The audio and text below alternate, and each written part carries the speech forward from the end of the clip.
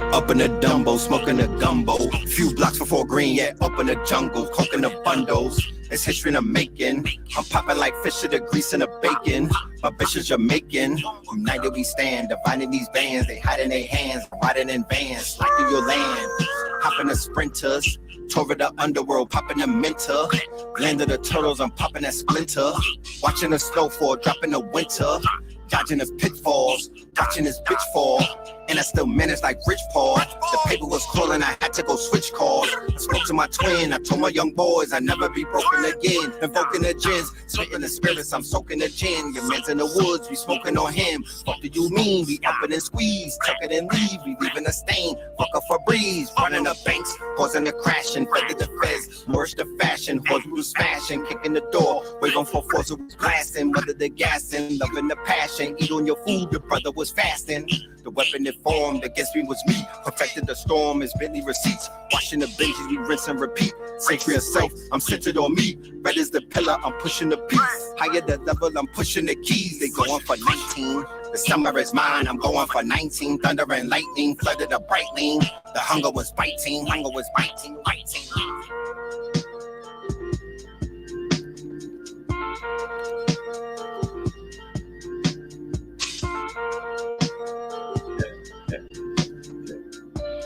How we doing on the audio, guys? How we doing on the audio? How we doing on the audio?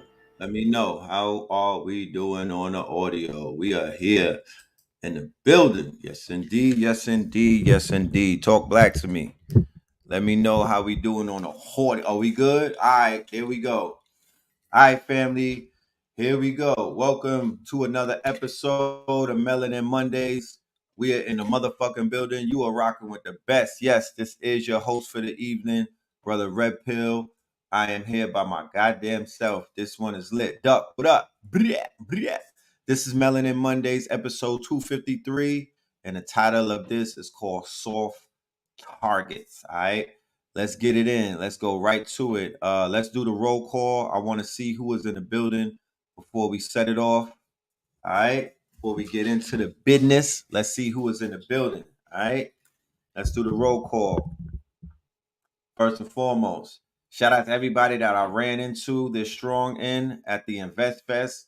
We're going to talk about that. We're going to cover some of that. We're going to do a little Invest Fest review.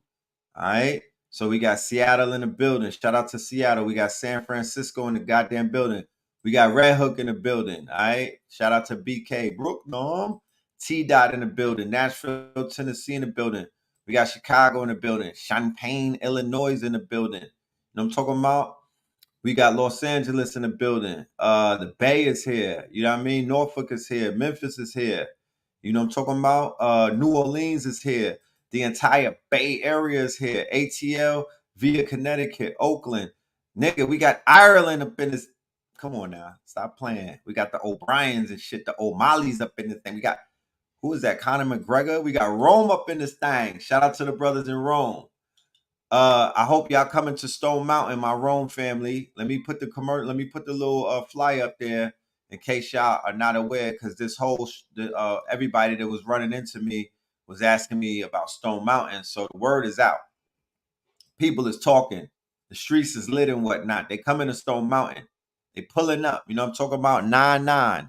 In a few weeks and whatnot, we will be going to Crystal Mountain, aka Stone Mountain, for a ceremony. The shit is free. All you got to bring is your spirit and yourself. You know what I mean? It's going to be lit. The next day, we will be going to an event. Me, AA Rashid, and Blue Pill following up 2020's Dark Matter Timing.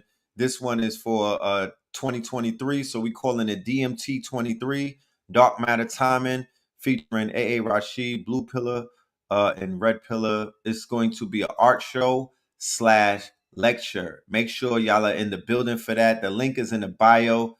That one is going to be super lit. That one is we got tickets left, you know what I mean? But the tickets are running out very fast. So make sure you get your tickets. Seating is limited, you know what I'm talking about? But if you're going to be in town for Stone Mountain, it just makes sense. You might as well pull up, come chill with the family, and be a part of this experience that we giving y'all. You dig? We got you got your tickets. That's what's up. I appreciate you, King. Canada's in the building, aka the North Star, Inglewood, Central Florida. You know what I mean? Phoenix is in the building. Brooklyn via Barbados is up in this bitch. You know what I'm talking about? Yeah. You know what I mean? We got Patterson. Is that new Brick City? You know what I'm talking about? Okay, New Jerusalem. What up, New Jerusalem? Erie, Pennsylvania. Calgary, Canada. Birmingham, Alabama. St. Louis. Sexy Red. And we're gonna talk about Sexy Red tonight. Shout out to all of my St. Louis family. I hope y'all don't get mad at me. don't put it, don't put it, don't put an EBT card on my head, man. New Brunswick in the building. All right. Newark, stand up. Cleveland, stand up. All right. Kansas City, stand up. Stone Mountain, stand up. Oh, you in Stone Mountain. Okay, you lit. Delaware, Homestead. So I guess we could just say that the family is here, man. You know what I mean? The family is in the building, and it's a beautiful thing to see. Yeah, we got our channel back. Shout out to everybody who was sending us that good energy. You know, we was able to negotiate some things with them folks over there at YouTube, and we got our shit back. You know what I mean? So I gotta be very, I ain't gonna say that I gotta be careful, because that's not even possible at this point. You know what I'm saying? I don't even know what to say to be careful on YouTube. You know what I mean? So we just got to do what we got to do, and we gotta speak our speech. You know what I mean? And if they hate on it, then fuck it, that's on them. You know what I mean? It's whatever. You know what I'm saying? But I'm not gonna let that intimidate the information. I'm not gonna let that dilute the energy or the information. We still gonna bring that shit regardless of what it is. I took all day today. Let me put this. Let me roll this thing. I put a lot of energy into today's show. You know, and I'm gonna tell you why. You know what I'm saying? Because this whole and we don't like to say weekend. You know what I mean? That's something that Blue helped me. Let me throw my cash app right here. Yeah. Show some love. Blue Pill told me don't use the word weekend. His Rastafarian friends told him that we don't do weekends, we do strong ends. So this whole strong end at the Invest Fest, 20,000 people in the building. Let me give you a little preview of what was going down at the Invest Fest. You know what I'm talking about? Let me show you at the Invest. All right, so this was the first day of the Invest Fest. You know what I'm talking about?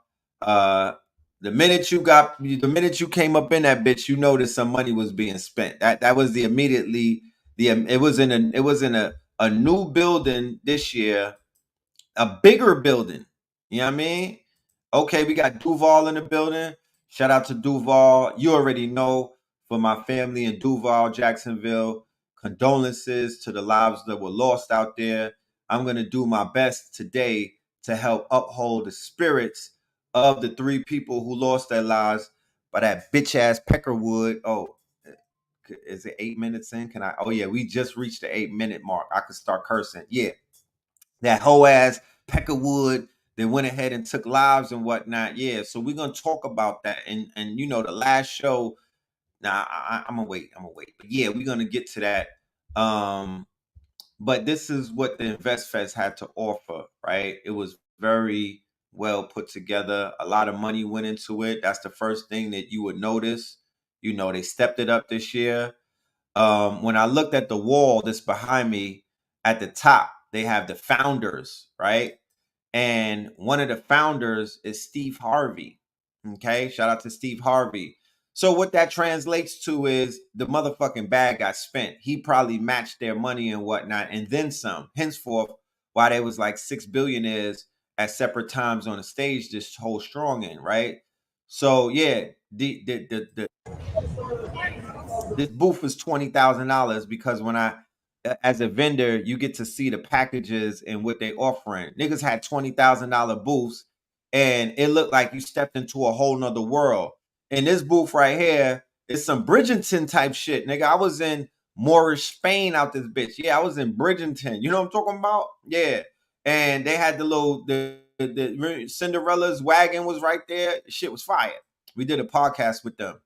Later on that night, we had an event. Blue Pill was ripping it on the stage with the poetry and shit. And Pooh, this was his album release. Him and Keys got a slapper. I got 2 minds. I got 2 minds. I got 2 minds. Yeah, so it was turned. 19 Keys got a banger coming. He got a bop, both of them. This was the wall that I'm speaking of right here. The shit was so many people, I can't even catch all of the people on the wall. But Steve Harvey is an investor in the InvestFest. He's a founder. He's not an investor. He's a founder now, right? Henceforth, just to show y'all, you know, in order to make this shit do what you got to do, you know what I'm saying? You got to spend that motherfucking bread. You got to invest. Cash App is right there. PHILMORELAND, talk black to me. If I had $1 for everybody that came up to me and said that I helped save their lives and whatnot, I'll be broadcasting from the motherfucking the Waldorf Astoria, because you know what I mean. That's how much it was. It was a lot of it was a lot of that. You know what I mean. We got to translate that into some type of resources though, because you know, like I said, if I told a grown man that he saved my life, I'm gonna sock it to his pocket. You know what I mean? That's a big fucking that's a big ass, you know, that's like, yo, you pulled me out the ocean, nigga. I was drowning. You know what I'm saying? Bye. Here goes KT the Arch Degree, Blue Pillar. They ripped it this weekend. They was inside of the booth. Yo, this booth right here that they had, this shit felt like I was in if you in the building, Duck, you know what I'm talking about. This shit felt like we was in Macy's or on the balcony where the polo shit was at. Like I felt like bringing out the Lizzie bag. That's how they hooked this shit up. This shit felt like we walked right into Macy's. So each booth was like we were walking into a whole nother world. Our people have ingenuity out of this, you know, out of this world. We are very and that's my dude Justin P. He had a lot of motion and whatnot. You know, I'm talking about crowds and crowds of people.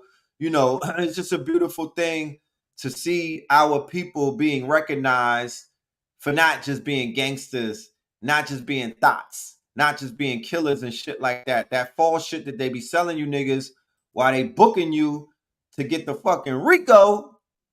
You know what I mean? While they booking you niggas to get the Rico and whatnot. You know what I'm talking about?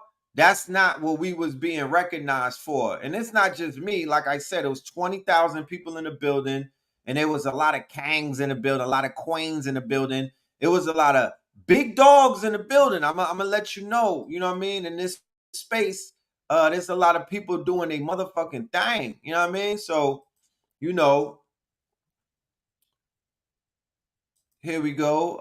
The goddesses was, they was, you know, I had to clean up and whatnot. You know what I'm talking about? I had to represent for the brothers past 40 with the salt and pepper who could clean up. You know what I mean? And you know, we was doing what it had to do. It's yours, brother Red Pill, what happened? Podcast drops. A lot of people was running down on me. A lot of the young, and I was impressed. A lot of young people, you know, they tapped in and shit. You know what I'm saying? They go to podcasts that we was doing. So, you know, a lot of entrepreneurs, they like, yo, I listen to Melanin Mondays. I listen to you on high level conversations. Like I've been inspired. And to be honest with you, that's currency in and of itself. Yeah, your boys was, You know what I'm saying? You know what I'm talking about? Niggas gotta clean up every now and then. You know what I'm saying? Gotta do it for the, you know, they be having hotep jokes and all of this stuff, but they women is looking, you know what I mean? They be having these jokes about the hotep niggas and everything, but you know, we got that wave right there. You know what I'm saying? We was cleaned up. Yeah, y'all can come with your lifeboats if you're coming outside this thing. Yeah. So it's always good to clean up. You know what I'm saying? It's always good to clean up, you know, especially those of us that got dirt underneath our fingernails. It's always good to dust yourself off. You know what I'm saying? You know, we was linking, you know what I'm saying? We was linking. Duchess from Black Ink. My gal right there. Duchess, the Queen of Charlotte. She said she's going to roll out the red carpet for me and Blue when we go to Charlotte. I told her I don't have no tattoos, but I'm getting a neck tattoo. I'm going to have her do it. That's going to be my first tat. It's going to be a neck tat. Because if nigga said don't be dressing like polite. Nigga, please. Are you serious? You know what I'm talking about? yeah, anyway. So if you're gonna get a tattoo, don't get a little like my first tattoo finger is gonna be on my neck or my face. Like I'm not gonna play with it. I'm gonna put something on my face. Not no big ice cream cone or nothing. I just might put something like, what my nigga Nipsey had, prolific. I might put something on my face or my neck. And I'm gonna let her do it. You know what I'm saying? I'm gonna let Duchess do it. Duchess got good energy, y'all. You know what I'm talking about? Yeah, she got some good energy. You know what I mean? Like, people, you be watching people on TV and you think you judge them and whatnot, but in real life, that's what I would say, that the computer screen is a fucking lie. The phone and whatnot, you be thinking that you know people energy through the phone. Here we go, somebody judging. Don't put that shit on your face. I'll stop watching. I guess I might have to lose one. You know what I mean? I might have to lose one. Nah, I'm playing, but I'm not playing. But I am playing, but I'm not playing. I might do it, man. Somebody said get the teardrop. I might get the fucking Uzi work. I might get a upside down cross on my forehead. I don't know. I don't know. I'm contemplating it. But I got 3 children, so that we gonna put some ink somewhere.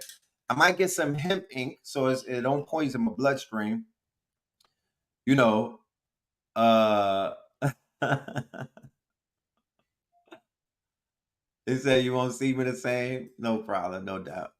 You know what I'm saying? I had to fight y'all niggas to accept the grills. Y'all was killing me in the comments for a minute, but you know what I'm saying? I had to get we had to let y'all, red opals. It's good. Get a Sadie tattoo. You get an onk as a teardrop.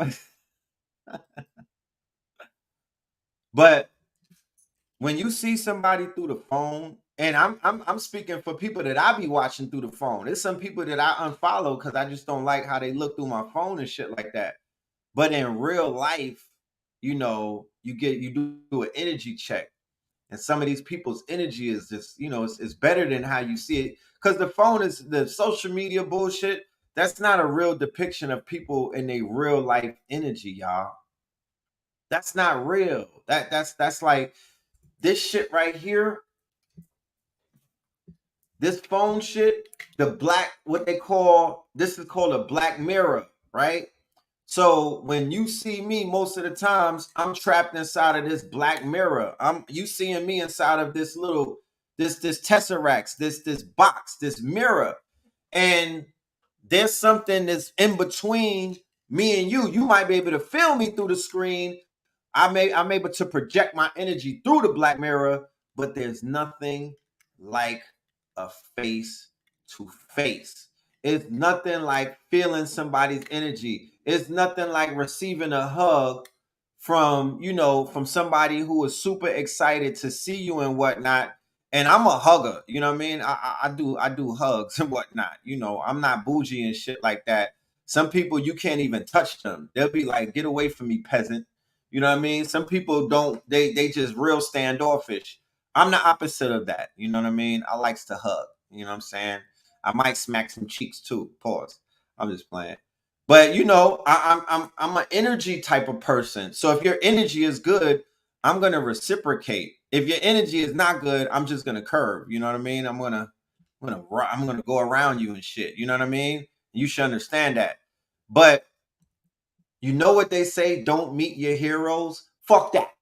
Meet them niggas to see if they real. You know what I mean? Fuck that. Don't buy into the facade to whereas you like somebody from afar. I was just talking to my wife about this and whatnot. We had a very long conversation about ratchet culture. You know what I mean? She was super gun ho against it and everything. And we was just building and everything. And I had to explain to her that this is the quote unquote the era of cults of personality. If y'all don't understand what that is, I'll break it down. I said to her, this shit ain't about who's the smartest anymore. This shit ain't about who's doing the best for their community. This shit is about who you like. That's all I ever hear from niggas. Or I like this nigga. Or I like this girl. Or I like this person. So I'm like, yo, niggas like Sukiyana because they put her on Love and Hip Hop and they normalized her. I didn't even know who the fuck she was. And then I traveled down south. I traveled to Houston and whatnot, and she was on Love and Hip Hop. The hit Love and Hip Hop was on TV. So I'm like, who the fuck is this? You know what I'm saying? So I'm listening to her, and I'm watching. I know what character development is. You know, I'm into film behind the camera, so I understand what character develop. I'm like, oh, they giving this bitch a character development. They're normalizing her. They're making her likable, right? So in the cult of personality, a shorty could come around talking about her booty hole and all of this other shit. They could be doing all kind of iniquities. They could be doing whatever the fuck they want to do. It's people out here scamming. It's people out here bodying niggas. It's killers out here. It's people out here robbing people. There's people out here finessing people. It's shorties out here giving out the Clappington. But because they're personable, you niggas like them. And you want to tell me that you niggas like, oh nah, Charleston White. I like that nigga. I like the one-eyed man leading the blind. He's likable, right? He could say whatever the fuck he want to say. You know what I'm talking about? He could see Rat Williams. He could do whatever he wants because he made you niggas think and he made you laugh and whatnot. You know what I'm saying? My nigga Freaky Cuz that y'all just mentioned earlier. He could finesse the whole community. He could run this shit from the jail. He could still be doing courses even when he get locked up. Donald Trump. He could be president with a fucking case because a bunch of Peckerwoods, trailer trash, and you zesty ass niggas, you like him. Right? So we're into what is known as the cult of personality. And niggas know this shit. So they understand that it's not about the metrics that would hold people up back in the days. Is not the same metrics anymore. It's not the same metrics anymore. You understand what I'm saying? The new metrics is about liking niggas. And that's a dangerous place to be. And I told people before, don't like me. Don't get into liking me because I'm not a likable person. And I'm not here for you niggas to like me. I'm not out here. I'm not a fucking get with. You know what I'm talking about? I'm not out here twerking for you niggas to be liked. I could be likable. There's nothing wrong with that. But do not base the fact that you listen, or don't base off the fact that you supporting, or don't base the shit off of the fact that you like me. I have not survived in this community because I'm likable. That's not the only that's not my only trait. That ain't the shit that kept us here. As you could look around this community, motherfuckers is not here that started out with us. 98% of them are gone. And people hate them. They're not likable because they showed their true, they showed that they were not likable. But this shit is not only about likes. Hit the like button, motherfuckers. You know what I'm talking about? Hit the like button. You know what I mean? It's not about like, and you will set yourself up for failure. You will set yourself up for a nosedive. You will buy into people's agenda if you lead with likes, right?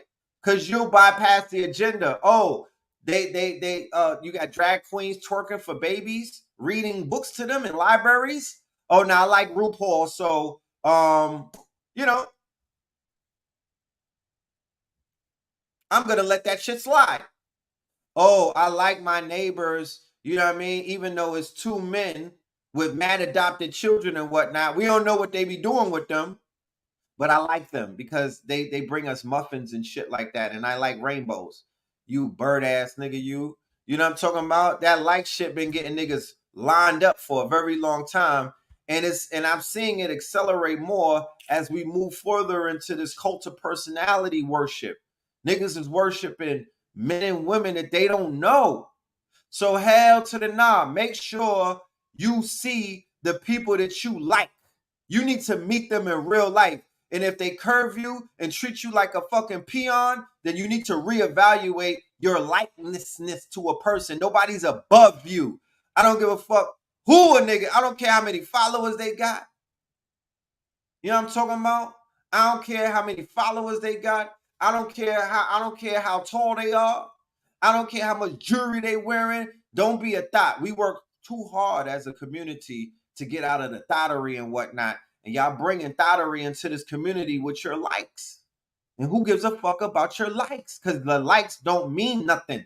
It don't mean nothing. It don't make nobody a better teacher. I'm here to let you know. I'm around a lot of niggas that's liked and whatnot. I'm around a lot of people that got liked through life. It didn't make them better teachers. It didn't help step up their fucking scholarship. It didn't build any fucking cul-de-sacs. Nobody built the community off of likes.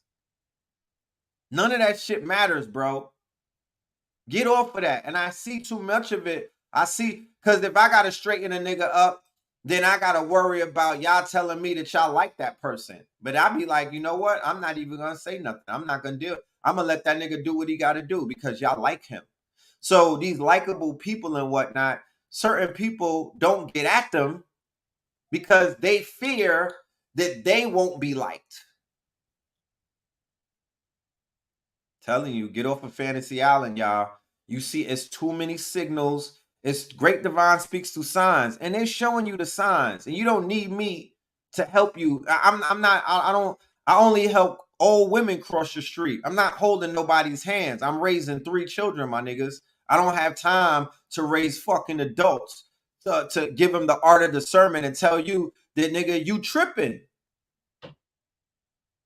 And if you see me standing next to somebody, don't take that as a fucking as a green light to go dick riding or jump on bandwagons and whatnot. I keep my enemies close. You don't understand me. So don't think that you figured me out, because you haven't. You haven't. You don't know what's going on in my mind. You can't walk my walk the same way I can't walk your walk. I might be lining somebody up. You never know. Do not follow me like that. That's all I'm going to say. So let's get into the presentation, because we went ahead and we put something together because there's so much going on. It would be facetious of me not to go in. And like I said, I was in the lab all day. You know what I mean? So at the end of this presentation, I do expect some fucking love. You know what I'm saying? Fuck that. I expect some love. I'm expecting some results. You know what I'm saying? Because I'm feeding the motherfucking streets. You know what I mean? I'm feeding the streets. And, you know, appreciation, you vote with your dollar. You vote with your dollar. Because ain't nobody finna come over here and give me a massage or nothing. So you vote with your dollar. I need a foot massage, but y'all can't give me that because y'all live in El Segundo. You just said it in the fucking, yeah. So let's vote with our dollars. Respectfully. You know what I mean? Real talk. Let me take this Cash App thing down so we can see the screen. But I'm finna put that bitch up as soon as I finish. And yeah, that part. You niggas giving Charleston White money. Yeah, you gonna start. So let's start this off where we finished it, right? Let's start this off where we finished it. We finished this on Third Eye Thursdays, or what was Third Eye Fridays, and we touched on the mugshot. We touched on what was called the mugshot. And the mugshot was very important because we explained with the mugshot that this was another attempt of melanated people being proud and loud and pompous and arrogant for symbolic gestures, some empty shit, right? They say, why do you love the devil? Because the devil gives you nothing, right? That's what Brother Daoud, rest in peace, he always would say that. Why do we love the devil? No, Shabazz says that too in Harlem. Why do we love the devil? I guess it came from Elijah Muhammad or either the gods and the earth, so whatever. Why do we love the devil? Because the devil gives you nothing, right? So motherfuckers be all proud. That shit is an empty gesture. It has nothing. Donald Trump and them made money off that fucking mugshot. Them niggas is up a few M's and whatnot. It affects nothing. But what happened was you poked the bear, right? So what I meant by that, because apparently, going back to what I was saying about last show, you niggas now have all of a sudden become Trump fans and whatnot. Or you now you are the proverbial niggas for Trump, right? And I'm not mad at that. Because of the dismal affairs of the Democratic Party, it's only right that you jump on the bandwagon and hop on to the other side. However, we were under the impression, and I thought that we understood that we not riding for nobody. I thought that we made a commitment that we are taking our power back. I thought that we said we don't have no pony in this race, and we're gonna let these white people mandingo wrestle and whatnot, and we just gonna sit back and make money off of them. I was gonna sell some Donald Trump t-shirts at the Invest Fest, but you know what? I was like, fuck it, I'm gonna let somebody else eat. And I did see somebody getting money off of them. I said the best thing that we could do is get money off of them, right? And when I say off of them, I don't mean with them. So that's not a clarion call to go sit on the laps of Democrats and do some Mary J shit, start singing for KFC buckets of chicken and whatnot to endorse a motherfucking candidate. That's not to tell you niggas to run and put t-shirts on and say niggas for Trump. That's saying if you think that your energy is not going to be used as a battery for the 24 election cycle, you are out of your fucking mind. As you can see, they don't have nothing going on. They needed you, and they got you. They got you this week, and they booked you and put you in a fucking box. And now they're going to use our people as the batteries to jumpstart this dead-ass political cycle that was it was dead in the water. This shit was dead in the water. Joe Biden was a hoe, and everybody understood that. Donald Trump is about to die, right? And everybody was cool with that. They was just watching these motherfuckers wither away. But lo and behold, Fannie Wilson and them popped up and they poked the bear. So when they poked the bear, what poking the bear means, it's not necessarily Donald Trump. He's not the bear. The bear, right, is the egregor, right? The bear is the collective. It's the thought form. It's the energy that was out here staining niggas when he was president. It's that quote unquote conservative, Confederate, demonic energy that comes off of Stone Mountain, off of those statues on the side of the mountain. It's that energy that helped burn people alive. It's that lynching energy. It's that energy that killed Philandro Castile, Alton Sterling. That's that energy that I'm talking about. It's the energy that fucking murked Trayvon Martin. That's the energy that I'm talking about. That's the bear that got poked. So niggas didn't listen. They poked the bear, right? So here I'm gonna read. I'm gonna do some reading. I'm gonna do a little bit of reading. The mugshot is a warning. This is the Atlantic. This is a Democratic magazine and whatnot. What are they talking about? Donald Trump's booking photo was supposed to be an exercise in humility. He turned it into a threat, right? So it's not, like I say, the reason why I'm going to read these articles, so understand, right, that we could come to a conclusion that we're making a high-level observation.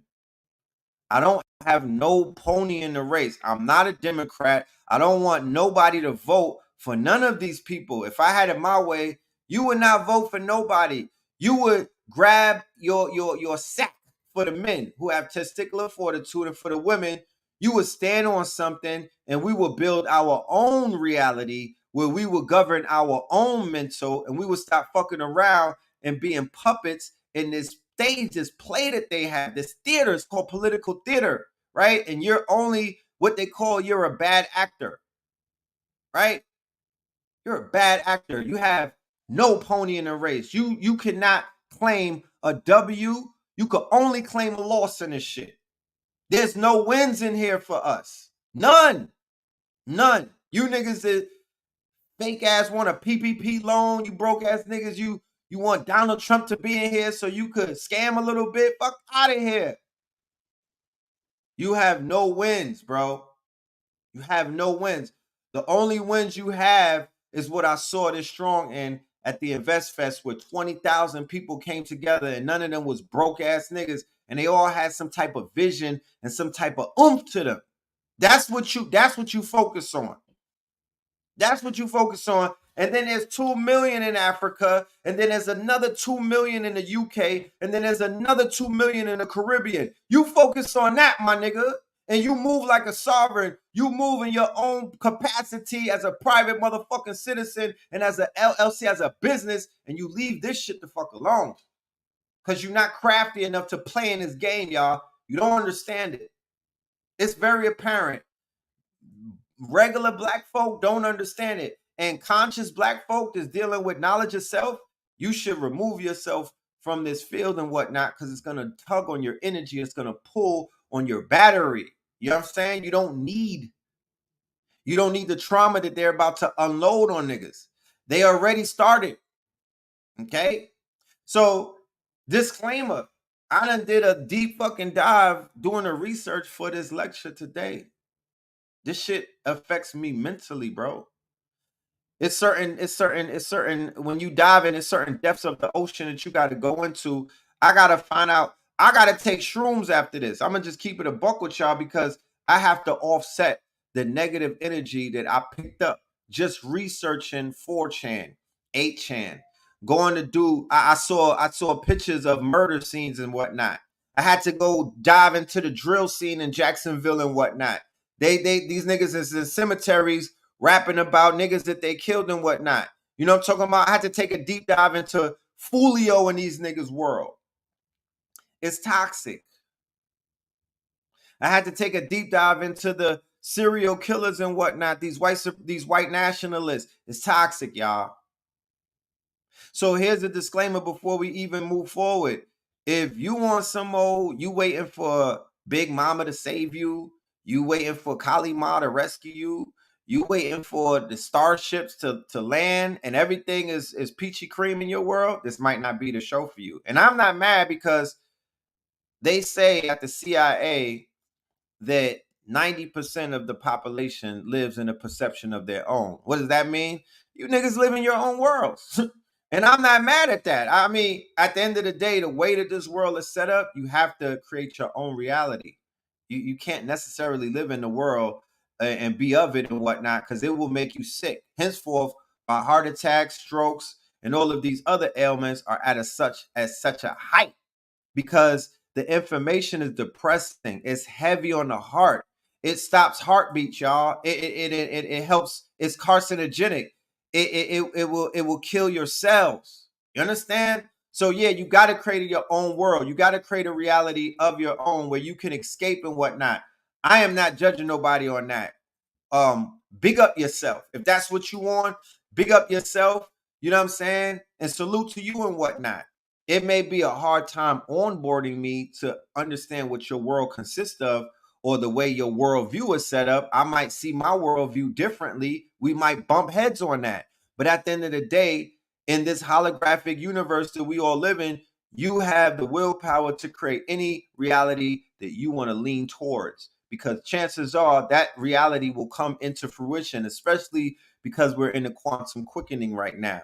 So yeah, fuck this world that they selling us and whatnot. The majority of this shit is false anyway. They say, believe nothing of you hit that you hear and half of what you see.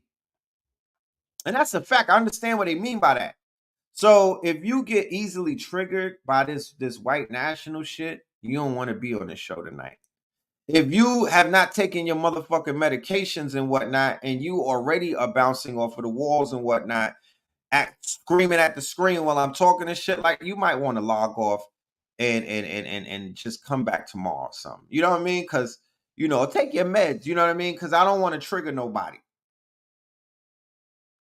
I don't want to trigger nobody. You feel me? Because I know the information like this shit is triggering. When I talk about certain things, I'm going to be tapping into trauma that you might have buried all the way back in Trayvon Martin era. We had to put it somewhere. You know what I mean? And it's coming out as fibroids. It's coming out as breast cancer. It's coming out as prostate cancer. We're burying our trauma. Do you know how much trauma I've taken and I got to put it somewhere? Because I can't just fucking scream and yell.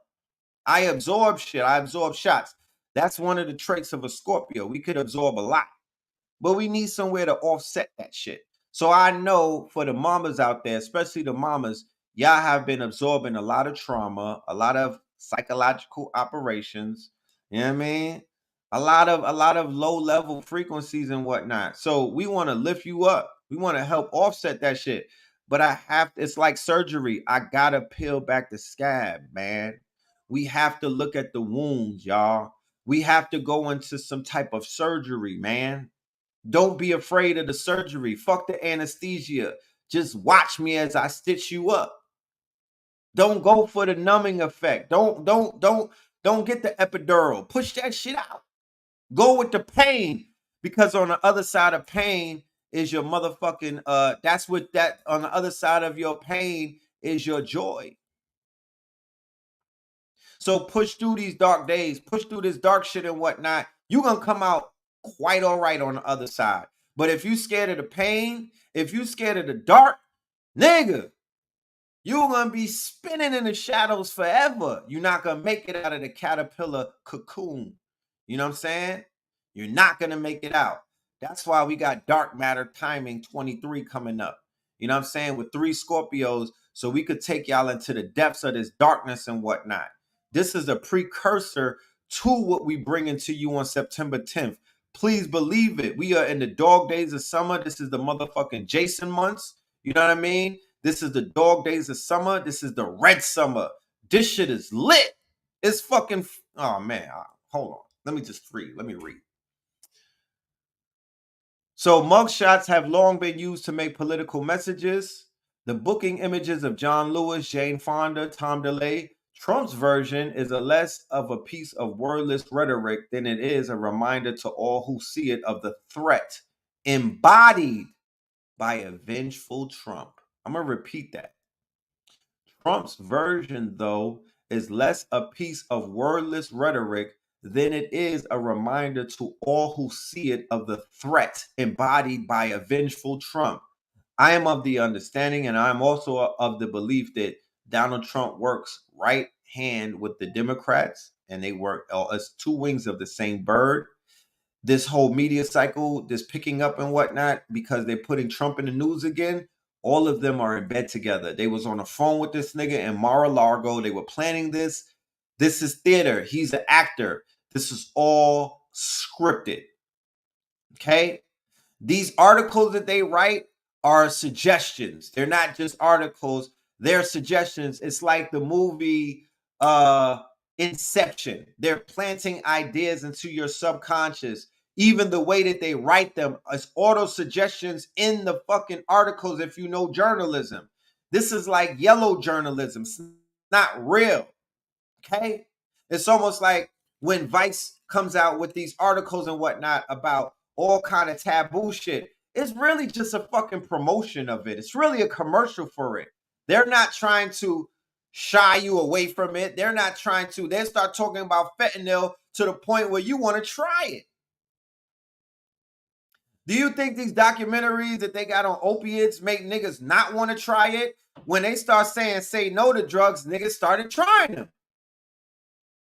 When they say crack kills, niggas start smoking it. How does that happen? Because America is a commercial. Everything is commercialized. This is a capitalistic, commercialized society, and media is a fucking advertising machine. Okay? It doesn't turn you away from anything. It makes you hate some things. It makes you not understand. It makes you fear what you don't understand. But for the most part, it's a fucking commercial for you to try out all things Western. Okay? Because a person will see themselves in anything that they're selling them. Because you don't know what we've all been through. Childhood trauma, you know what I mean? Rejection, you know what I mean? You want to be lit like the next man. So if you think that that person smoke crack, then you're going to smoke it. How many niggas smoke crack trying to be DMX? How about that? Trump's booking photo is a symbolic gesture. We needed no further documentation of the most inescapable face in the world, but also something of an omen. This will never be over, it suggests. That face, with all of its dangers, will only become more difficult to avoid. Trump reportedly orchestrated the logistics of last night's surrenders, so its melodramas will play out on prime time. As the image dropped last night, just before 9 p.m., the Fox host Jesse Waters asked his guest, Ned Ryan of the conservative political training organization American Majority, to comment on its meaning. Ryan complied, discussing the photo as evidence of Trump's political persecution by the administrative state and reducing the facts gathered in the indictment to mere political gamesmanship. The only appropriate response, he suggested, would be for Republicans to counter with their own indictments. So that's the theater. That's how the theater begins, right? So they're playing these fucking theater games. They're playing these games to put Trump back on the world stage and whatnot. The political theater has now started. The 2024 shit show commenced with that motherfucking photo, right? It was building up, but the photo, the mugshot is the beginning of the 2024 political shit show cycle. And I'm going to show you how they put monkeys right in the middle. And you niggas will be the battery that they showed in the Matrix that's going to power the shit show, whether you like it or not. Okay? Whether you like it or not, because it might not be you personally, but it's enough NBC NPCs. I hope that didn't go over your fez. It's enough NBC NPCs out there that it don't have to be you per se. It's gonna be your family members. It's gonna be your co-workers, those niggas for Trumps that you work with. It's gonna be your baby mama. It's gonna be your side bitch. You know what I'm talking about? It's gonna be your boss. It's gonna be the nigga on your block with the MAGA hat. It's gonna be the people running around with the rainbow Biden shirts on. You know what I mean? It's gonna be Fannie Mae for president or Fannie Wilson for president, Kamala for president. Niggas wearing pearls now, right? That part. Everybody's going to start throwing their hats in the ring and getting on that stage. It's going to be a crowded stage in a very few months, maybe a few weeks. You know what I'm saying? But they're locking in the power source. And I'm going to show you before the night is over how you're the power source and you already got locked in because they spilled blood. Go listen to Bobby a little bit more. I don't think y'all skimming through Bobby Hemmett shit. You know what I'm talking about? And all of that other watered down shit that's coming behind him. Y'all skimming through it. But go and find out what the fuck blood rituals are. Why they out here catching stains and whatnot, and how they ritualize it. But after tonight, you'll see. The Greek myth of Medusa takes many forms, but the most common is this. Medusa was a woman who, having angered the goddess Athena, was made into a monster. Athena punished Medusa by turning her hair into a writhing tangle of serpents, and then by ensuring that anybody who looked into Medusa's eyes would be turned to stone. In shaping their story of a gaze made violent,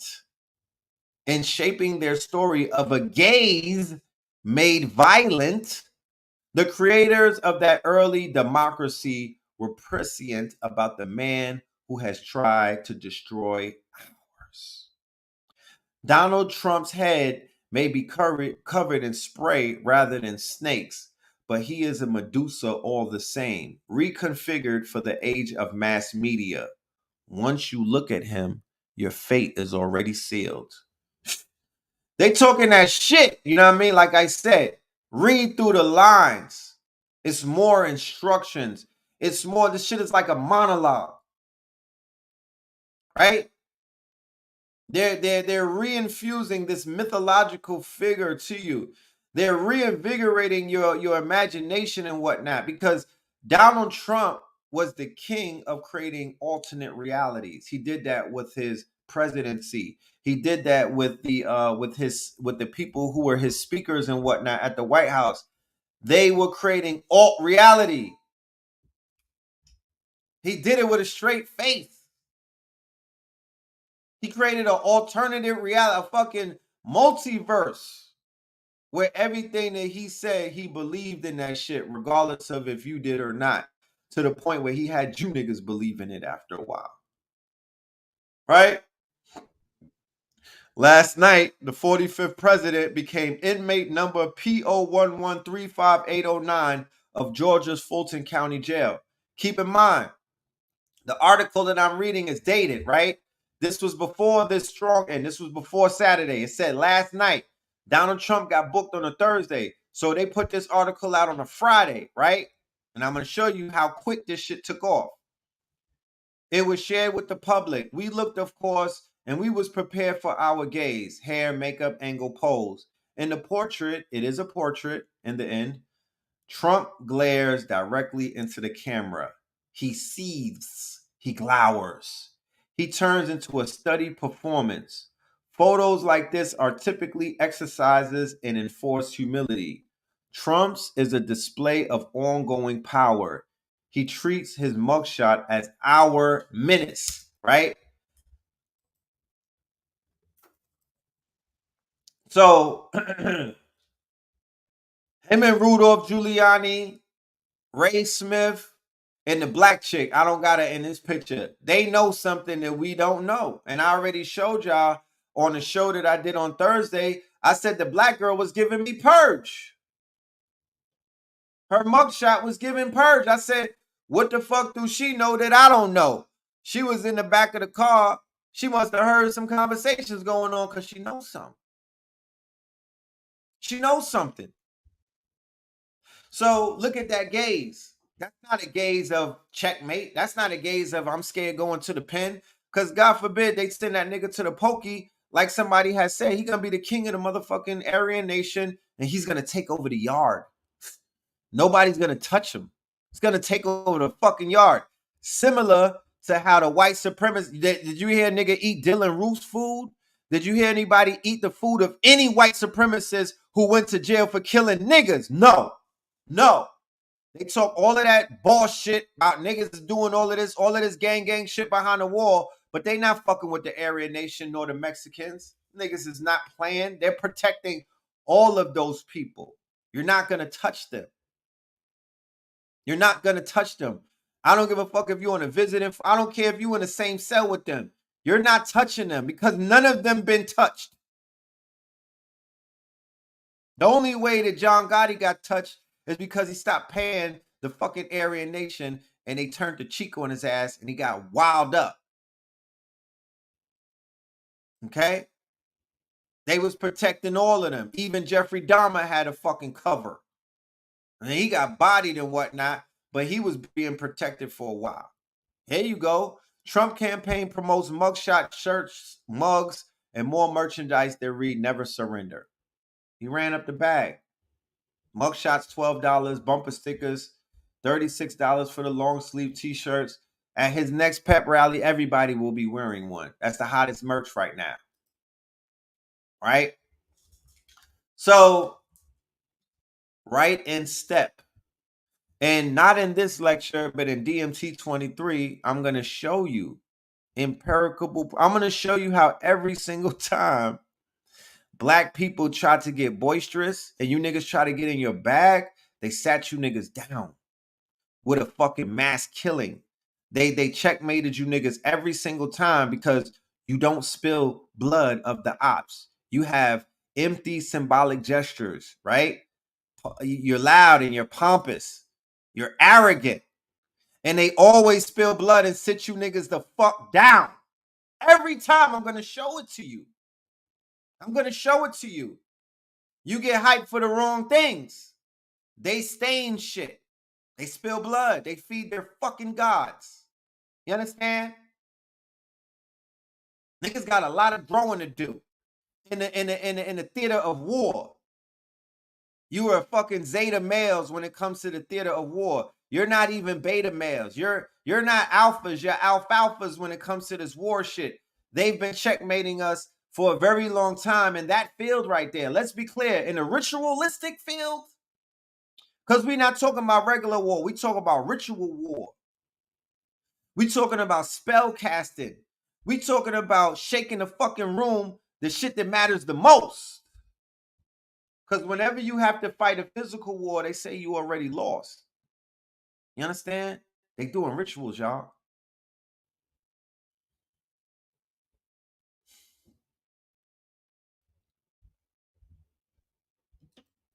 So pay attention to the maker of the gun, right? Why is the fucking news or the magazines, this once again, this is the Atlantic, right? Did they just, what was it the same person? Right. This is the same fucking magazine, right? This is the same magazine. This is a liberal magazine, but don't be fooled by the title liberal because this magazine has a lot of quote unquote subliminal suggestions in it. I gotta find out who's behind the Atlantic. I know that it's small hats and whatnot, but these motherfuckers play dog whistle games. So why are they putting the rifle on the motherfucking cover? Why? Why are you promoting a murder weapon that has a sigil on it, a swastika, and also some writings on it. Where did we see this before? Right? So they're sitting out. This is how they speak to each other without having to say anything. This is called sign language, man. This is called sign language. So the Buffalo shooter, he had the same writing on his gun, right? Remember the Buffalo shooter, the one that went after the soft targets in Buffalo and blew away 10 fucking elderly black people? The one that, remember the Buffalo murder in Griselda's hometown? Griselda, right? You know, the group West Side Gun, the niggas that talk about killing niggas, right? The tough guy, Conway the fucking machine, right? Benny the Butcher, the nigga that's talking about moving weight, Griselda. He came in your backyard and bodied shit. He caught stains, nigga. More stains than y'all niggas will ever catch. Imagine if a nigga from Griselda went into fucking Boise, Idaho or Pleasantville and killed 10 of them. They would put the whole crew on Rico, and one of them niggas would have got hung. They would electrocute Conway till his face is straight. They're not playing with y'all, but yet and still, that little white boy came up in Buffalo and killed 10 people. Nobody did nothing. He's in the yard right now. He went to, if it's Buffalo, he's in New York State prisons and whatnot. I ain't hear no story of him getting raped. I ain't hear no stories of a $150. Them niggas cut Casanova 2 times across the face for dropping his flag. I didn't hear this boy get his food eaten. What happened? What you waiting for? Who commissary I gotta send a cash app to? What we doing?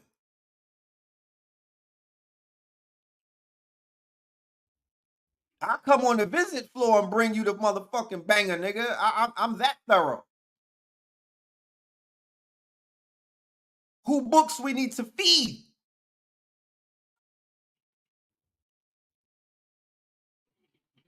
Because the longer these people walk, they walking on your motherfucking graves. They stepping on you. They stepping on the collective. You don't know how this ritualistic shit is played out. You're gonna find one day, y'all niggas haven't listened to enough Bobby and Panic. You ain't take enough shrooms to figure this out. I shouldn't have to be telling nobody nothing, because you know me, I'm a nice guy. I'm into fucking tree hugging and grounding and shit like that. I'm not even cut from that cloth. I'm peaceful. You know? Where's all of these dark niggas at? They should be giving you that work. Where's these militant RBG niggas at? Hello? Alexa, play where's these militant niggas at? Because them niggas,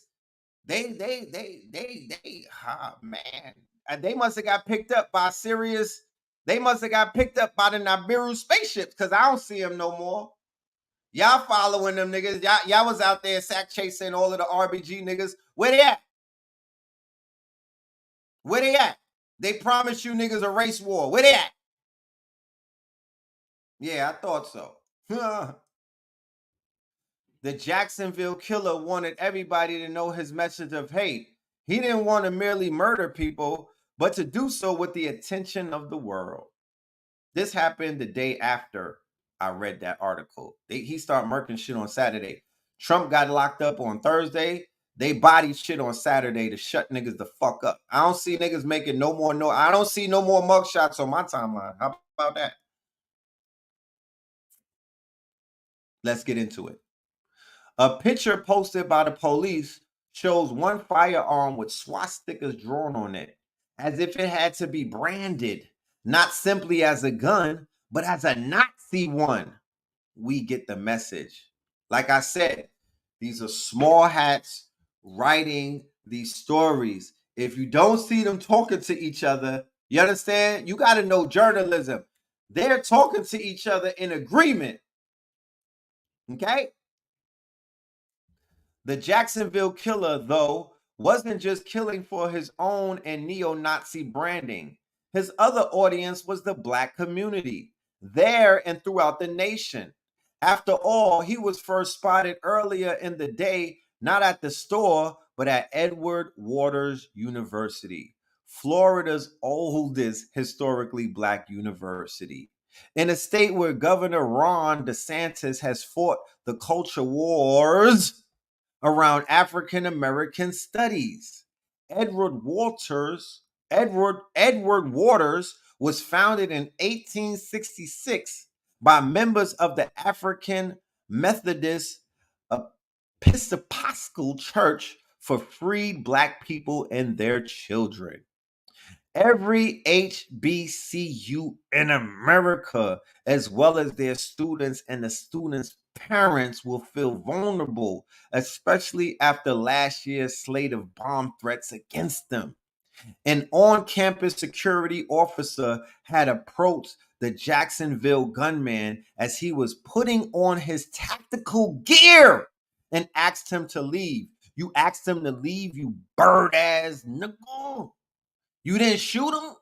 You didn't lock him up? How the fuck could somebody be putting on tactical gear and a nigga asks him to leave? That's what I be talking about. Make it make sense. The killer didn't want a confrontation. He wanted a hunt. The Dollar General store with his unprotected customers is down the street. Like I said, soft targets, lower hanging fruits, bitch ass niggas, bird ass incels, white fragility and whatnot. You know what I'm talking about? Broken wrist shooters, accident murderers. They don't pick on alphas. They go after zetas. You know what I'm saying? They not man enough to run into the motherfucking, you know what I mean? They won't strap up and run into the fire. You know what I'm saying? They gonna shoot from afar. These the niggas that shoot from across the street. They don't do walk downs. He not built for the walk down, even with all of his protection and whatnot. He not built for the walk down. So he got intimidated and he got the fuck up out of there. Me, I would have spun the block. You niggas is not making me. I'm gonna spin the block. I'm gonna act like I'm leaving and I'm coming back. You know what I'm saying? I'm coming back. But this nigga went to Dollar General. The Saturday, listen to this. Listen to this. Let me show you how it was a ritual for you niggas trying to dismiss this shit like it ain't nothing. You understand what a fucking ritual is, right? The Saturday shooting occurred on the 5th anniversary of the Jacksonville Landing mass shooting, y'all. The Jacksonville Landing mass shooting, if you forgot, because, you know, motherfuckers be, the news cycle moves so quickly. There was a video game tournament in Jacksonville where a white boy got beat in Madden, right? Then he killed the brother who beat him and shot 10 other people. He killed the nigga on live stream. I seen the video. Homie is playing Madden, and then you hear one shot, and then the controller drop, and then that nigga just dumps the clip, and you hear people screaming and whatnot. That was on the exact fucking day, 5 years in Jacksonville, right? And then to solidify the ritual, it also occurred on the 60th anniversary of Martin Luther King's I Have a Dream speech. Where's my fucking sound effects, man? God damn it. Where's Black Light? If you listening to this show, man, please hit me up after, man. We got to bring the fucking sound effects to, God damn it. I got the machine and everything. It's just an issue with one of these USB cords, man. I mean, it's stopping my greatness. I need sound. This is that type of sound effect shit tonight, y'all. I need bombs. I need gunshots. I need fucking air horns. You don't find that suspicious? I need Umar with me, man. Can't do this alone.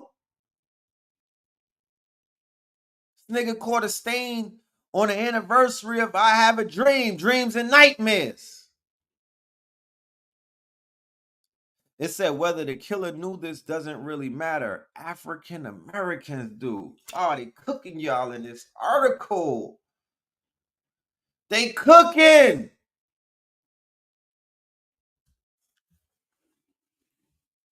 This article is not it's not unbiased. This shit is biased. And they're writing it to really be on the side of the killer. It's a fucking ritual across the border. This is just one article. I'm gonna read you a few other things where you're gonna see the ritual take place. They spirit cooking niggas right now. When they spill blood on a ritual like this on Martin Luther King's 60th anniversary, hip hop is 50. Nigga, Martin Luther King was at 60. His dream was hip hop. I have a dream. It was hip hop.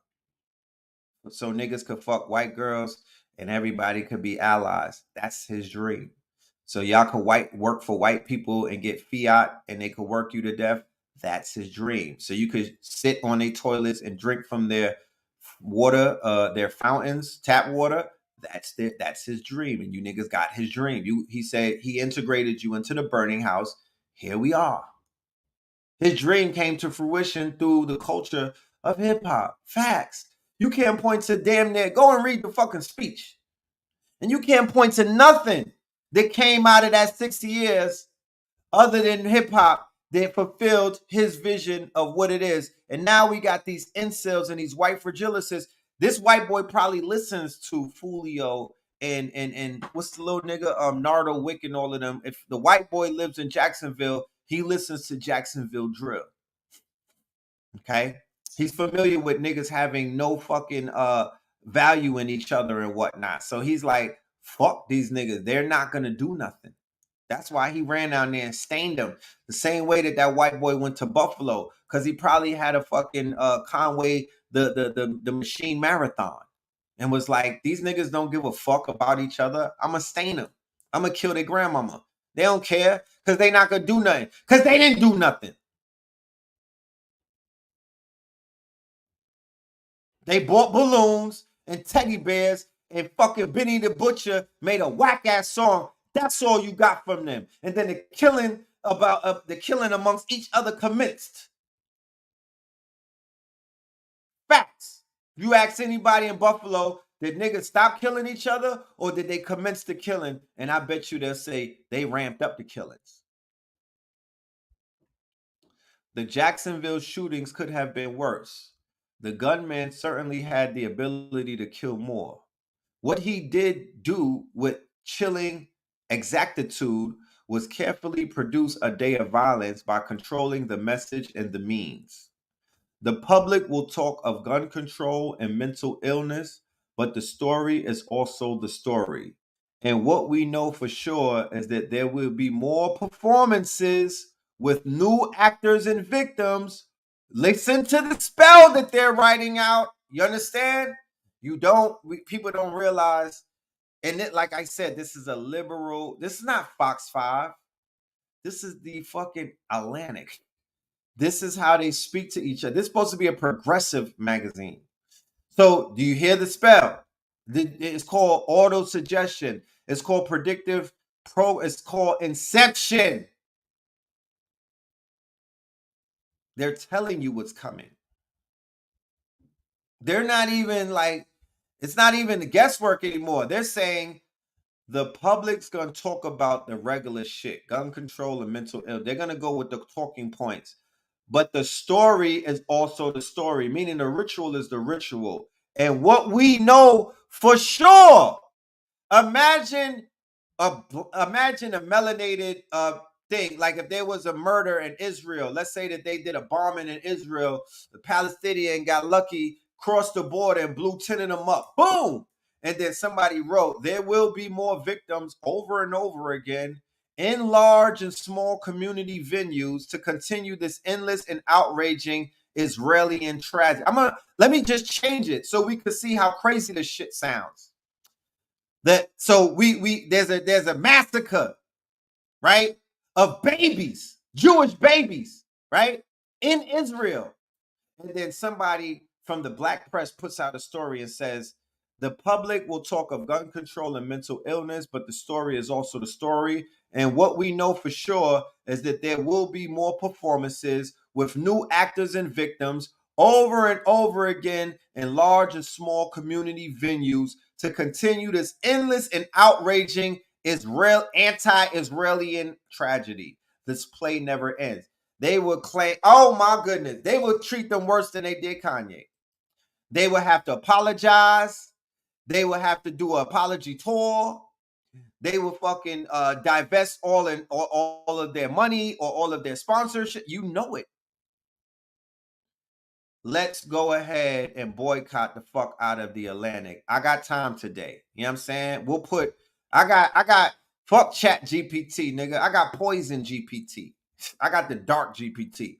Let's activate that shit. You know what I mean? Yeah, nigga. I'm on my Darth Vader shit. I'm Anakin going wild, nigga. I'm Anakin going bad, nigga. Let's activate poison they got devil GPT out these days. Yeah, let's turn that on and fucking spam the shit out of Atlantic magazine, because whoever wrote that story is trying to opt us the fuck out of here. So to answer the question that I had and to show you further how we go, this whole shit, I'm gonna take you down a rabbit hole. I don't hear no cash apps going off though. That's a tragedy. I'm gonna take you down a rabbit hole to show you how this shit was a grand ritual. People are glossing over this event and carrying on with their fucking everyday, and they didn't do the deep dive. They didn't do the research, y'all. I don't know why. Niggas, I guess niggas have better things to do in life. But I'm not, I mean, I'm a different type of teacher. I'm not gonna get on this show and start blowing all of these feel-goodisms. This fake ass, oh, we gotta meditate and listen. We got to meditate. We got to fucking get our feet done. You know what I'm saying? Yeah, we got to go grounding and whatnot. Yeah, we got to take care of our motherfucking, our dentals. You know what I'm saying? Yeah, we got to go to the gym. We got to drink green juice. All of that. You know what I mean? We got to sun gaze. Yeah, all that. That's all good. I'm with all of that. And I'm also with, mentally, because at the end of the day, once again, disclaimer, don't be in fear.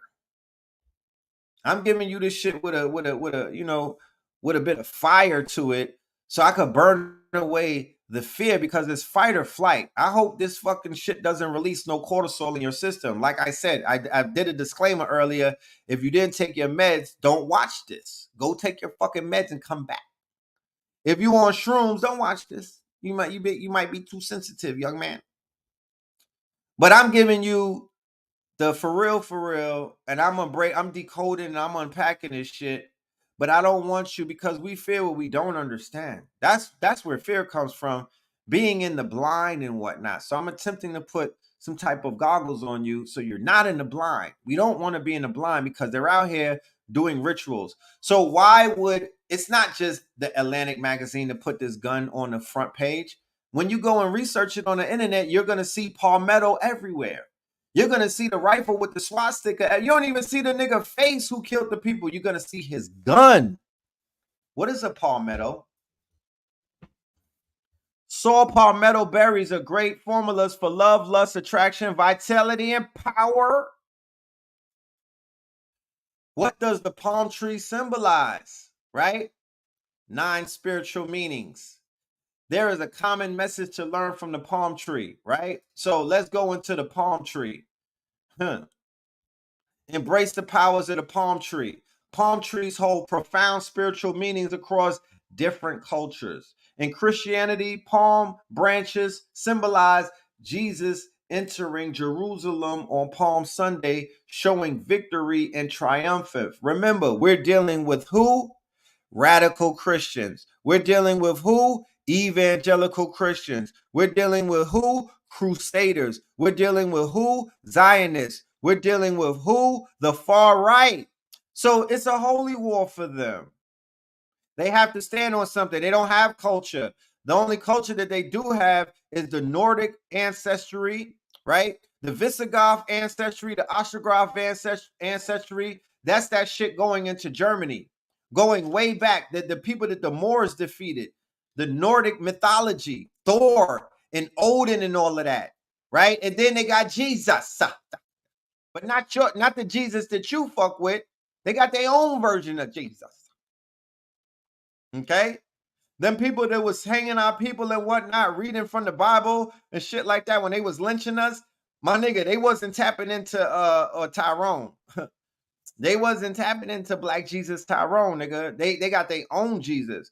The TV show American God showed you that there's about 2,000 Jesuses. It's not one Jesus, y'all. Jesus the Christ.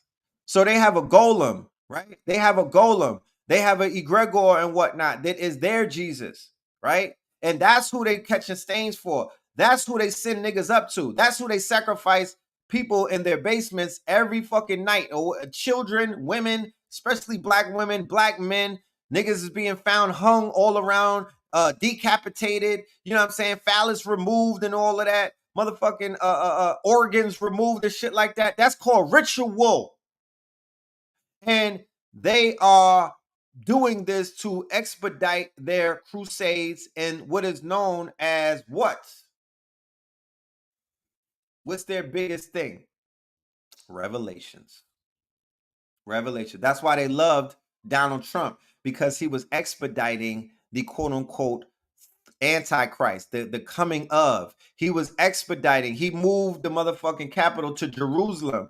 He made a major play in the evangelical Zionist world. And if you're not studied in that world, you don't know nothing that you're seeing. You can't fuck with the surface information. All of that is a blind. Did y'all see the video where Shorty got her Rolex taken in 3-card Monte? Yeah, it's that type of shit. That's what the media is doing to us.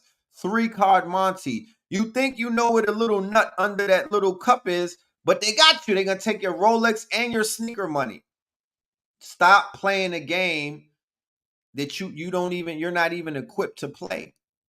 If you don't have the eyes to see, if you don't have the ears to hear, they'll do magic right in front of you and you will not realize that you getting spirit cooked. But they showing you this palm shit for a reason. They're talking to each other. They speaking to each other, y'all.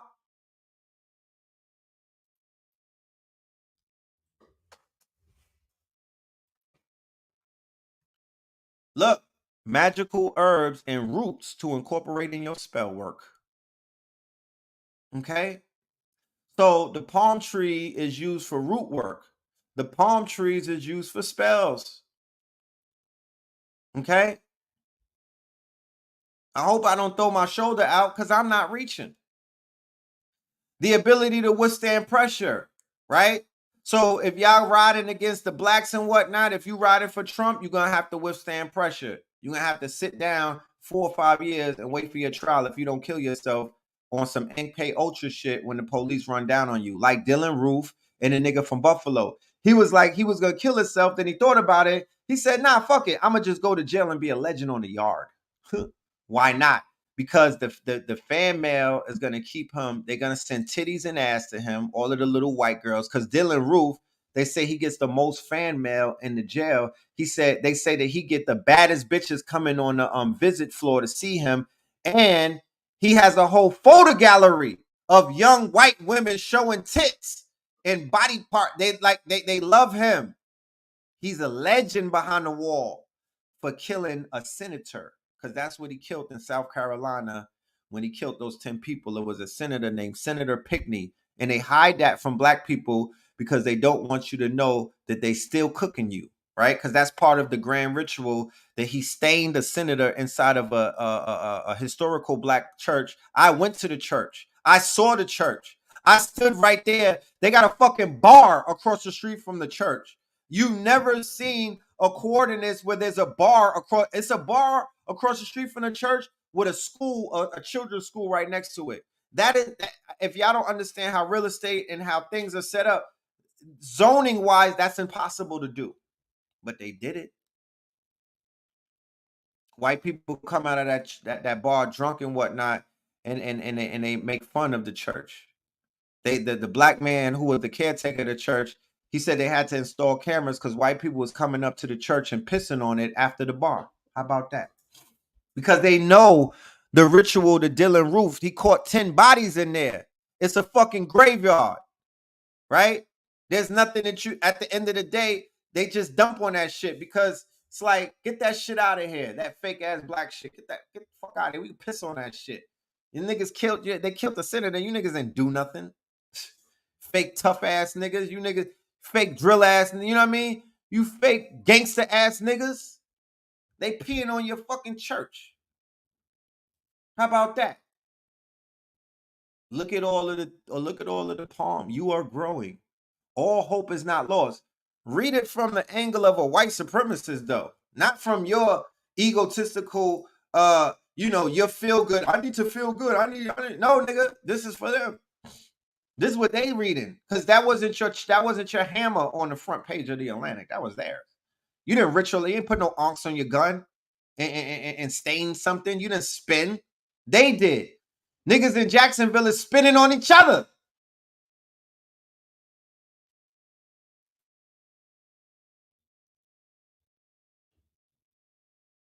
They kidnapped they ops, killed this nigga, put him in a suitcase, and rapped about him, y'all. That's what they doing in Jacksonville. Okay? That's what they doing in fucking Jacksonville. I don't never want to hear nobody try to say, nah, don't bring that up. Fuck out of here. They on demon time in Jacksonville. For real, for real, for real. Duval and all of that.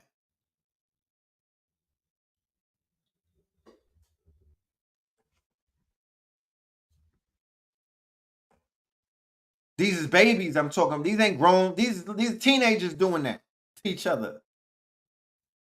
Spot them, got them. They hitting niggas with the chopper. M16s in Jacksonville. The palm tree reminds you of your faith in Jesus. It's a holy war going down right now. Outside, the crusade war against woke and whatnot turned into a holy war. In Florida, which is DeSantis state, he started a holy war. You understand? Niggas talking about what do Trump got to do with it.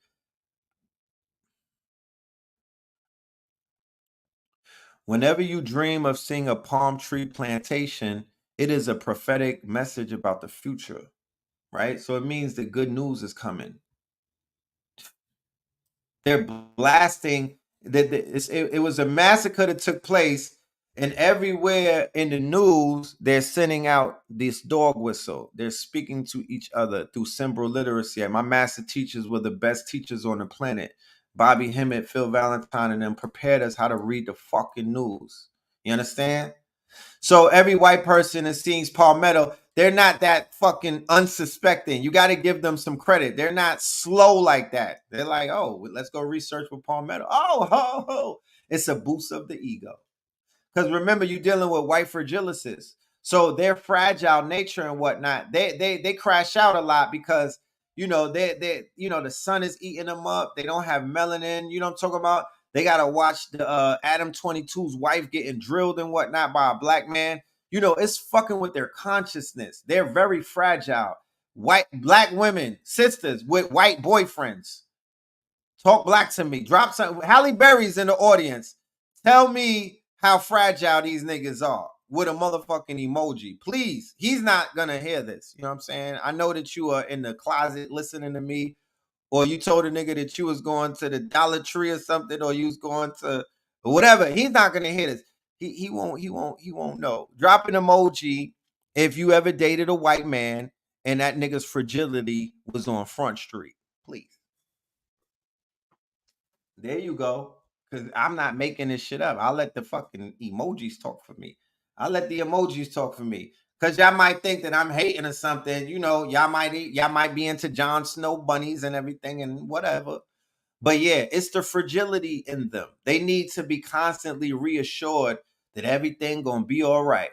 They need to be constantly reassured because when they saw a homie get locked up, that's the great white hope. They needed a boost in their ego and whatnot. You know what I'm saying? Because I was like, I said, God damn it. Y'all, because they had a debate and whatnot, and there's some young Indian nigga running for president on the Republican side. And they was like, the Indian nigga won the debate. And I was like, if I was a fucking Republican, I'd probably be swinging in the closet right now. It's gotten that bad that you niggas got to give it up to a young Punjabi. You know what I'm saying? That you about to hand over the Republican domination to a young Punjabi? That's how bad it got, that you giving it back to the Aryans? I would hate this fucking planet too. So they need some type of push. And this murder right here put them back on course. It put them back on course. You understand? This was one of the biggest rituals of the year. It's one of the biggest rituals. And to solidify the ritual and to bring it home and to put the icing on the motherfucking cake, the nigga left behind a manifesto. And if any of y'all been following me, you already know about Destro with the manifesto or the manifesto of Destro, right? When they leave behind these fucking manifestos, it's almost like a nigga leaving behind his rhyme book, right? I want to see, you know what I mean? You know, like when a rapper gets killed and then they come out with a posthumous album, right? That's their manifesto. That they left behind a manifesto. I left behind some instructions, basic instructions before leaving work. I left behind my mentality, how I think. My last words to you niggas will be my last album. Like I could go today, right? But I got I got some songs in the cut to entertain you niggas while I'm gone until I come back, right? That's what the manifesto is in so many ways. It's basically a diary, but it's not a diary. It's an instruction manual to invigorate the next shooter, right? So they're passing manifestos like batons in the marathon and whatnot. I think we up to the 5 powerful manifestos now. And one day, if I was you glad I'm like, nigga, you glad I'm not biracial? Fuck being a cracker. If I was biracial, I would tap into my white side and come out with a fucking collection of manifestos and just be at like, you know, the white invest fest selling that shit. You know what I mean? Fuck you niggas. And I would stand on business. I would stand on business. I would stand in nigga face and be like, do something. I'm invigorated. You know what I mean? Because that's what manifestos do. You know what I'm talking about? If I was on some Drake shit, nigga, and I would tap in. You know what I mean? Fuck you niggas. You know what I'm talking about? This shit is lit. I'll play both sides.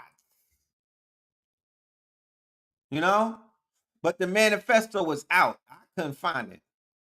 I went deep diving into 8chan.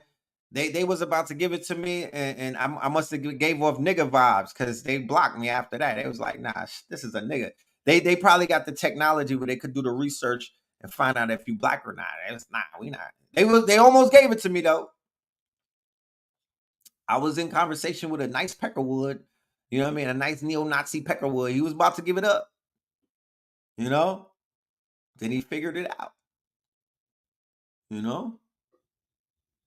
So here's the video where he was in front of the college, right?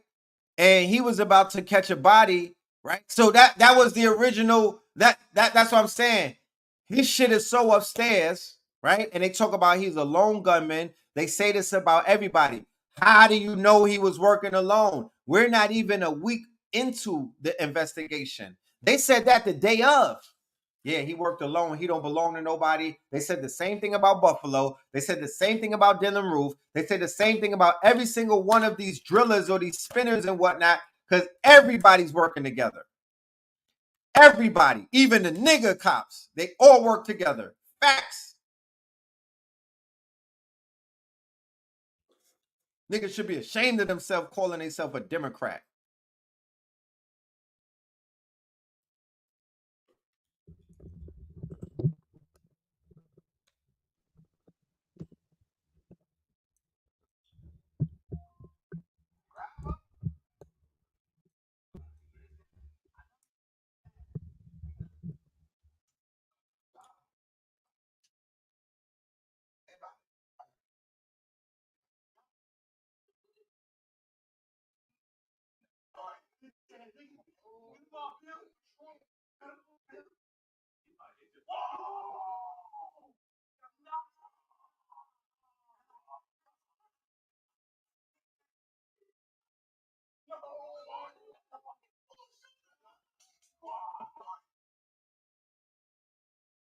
They talk heavy, but he left the campus and then went shot up fucking Dollar General, right? They was on his ass.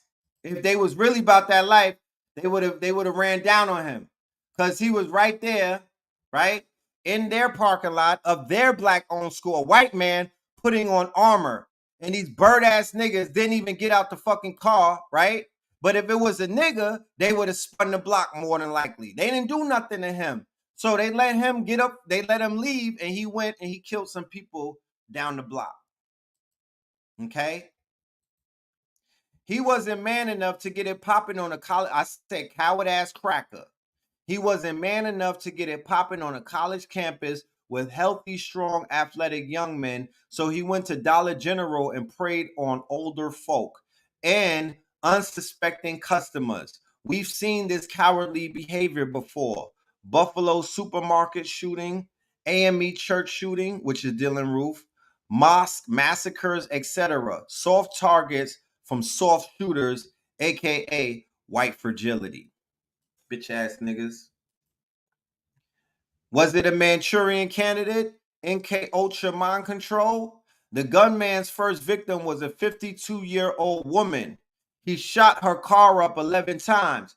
Now, if anybody saw the Buffalo killing, the same thing happened. He was live streaming the murder. The minute he got out the car, he ran down and shot up a woman. He shot the woman right in her face, and then he shot a car up. Then he went into the store and start killing people and whatnot. The second victim is 19 years old. He shot that man in his back while he was running. And then the third victim was 29 years old. He killed homie in front of his girlfriend, and then he chased the girlfriend, but the bullets didn't hit her. She on some fucking she got spirit. She blessed because they say he was busting at her, and the motherfucking bullets went everywhere but hitting her. Right, so she got some type of, she's covered in some type of quote, because the boyfriend got murked right away.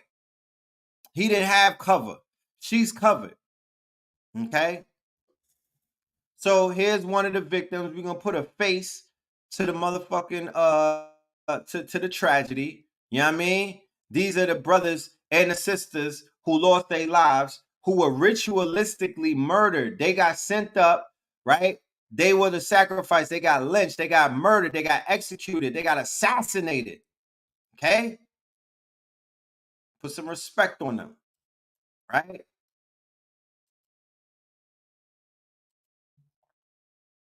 The BBC initial coverage of the shooting compared it to other shootings in the state of Florida, including the Stoneman Douglas High School shooting, right? Remember the high school shooting where they murked all of those young kids recently, right? That was also a motherfucking white fragilicist.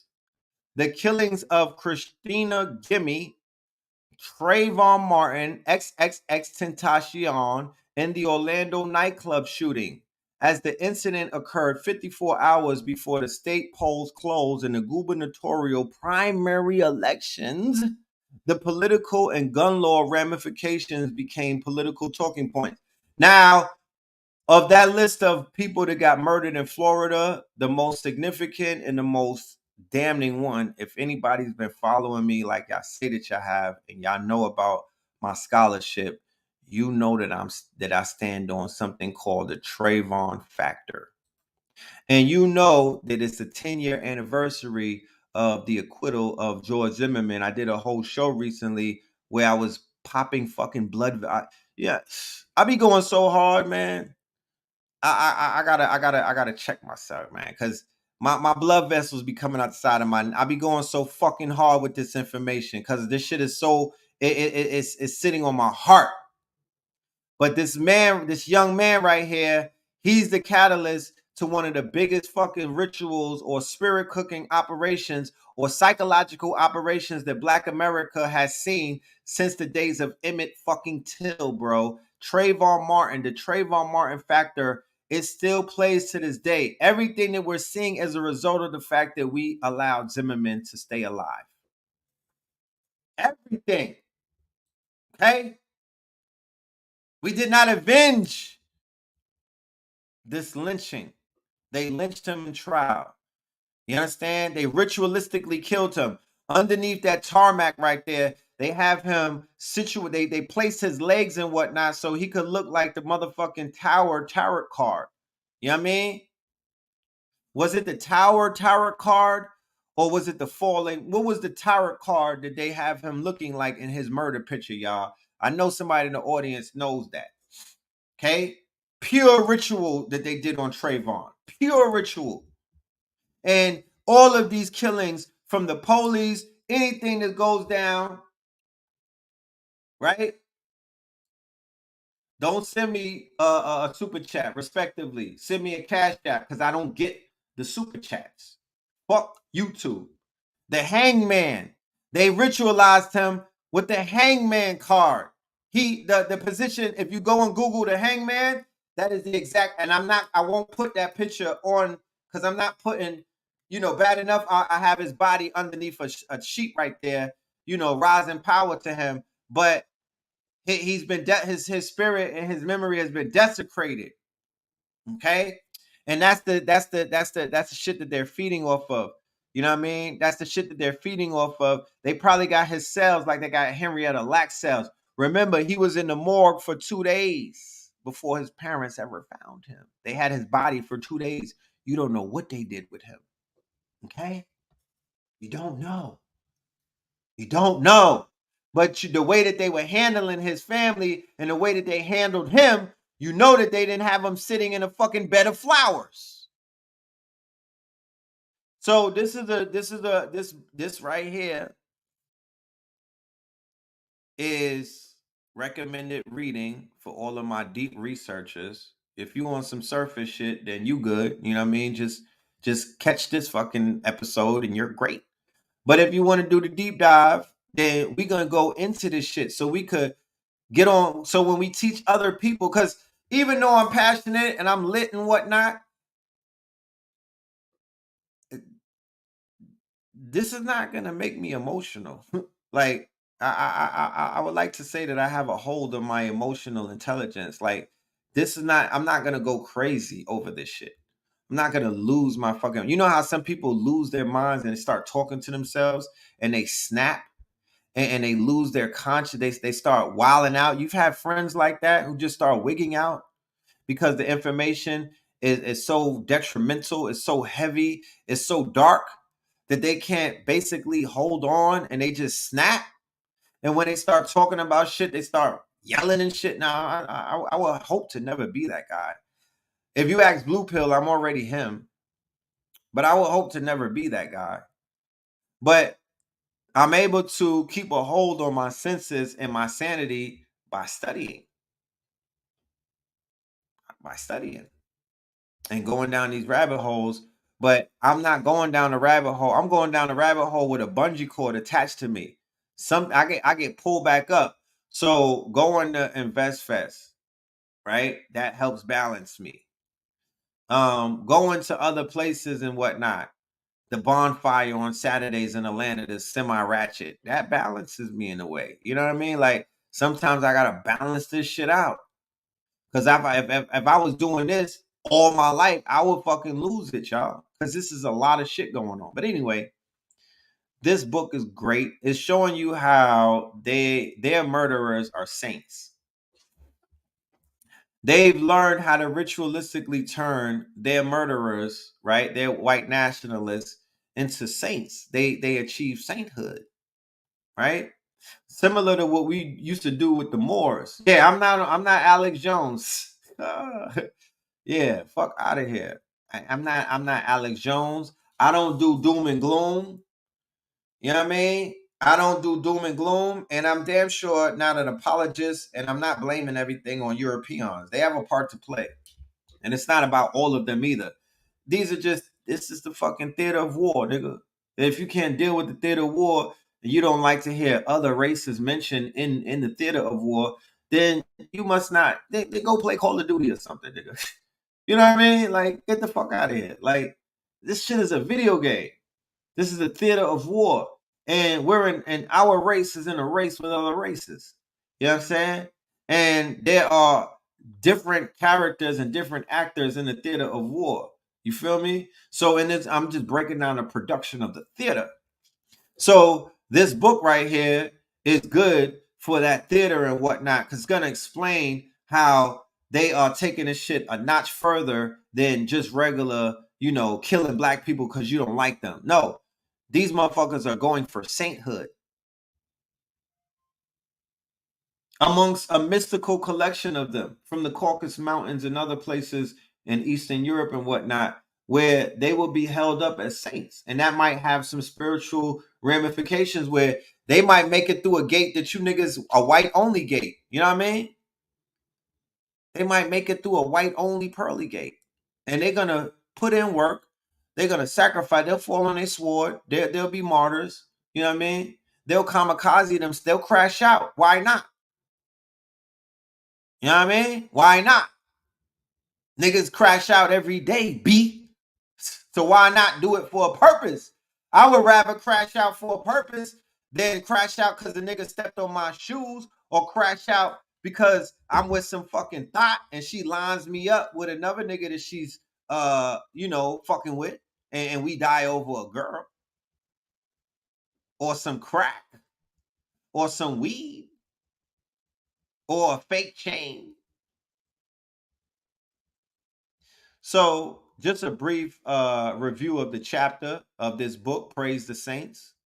This chapter traces the transnational wave of extreme right-wing terrorism, which began in March 2019 when the Australian extremist Brenton Tarrant murdered 51 people in 2 consecutive terrorist attacks on mosques in Christchurch. That was super ritual. And he live streamed it on Facebook. It explores both the unique features of this attack as well as the other successful and attempted mass casualty attacks that followed in its wake. Poway, California, El Paso, Texas, Burum, Norway, and Halle, Germany. This is followed by an examination of the cumulative momentum that the Christchurch terrorist attack generated and the violent subculture online that nurtured this wave of violence. It explores the dark fandom of this online environment and its construction of a set of secular saints. God damn it.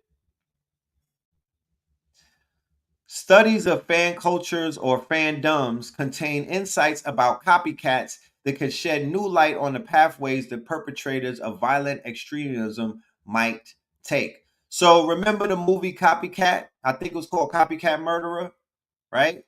And it explained how there's a whole subculture of people who copycat murders, right? So they copycat murderers and whatnot. So ever since the days of Trayvon Martin with George Zimmerman, they've been copycat murdering that, right? It's copycat murders. Charles Manson, they were copycat murders of him. Okay. Dylan Roof, copycat murders. This nigga that live streamed the killings and whatnot in Christchurch, Netherlands, right? When homie in Buffalo went live streaming, he was doing a copycat murder. It said it in his, I read his manifesto though, right? I read his manifesto. So his manifesto broke down why he was doing it, who he was copying, and what he wanted to basically achieve in his quote unquote stain.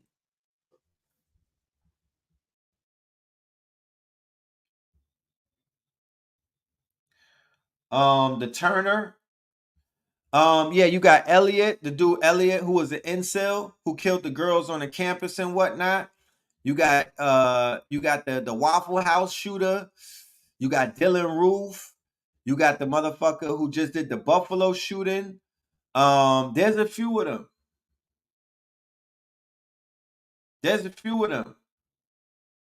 And I'm also doing this to help break some of the addictions that y'all have to this quote unquote culture that hates you, right?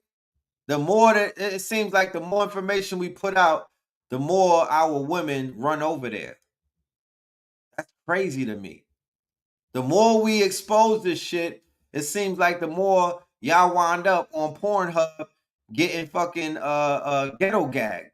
It's just mind blowing to me. What the fuck? But you know, they say the booty of war, and we at war. In the last few years showed us that we losing the war. So really our women are being traitors right now because they are the booty of war. So all a white boy got to do is throw the head nod and they running over there. You understand? Because in their perception, they see the white boy, or they see the quote unquote and not the regular white boy. They see the white boy with the spider web tats on his elbow, the bald headed tatted up one and whatnot. They see him as the one that's gonna protect them, because women want protection and whatnot. And black men, if their wrist is not broken, they look like they're neutered right now. They don't look like they can protect black women. So black women is running to where the protection is. Shout out to Holly Berry, though. You know what I'm talking about? Paying child support to 2 of her zaddies. Yeah. One paradigmatic example of a dark fandom is the online community dedicated to Eric Harris and Dylan Klebold, the perpetrators of the 1999 Columbine high school shooting. Earlier studies of Columbiners tended to portray them as deviants, whose admiration for Harris and Klebold was equated with approval of their violent acts. According to more recent research, however, many fans may have empathized with the bullying experienced by Harris and Klebold, but stopped short of condoning their actions, right? So they're living vicariously through the shooters. All of the shooters have an excuse. All of the mass shooters have some type of excuse that they were the victims. All of the mass shooters have manifestos that say, I'm doing it for us. I'm doing it like I'm doing it for TV, niggas. This is for us. Don't hate on me. Don't publicly come out against me, fellow white community. I'm killing the beast. Somebody got to do it. You understand? So white people go silent after that.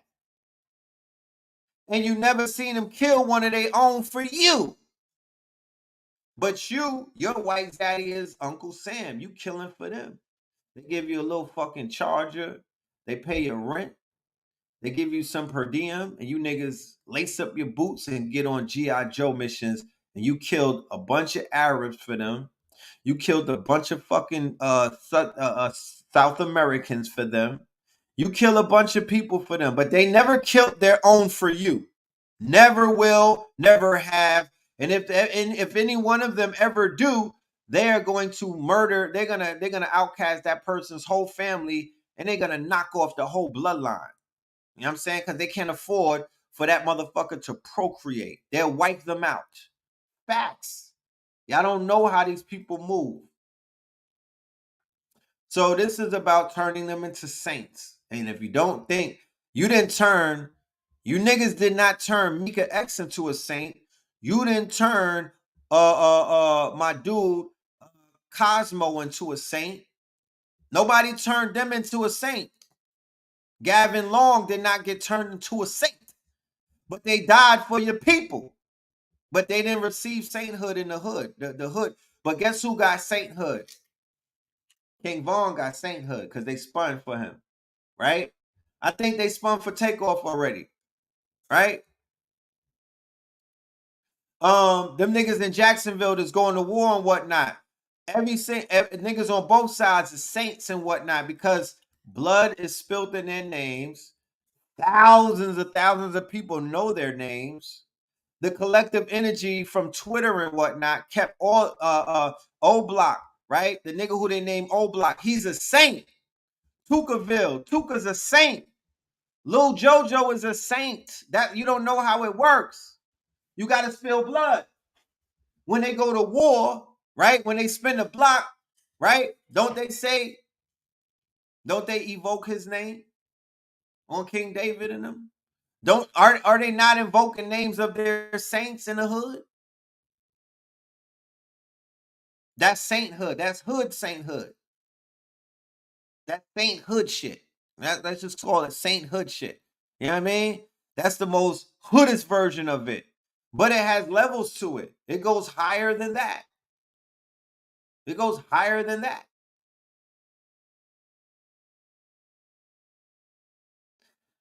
Ideological evolution of saints culture. It's a whole culture. It's called saints culture. And we ain't talking about who that either. The use of religious terms to reference neo-Nazi terrorists whilst already evident during the 1980s, became central to siege culture, with Atomwaffen Division referencing Ted Kaczynski, Timothy McVeigh, and Anders Breivik as their holy trinity. In parallel, the incel community also began referring to mass murderers as saints around the same time. However, the referencing of terrorists as saints began after the March 2019 Christchurch attack, where perpetrator Brenton Tarrant immediately elevated to Saint Tarrant. Subsequent far-right terrorist shootings in August in El Paso and in Holly that October led to additional attackers being similarly glorified.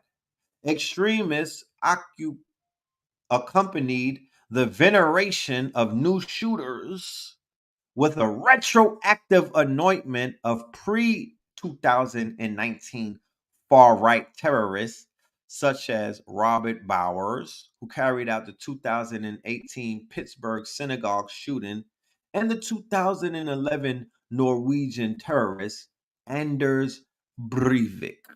Okay? They going in. As the Saints ecosystem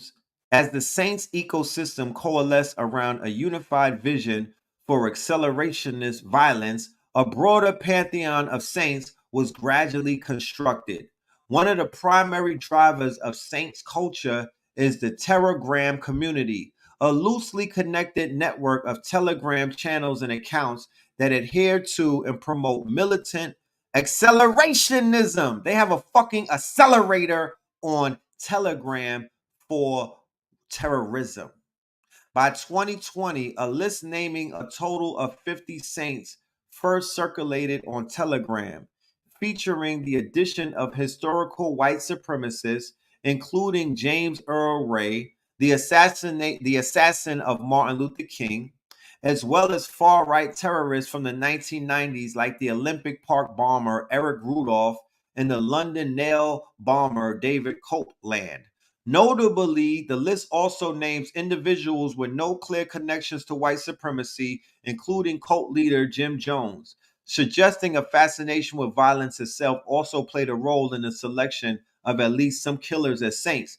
Now, let's talk about how sainthood is initiated on Black women. Right?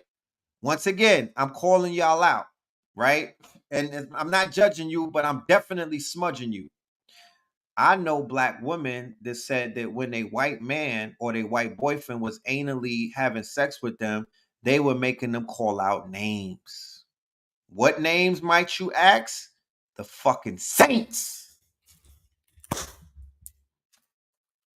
When Halle Berry was in Monsters Ball and her man got electrocuted and she wanted some fucking ice cream and she let Billy Bob Ray raw dog her because you know he really boned her on set, right? That's not a rumor.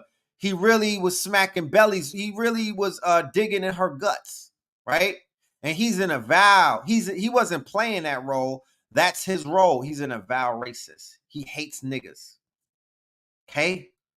He hates niggas. So him and Angelina Jolie and all they have blood vests. They John Voight and all they do rituals.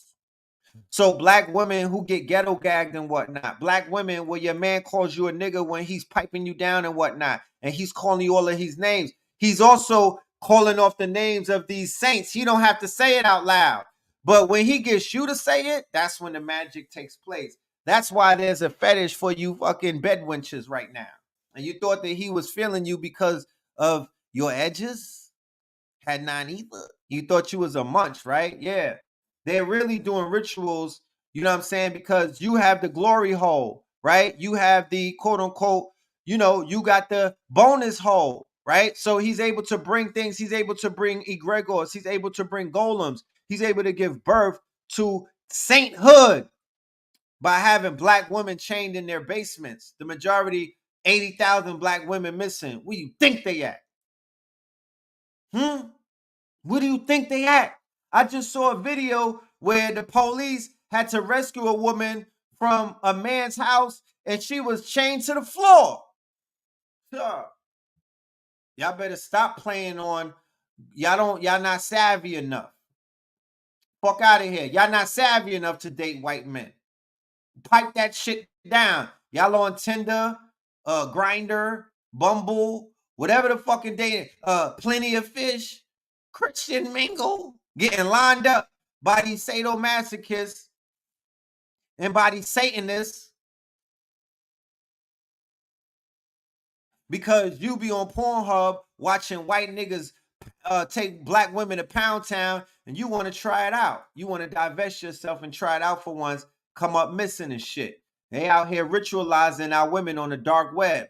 You know what I'm talking about? All day. You could pay coins to see them get tortured. Back in the days, it was Bitcoins. Now I think it's XRP. Why is nobody talking about that?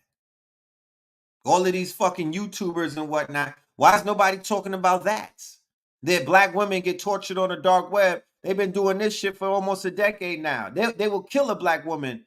Russian women and stuff like that too. But them black women's is in them dungeons on the dark web. Getting all kind of shit done to them.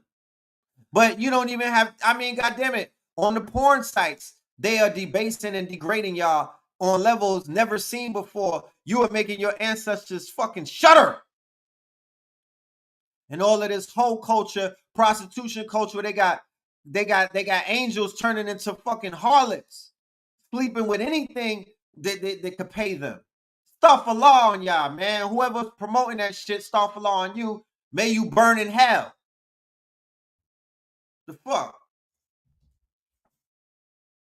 Yeah, OnlyFans, they got so much, they cleared so much money on OnlyFans that the motherfucking, the owner of that shit got like a $40 million bonus.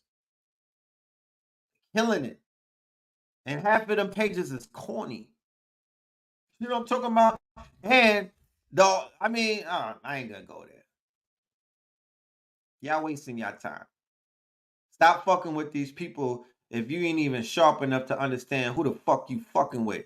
You don't even know the nationality of the white niggas that y'all let pound y'all out. You don't even ask them, you don't even know their worldview. You don't even know who their master teacher is. You don't know their ideologies. But I bet you find out though. You find out, sure, they show you them fangs when it's time. Send them back, they send them back to the community fucked up.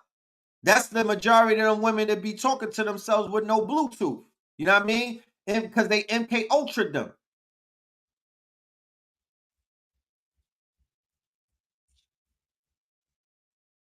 Black men don't have black women eating out of dog bowls. We freaky, but we don't do humiliation rituals. Not a real black man. Not you dealing with black men with white devil spirits if they do shit like that. They've been turned out. Some of these niggas coming out of, all white schools. They've been raised by white people. Like that nigga who was the football player. A lot of these niggas that got adopted by white, yeah, they be on shit like Madonna's son would be on shit like that. But that's not a nigga trait, you know what I mean? We might pour some 40 on you or something, some 40 water. You know, but we not making you eat we're not making you eat out of a dog bowl. We not putting you on a leash type shit. And for the niggas that fell that deep into pimpology, the niggas that fell that deep into their lower self, then they need to get chin checked. You don't see niggas walking around with pimp cups no more. You know what I'm talking about? Niggas is not proudly being pimps online like that. There's a few, but that shit died down a bit. Them niggas had to sell them cups. You know what I mean? The shooters, the jack boys, niggas was putting guns in their mouth. Because they don't respect them niggas. But now it's digital pimping. Shorties is pimping themselves. OnlyFans, shit like that.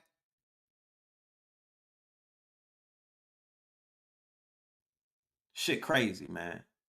Then we got the Sukiyana sexy red culture, and we're gonna talk about that before the night is out.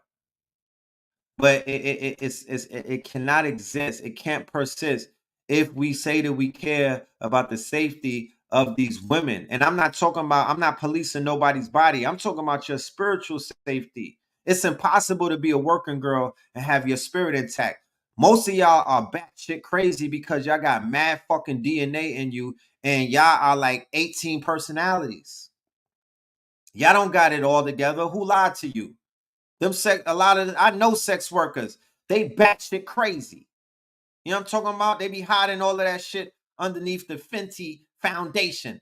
But they've been broken into a million pieces and whatnot because they fucking too many men. And that even goes for the whores out there. You might not even be a working woman. You just might be having a hot girl summer. Y'all crazy too. Y'all don't have it all together. You know what I'm talking about? I couldn't leave you in a room by yourself for 24 hours and come back in. You will have scratch marks on you. You know what I mean? Y'all got entities in you. And nobody has enough fucking testicular fortitude to say, but I'm going to say it tonight because, nigga, I'm on one. How about that? And I don't give a fuck. You know what I'm saying? I'm not here to be your friend. I'm here to wake you the fuck up. I'm here to smudge you, not judge you. You could go in on me too. Shit, I'm not perfect. I got flaws and whatnot. If you see it, speak on it. But I'm here to let you know I'm not co-signing that shit. I'm not standing next to you bum ass niggas or you bum ass broads. I'm not stamping you. You can't stand on stage. I'm kicking you off the stage. I might drop kick you niggas. You know what I mean? None of that shit flies, and it's a no-fly zone for me until I feel better about it. But I don't believe in it right now. I'm banging on it. You know what I'm saying? At this moment, I'm banging on it because it needs to get banged on. Motherfuckers just lay down and let that shit walk into our community with no resistance. You bird ass niggas, you. You niggas did not, nobody said nothing.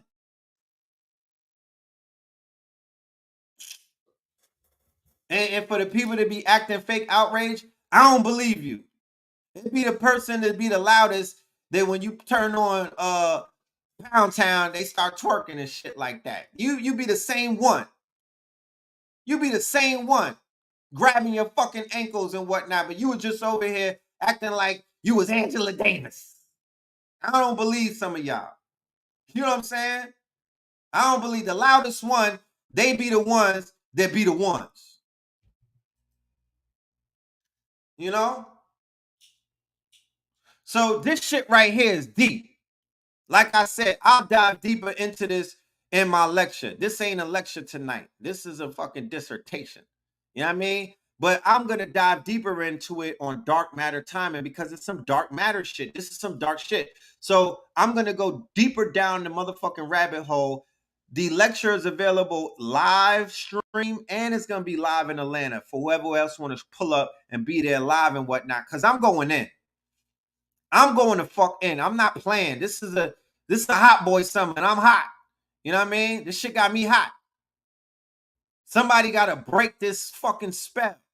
Because I feel this. I'm an empath. I feel the suffering. I feel my people suffering. I can feel the women suffering. I can hear the cries over the fucking chatter of all of that gum bumping that people is doing. That hee-haw, hee-haw, hee-haw, bumping. No, not fuck all of that. It's not time for that. It's not time for that. You party when you win. And you're not winning because you got titties. And you're not winning because you got a wagon or a BBL. It was a fucking BBL convention at the Invest Fest. They sent out a silent tweet and they all pulled up. Running around in fucking Bugs Life all everywhere I turn. Shit looking crazy. You need to invest in Peloton or Peloton, whatever that fucking whatever that exercise machine that you could bring in your house. And yeah, invest in that. You know what I'm talking about? Not them fixer flat fatties that's running around, because that ain't it. You know? That is not it. You know what I'm talking about? You know, the fucking wagon is off. You know what I mean? Your wagon is not wagoning. You know what I'm talking about? It's not. So the dangerous spread of extremist manifestos. By sharing the writings of terrorists, media outlets can amplify their impact. Once again, the Atlantic. I'm just showing you the Atlantic is a op newspaper. They send out dog whistles. They're really speaking.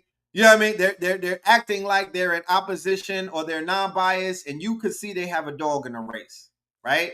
J.M. Berger. These are small hats that are more than likely Zionists. In an age of social media and the dark web, members of this sect find one another on platforms that welcome them. The public display of hate is part of the act. In recent years in Jacksonville and in Florida more generally, the neo-Nazi movement has grown. So in Jacksonville, the same place that I'm about to show you where the drillers be drilling, right?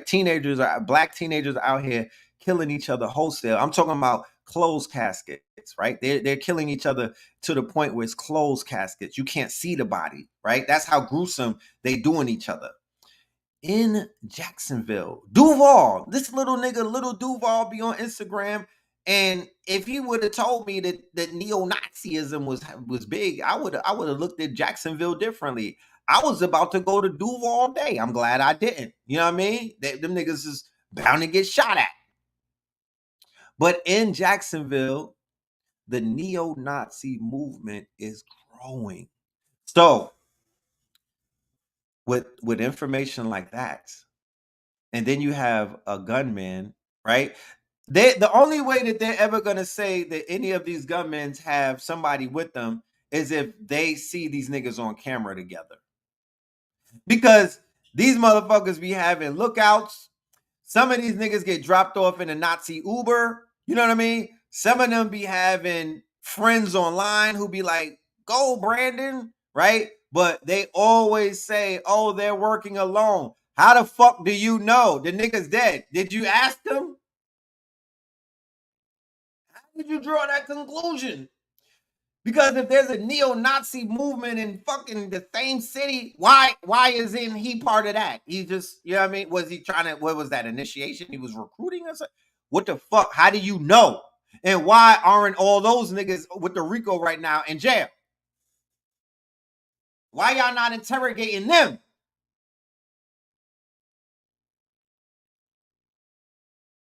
Earlier this year, neo-Nazis projected anti-Semitic messages on buildings. Look at us.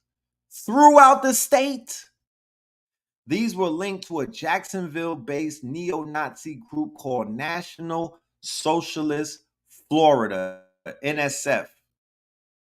We do not yet know if the Jacksonville shooter had any knowledge of or ties to that group, but a federal civil rights investigation will surely look into that question.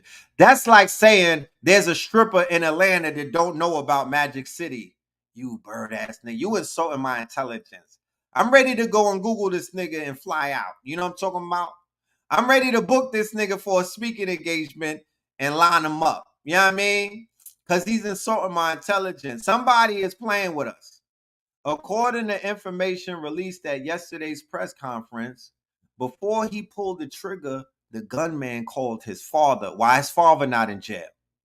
He directed him to look at his computer where he left his manifestos. The playbill of right-wing terror. You heard that. The playbill of right-wing terror. It's their fucking manual. It's rules to this shit. I wrote me a manual, step-by-step booklet for you to get your game on tack, not your wig pushed back. That is their 10 cracker commandments. That's what a manifesto is. And they let them shits flow freely so other future shooters could get radicalized. Not by reading it only. It's their Bible. This motherfucker's getting shit tatted on them. It's not just reading it. They become it. He wanted to make sure his intentions were known. Hate-filled screeds had been written to his parents, law enforcement, and the media. He was leaving nothing unsaid.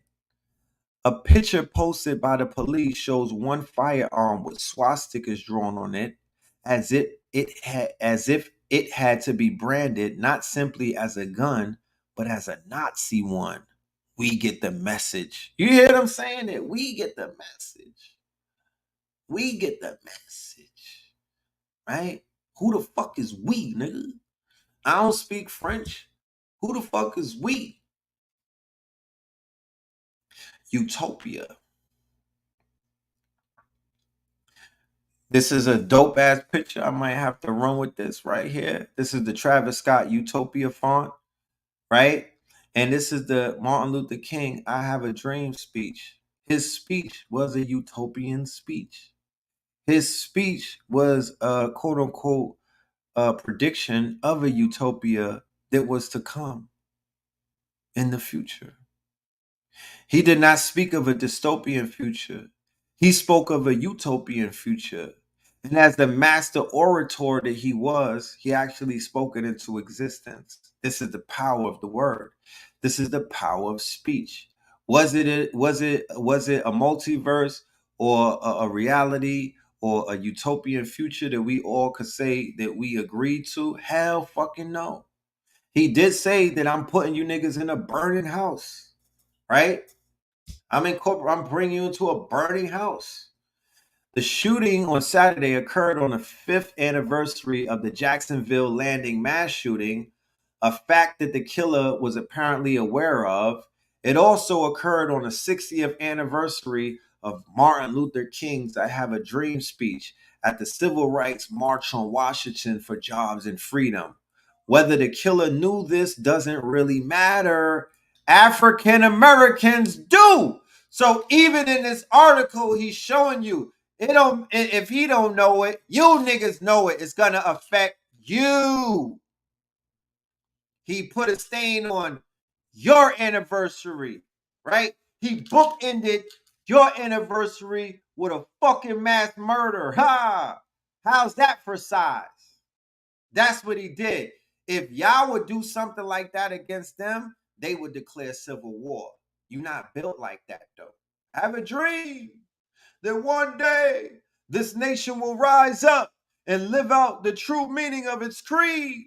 We hold these truths to be self-evident, that all men are created equal. No, they're not. Lies. It's not facts, my nigga. Lies. We're not created equal. We are not the same. Fuck out of here. I was just in the sun, nigga. It ain't nothing happened to me. I got a little darker. How about your Snow King? How's he looking? We're not the same. We're not the fucking same. We never was and never will be. Stop lying to us.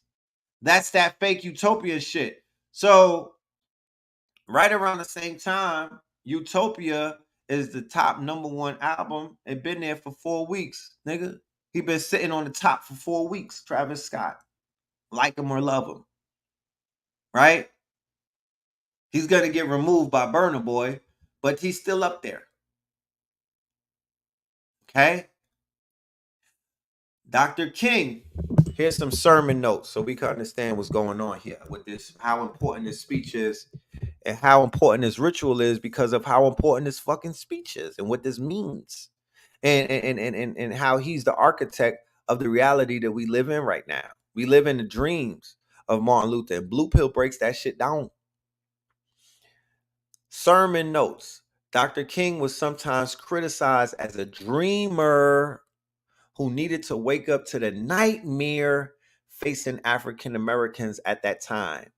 Moreover, his notion of a beloved community, beloved, shout out to beloved.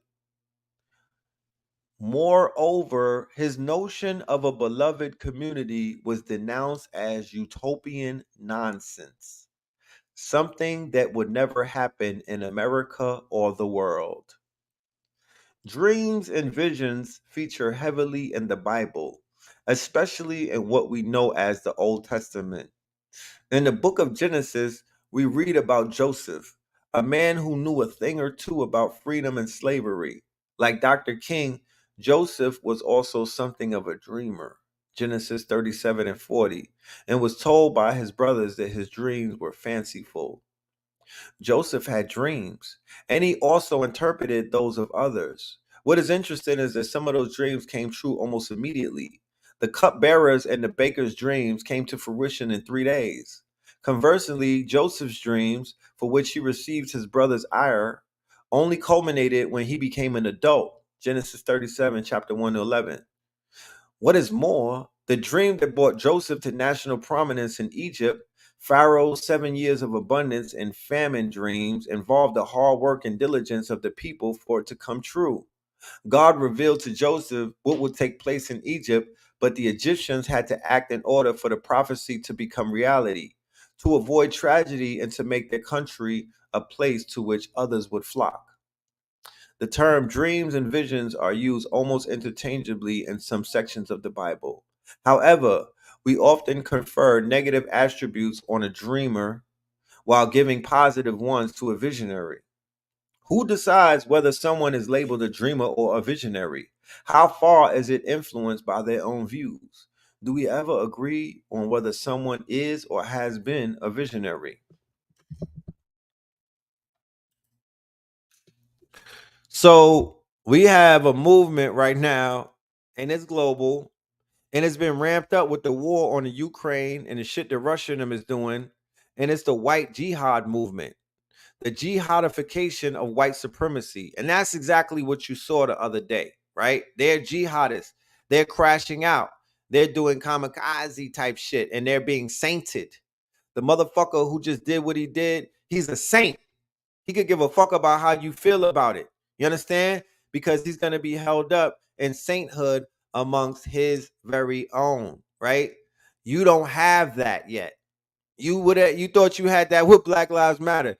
You don't have nothing near that. You don't have nothing coming anywhere close to that. The most extreme movement that you had was a bunch of lesbians and gay dudes who, was twerking for them people, right? They was touching toes and licking dog bowls.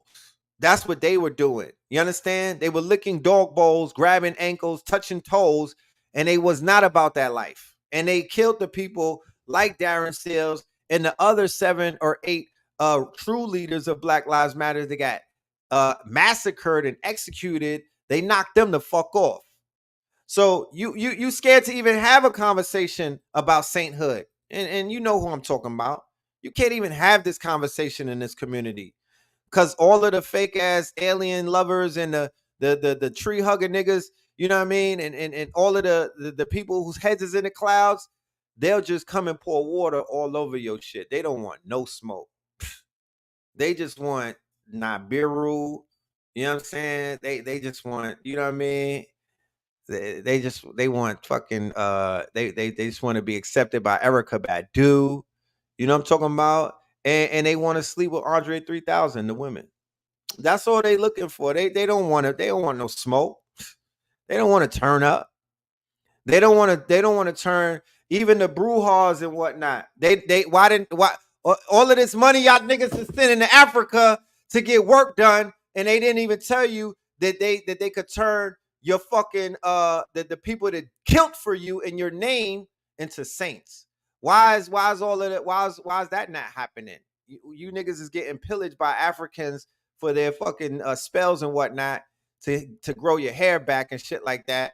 You know what I mean? Or to make your Johnson longer. But you niggas didn't even reach out to them to turn your fucking people into a saint so you could call on them and summon them in their power.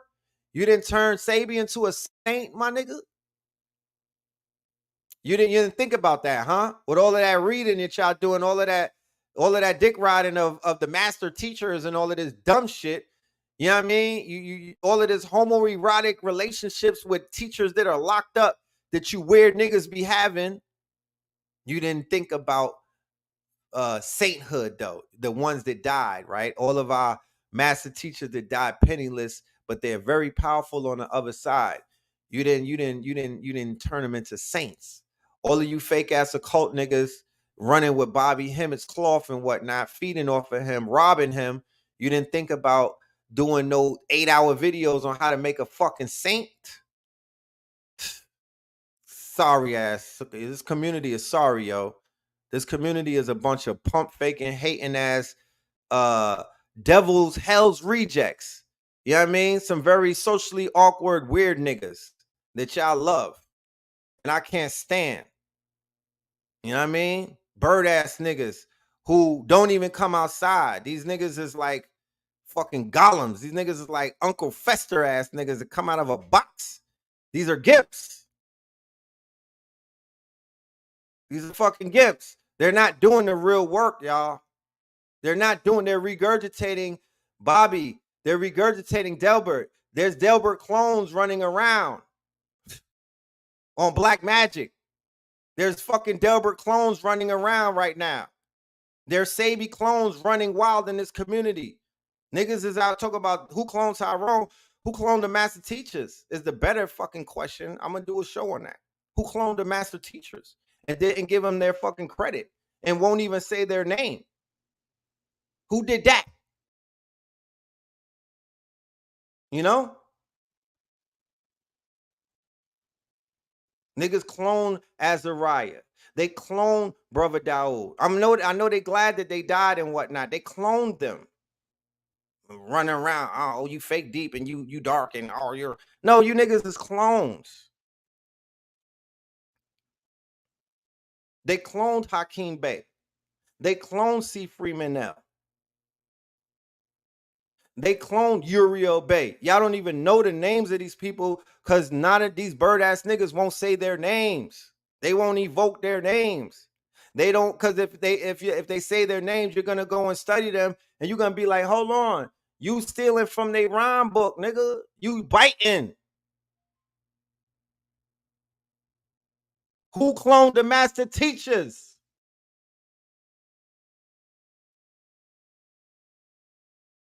I don't co-sign none of that fake shit. I say their names. I keep their names alive. Baba Kalindi. You know? I say their names. Dr. Francis Cress Wilson. All of these new people in this fucking community don't pay homage to the ones that came before them. I can't respect. I don't fuck with you like that. You niggas is weird to me. And y'all fake. And you exposing yourself every day. Make me think you police or something. So, two movements share hatreds towards Jews, the LGBTQ community, the United States, and Western liberal principles. They both advocate for the enforcement of strict religious rules and laws on society and in particular on women, while Islamists, including in Western countries, advocate for the establishment of the Sharia to protect Muslim women. In parallel to the calls for white jihad, some white supremacists use platforms like Telegram to call to enforce white Sharia to protect white women. In addition, the two movements promote a sacred armed struggle against the Jews, who are blamed for being behind governments that attack traditional society. Jihadists call this Zio Crusader Alliance, while white supremacists call it the Zionist Occupied Government, ZOG. This struggle is supposed to lead to a total war that will pave the way for the establishment of a new regime. Similarities between the two movements could be found also in the apocalyptic visions they share, in which they term in different ways. For example, jihadists use the term Yawm al-Qiyami to describe Judgment Day. I know that I pronounced that right. While white supremacists often use terms such as Day of Reckoning or Day of the Rope, a reference from the Turner Diary novels that has influenced many far-right extremists since the 1980s, including the Oklahoma City bomber. This vision embodies the idea that sinners or traitors will be punished on this day of divinity and punishment. Go and do your Googles and whatnot. On Melanin Monday, we did a show called The Might of the Right. The Might of the Right. All right. That is about the Turner Diaries and the Day of the Rope we went in. It would be almost a precursor to shows like this. You know what I mean? I did it in 2019, I believe, before the pandemic. So check that out. That shit is. And also the perceived threat. Go on Google the perceived threat and the might of the right. I poured into that show. I did a lot of research on that. And that was given, basically what we given now, just a deeper dive into this darker side of the moon. You know what I mean? But as you can see, so nobody is just, so I'm not reaching and throwing my arm out. You see that they have a spiritual movement. You see that they have, so you'd be like, oh, Red Pill, why would they be killing people on holidays? You guys, you Hoteppers, you know what I mean? Everything has a ritual. No, you didn't do your research. And that's all good. But 2 minutes into talking, I know if you know it or not. You know what I mean? I could pick up and tell, oh, this nigga didn't do no research. You just read the fucking Associate Journal. You just read the USA Today, nigga. You know what I'm saying? You niggas is Google, you Bing. I'm Chat GPT. You're not going deep enough. So yes, they're doing their form of chaos magic. Yes, they're doing their form of rituals. They have magical systems. They got Nordics. They have the Gothics, the Goths and whatnot. They do blood sacrifices. They're doing something. So I'm just here to dispel any rumors that they're not doing something. I'm just here to show you in plain writing that behind all of that bullshit, stop giving them your energy. Stop. Obviously, they're going to feed off of that. Stop giving them your energy. When they kill one of us, stop treating us like victims. You should know what to do by now. Stop it. Stop that hands up, don't shoot shit. Like, stop marching, nigga. You know what I mean? If it ain't the march of the eyes, nigga, stop marching. You know what I'm saying? If you're not marching to pick up a rocket launcher, nigga, don't march. Stop crying. You know what I'm saying? Because they drink your tears, nigga. You better keep that poker face. Stop aligning yourself with the ops. I know you scared. I know you intimidated. I know you just want to hug niggas. You know what I mean? But fight that shit, bro. It's fight or flight, nigga. And y'all running into the arms of your ops. You decided to run. We marched so you could run. You know what I'm saying? Niggas went from marching to running into their arms. You need to stop that shit. You know what I'm saying? You need to wake the fuck up and realize that this shit is about more than what you think it is. You need to get into rituals. You need to get into spirit cooking. You need to send something up to your ancestors and feed them. You understand? For all of you new spiritualists, you new agers and whatnot, stop staring at people wrong.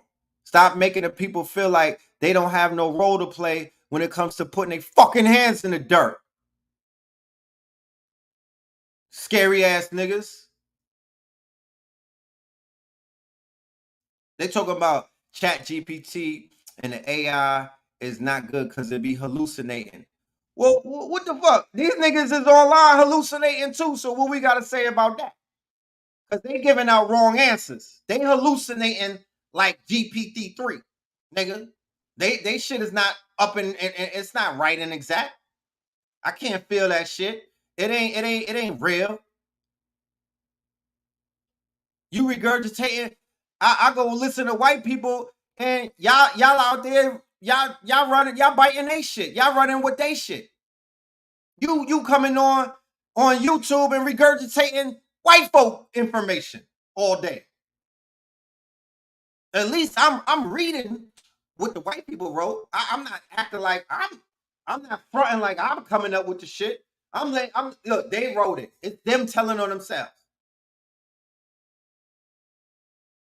This is not fake news. They're saying what they're doing. And we go to the horse's mouth. But I never come on here acting like I'm channeling some shit. Oh, hold on. Let me hold on. No, nigga. You read that shit from a fucking, you got that from a book, nigga. Stop playing with me. Stop playing with me. You got that from a master teacher. You biting off little morsels of information because it was so concentrated, it could feed you for a year. But everybody is not dead from the earlier days of consciousness. Some of us still here, nigga. All of the elders ain't died because they don't be on the internet, like they not savvy. So people think they get away with some shit. But I'll tell you something. When the time is right, I'm doing the full exposure. I'm gonna put niggas side by split screen, side by side, verbatim. I'm gonna pause it, then I'm gonna show you where they got it from. Like when they blew up Jay-Z and showed you he was biting Biggie. You know what I mean? But that's the era that we live in. We live in the attack of the clone. We live in a clone era. So really, I'm the anomaly right now. I'm gonna get hated on. I'm gonna get hated on because I'm in the wrong era. I'm really in the wrong timeline right now. I'm going up against a whole timeline, a whole army, a whole fucking a whole legion, a battalion of clones are going to hate me because I'm not gonna go along with the fuckery. You know what I mean? For views of some punk ass shit. Facebook, YouTube, and Instagram, that's not my zaddy, nigga. Don't feed me. I refuse to get fed by them fucking platforms. They don't feed me, so I don't bunny hop for them. The people feed me, and I feed my fucking self. Fuck that. I feed myself. I get it, nigga. I'm getting it in Ohio, nigga. I get it out the mud. I don't let YouTube and Instagram pay my bills, because if that's the case, then I'm hoeing.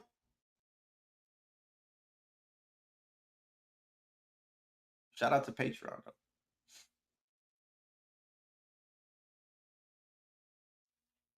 You could see how the community changed after they start monetizing this bird-ass content. You could see how niggas started clapping cheeks and whatnot and started complying when they started telling niggas what they could say and what they can't say and how they could say it and what volume they should say it at and all of that stupid shit. You see it. You see it. Look at YouTube. Everybody chatty patty gossip and all of this dumb shit. They not doing no research. They not deep diving. They not giving y'all no, nah. They just reacting for a check or some views. They doing the Meek Mill bunny hop for a billion. They in front of billionaires acting like hoes.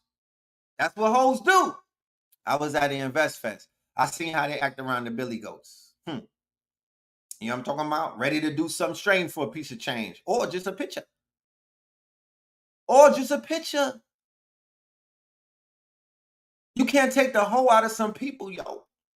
You could dress it up in all kind of shit, but you can't take it out of them. Once one, always one. So I don't trust. Look, if I was to marry something, I'm like, we're gonna spend the weekend with my billionaire friends. I gotta test the waters. If a nigga say he want to be down and whatnot, bring him around a billionaire and see if the Meek Mill don't come out of this nigga. You know what I'm talking about? See if the little baby don't come out of these niggas. You feel me? See if these niggas don't start bunny hopping, because that's how they built like that. A lot of these niggas is toe touchers on the low. Facts. And I seen it with my very two eyes. So origins of saint culture. Within extreme right subcultures, deifications. What? Within extreme right subcultures, deification, being turned divine, either wittingly or unwittingly by others, is not a new phenomenon. Within extreme right subculture, this practice has always been prevalent.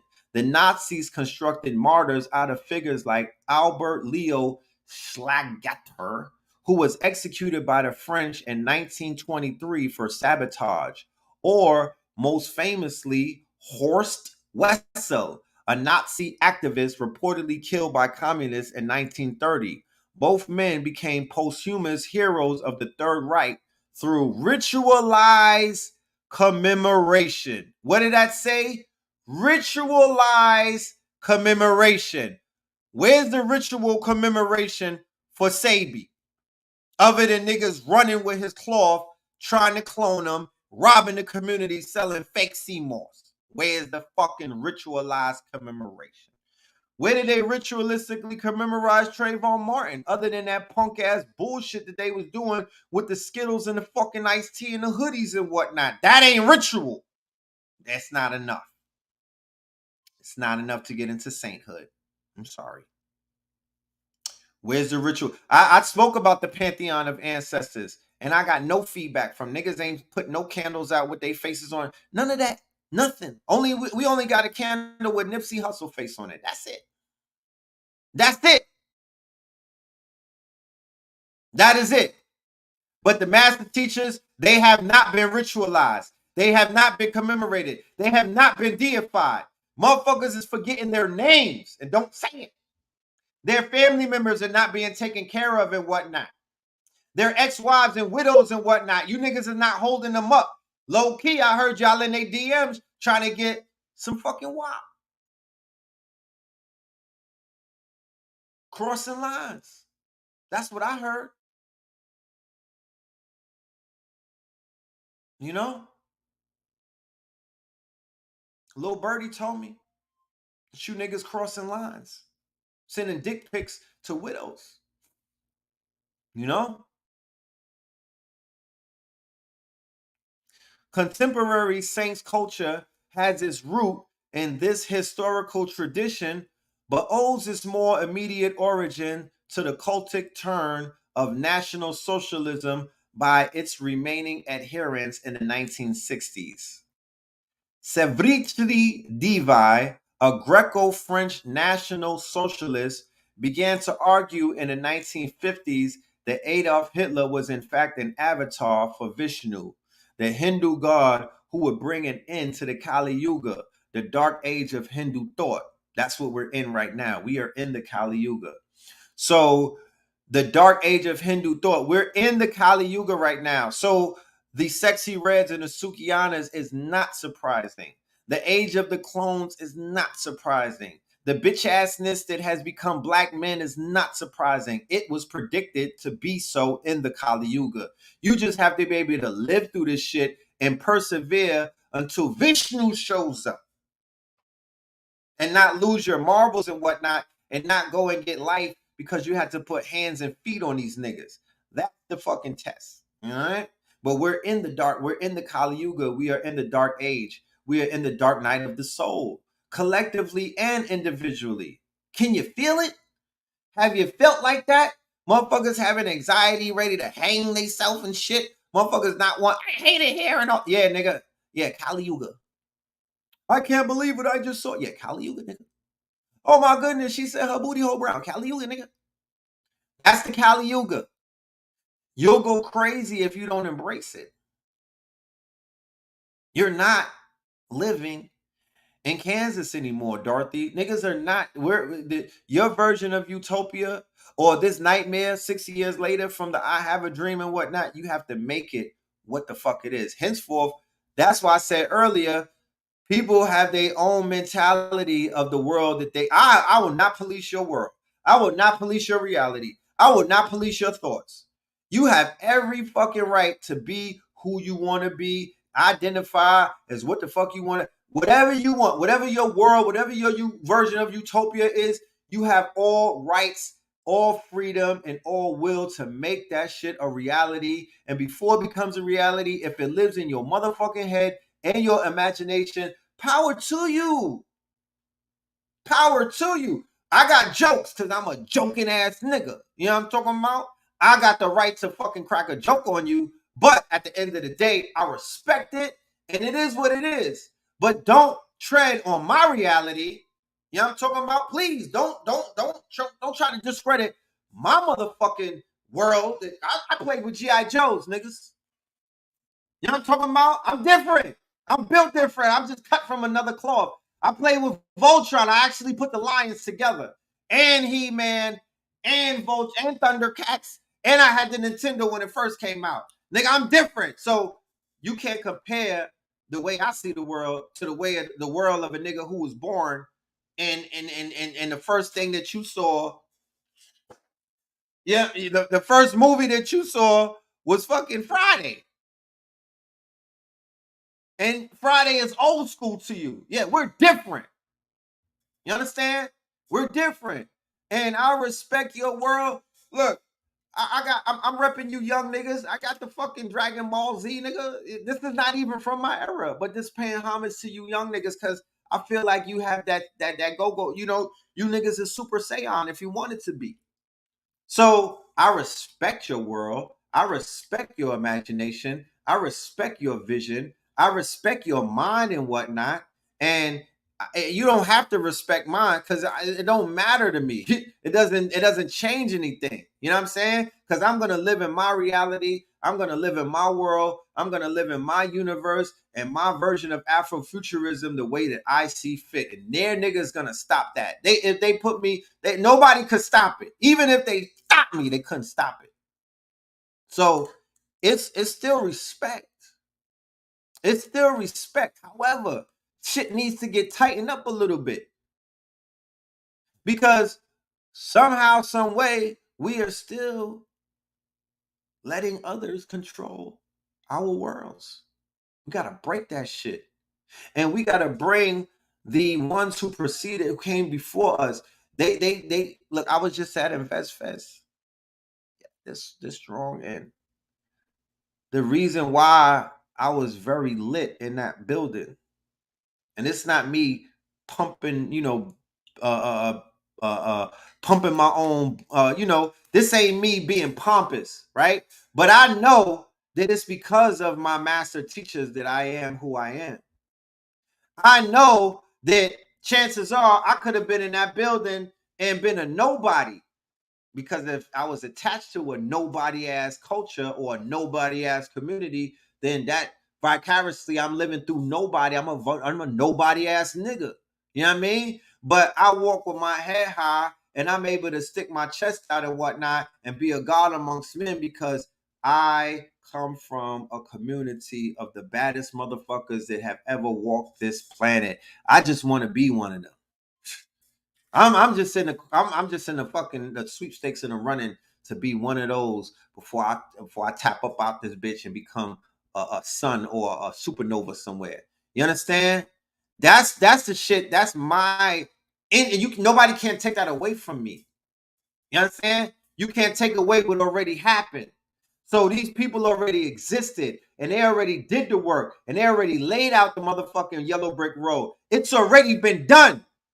Ye are rich, not based off what's ahead of you. Ye are rich based off of what's behind you. I walk with millions of ancestors, but I'm specifically talking about the master teachers that helped shape my worldview and help me survive. You understand? When I was young, I was suicidal. You understand? As a teenager, I didn't know my fucking purpose. I didn't know why I was here. I didn't have a development of the worldview. I thought my father hated me because he didn't like hip hop. And I thought I was hip hop type shit. I'm just being transparent. 15 years old, we all go through shit like that. So my worldview was formed by my master teachers. That's why I say that shit so fucking proudly, because it is what it is. They pulled me up out of the motherfucking grave, bro. You understand? And before them, I learned from the streets. My one of my people's on here right now, my nigga Duck. He helped teach me how to fucking survive. Poop Man, rest in peace. He helped me. Tone, my nigga Tone Capone, rest in peace. When I hopped off the porch, them niggas caught us, me and Blue. We would have been drowning in the trenches. They the niggas that held us up. So I owe it to them, and then I owe it to Dr. Sabies of the world. You know what I mean? Mama Pill, of course, definitely the first teacher. Yeah, that part. Niggas can't take away nothing. Nothing could be removed. I don't give a fuck. So when you find the love for your people like that, when you find the love, you're going to do everything to do what? I'm going to deify them. I need to see, we got 3D print machines. Niggas got money for marble these days. I need to see marble statues of these people. So my babies could be like, who that? And they could just scan the QR code and find out who the fuck these people are. You know what I mean? In a world of mediocrity, in a world of regular niggas and whatnot, I'm ready to uphold my master teachers as gods on this earth. And now that I'm reading that these motherfuckers is on and they tapped that, they doing their work. I'm like, and this is not to do the work because they're doing the work. We've been doing the work, but it just I'm being shown that once again, and I've said it before, in this dualistic reality that we live in this world of extremes and poles and whatnot, there's a white conscious community because they have a white Phil Valentine. He died on COVID. They had a white Hakeem Bey. They got white clones of us. Y'all bugging. They have the Red Pill movement is a clone of Red Pill. You understand? Candace Black, her name was Red Pill Black. Before she came, Candace Owens, her name was Red Pill Black. That nigga Van Lathan, or whatever his name is, Red Pill Podcast. But the Red Pill movement, they cloning. I would have never took the name Red Pill if I knew that there was a red. That shit didn't exist before I popped out. Okay? So they clone. It's the polar opposite. So what we do, they got scammers over there. You know what I mean? They got pedophiles over there. They got niggas that be rebel rousing over there. They got dots over there. They got goddesses over there. They got it all. Y'all know. You know what I'm saying? Y'all know. They have it all. So they're doing, right now, they're doing more than what we doing. The most important parts. Fuck all of that. Because everybody ain't with the smoke and everything. You know, I'm gonna show you something in a minute, though. Because I'm going to show you something. I'm going to show you the new PMCs, how they look in our community. That's not for everybody. You know what I mean? I'm a general in a sense. You know what I'm saying? So I'm with the shits. I talk that and I don't apologize, nigga. I'm Porzazy, the nigga from Wagner. I'm the version of him. I want to run a fucking PMC, nigga. That's my type of energy. You know what I mean? I will fucking prosper in some shit like that. I will prosper in some shit like that. That's my type of environment. You feel me? Being around a bunch of fucking mercenaries and hitters. You know what I mean? Cleaning shit up so we could get to this fucking solutions. That's my energy. So I don't apologize for that shit. You know what I mean? And that's not for everybody. But the other energy that I want to bring up is the spiritual energy and the fact that we could lionize our ancestors and the living gods, right? We could lionize and we could deify the ones who came before us because we need them in this war. There's a war going on outside. We need to be able to tap into the powers of. They just left this plane, y'all. They just recently, they're in the quantum realm. They're not far. They know what's going on the ground. They know who's working and who's not. They see you when you sleeping. They know when you are there. You know what I mean? Shit like that. We have to call on them. We have to put plates of food out for them. We have to feed them. We have to finish their work and whatnot. We have to keep their names alive. That's what I'm talking about. You might not be with the smoke or with the fire, but be with the spiritualist. Be with the fucking water. Be with that part. If you a peaceful person and that's what you do and you listen to binaural beats and I love you. Love is the medicine. please deify our ancestors for us. We might be in shootouts and shit like that. We might be burning shit down. We might be too busy over here. Do me a favor. Make sure we good on the spirit realm. That's all we ask. Since people are coming out in this community like, oh, I'm the biggest witch. Oh, I'm Vishnu reincarnated. I think if that's the case, nigga, get busy. You know what I'm talking about? Deify our people. It's not an ego thing. It's a we-go thing. We need to go and get this shit right because we got warlocks on the other side. They spirit cooking. They don't kill cats and dogs, nigga. They kill dogs and cats. Niggas is killing pigeons and roosters. They sending up 20 women a night. They're not playing, bro. They're not playing fair. I showed y'all the other day how the Mexicans is also an occult group and whatnot. The cartels are a cult.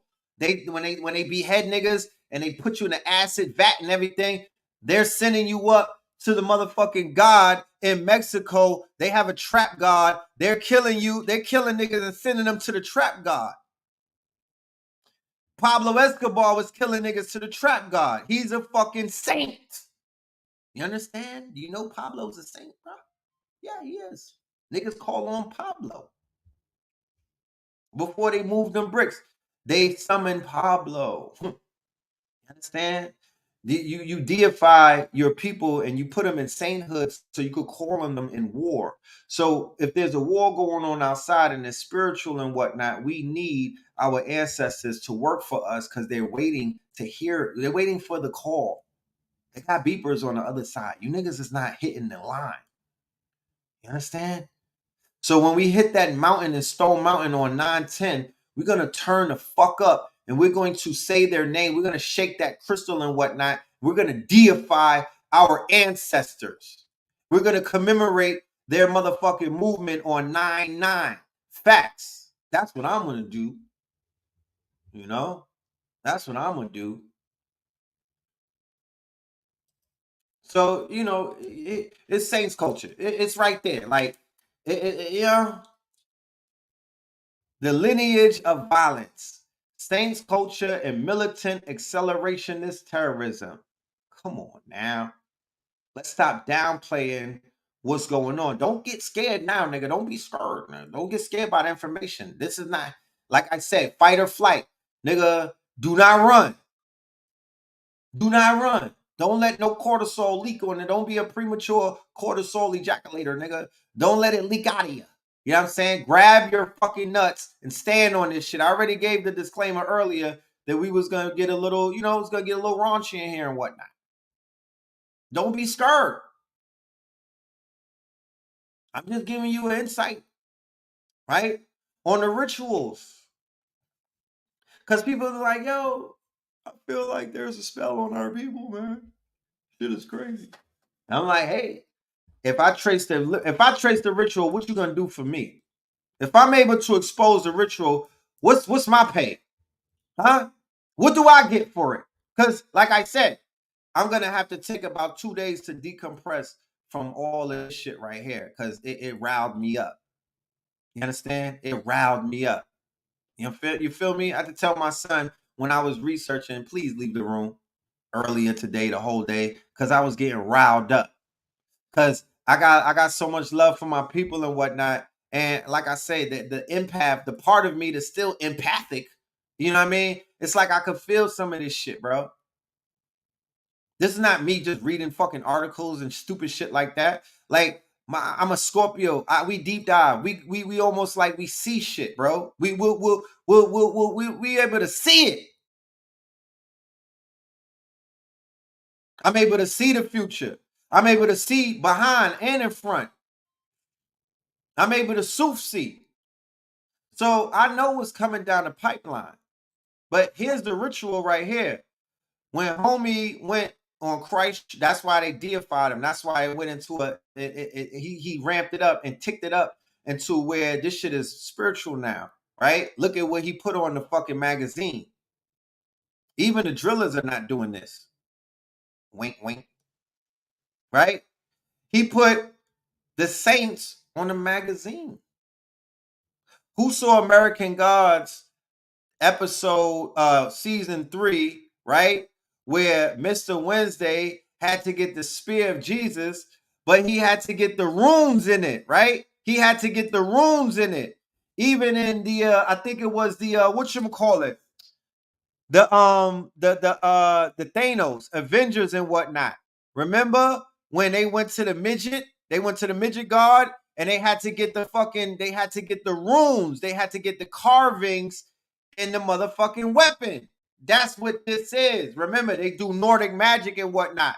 So they are basically, by putting their names on it, they're consecrating it. They're turning it into a spiritual tool, a crusader's weapon, similar to the swords and the shield and the spears that they went and fought the crusades with. That's what they're doing right here. This is magic, chaos magic. And when blood is shed, that's how this clip, these magazines got consecrated, because blood was split, but the blood was spilled. This is magic. This is not David Blaine's stupid ass magic.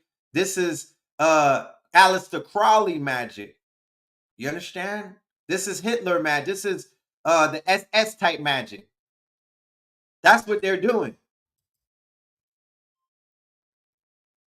So DeSantis got booed.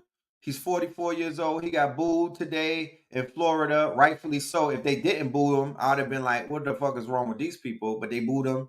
You know what I mean? This is the dude from the Christchurch mosque attack that killed. Yo, look at this map. I'm going to show you a map in a minute. Look at this shit right here, right? It just goes to show you how everything is basically, you know, how could you go from one mosque to another? Look how far that shit is. Look at the map. Look at the 2 red dots. He went and killed people at one mosque and was able to drive and do the same thing at the other mosque. 2 things. You niggas don't have, and he was live streaming it. You niggas don't have phones. You don't have the internet. The police don't have no type of system to where they lock everything down. How the fuck did this nigga drive? This shit look like a whole state over. Like, oh, it was 0.5 miles. Okay. So still in all though. This nigga went and bodied something, took an Uber ride, and went to another mosque and stained them up. Shit crazy. Right? He live streamed the murder or the massacre. Right? He live streamed it.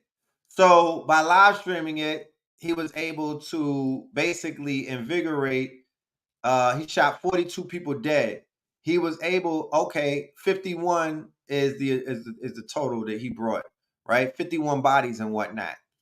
So he was able to not only invigorate, but he helped to radicalize and put the Tesla battery into the backs of what is known as copycat killers, right? So this is him in 8chan, right? He was in 8chan. He went live, and you know, he was driving, playing music. He had a song called Kebab Remover, right? And he was playing music, and he was live streaming on the way to catch bodies and shit. Similar to how the drill rappers be on live before they have shootouts, right?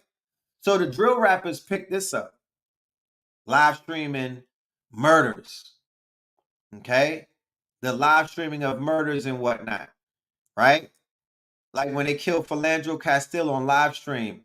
Many of the gang members get killed on live and shit like that. But yeah, he was one of the ones that really got that shit popping.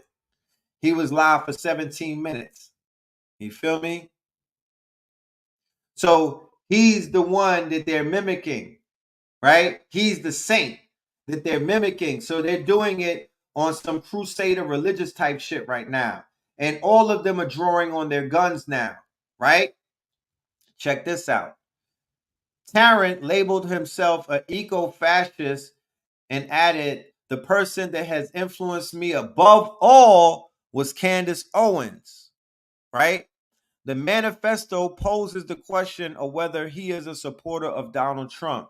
He answered, as a symbol of renewed white identity and common purpose, Sure. As a policymaker and leader, dear God, no. Right?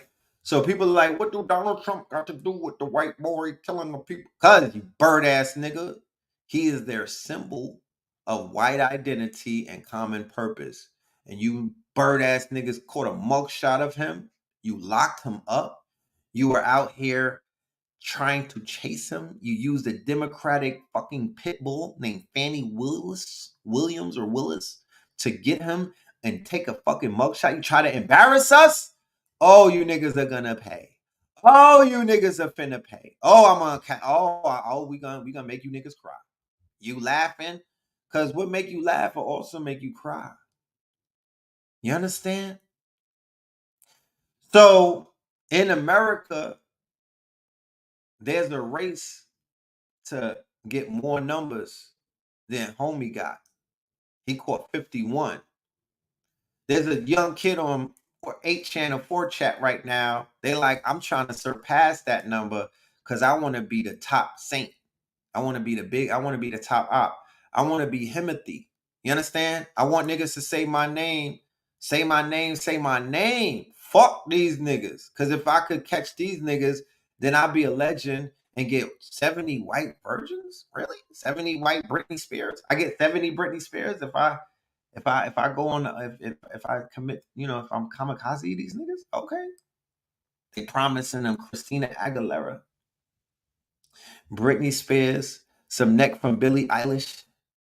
You know what I'm saying?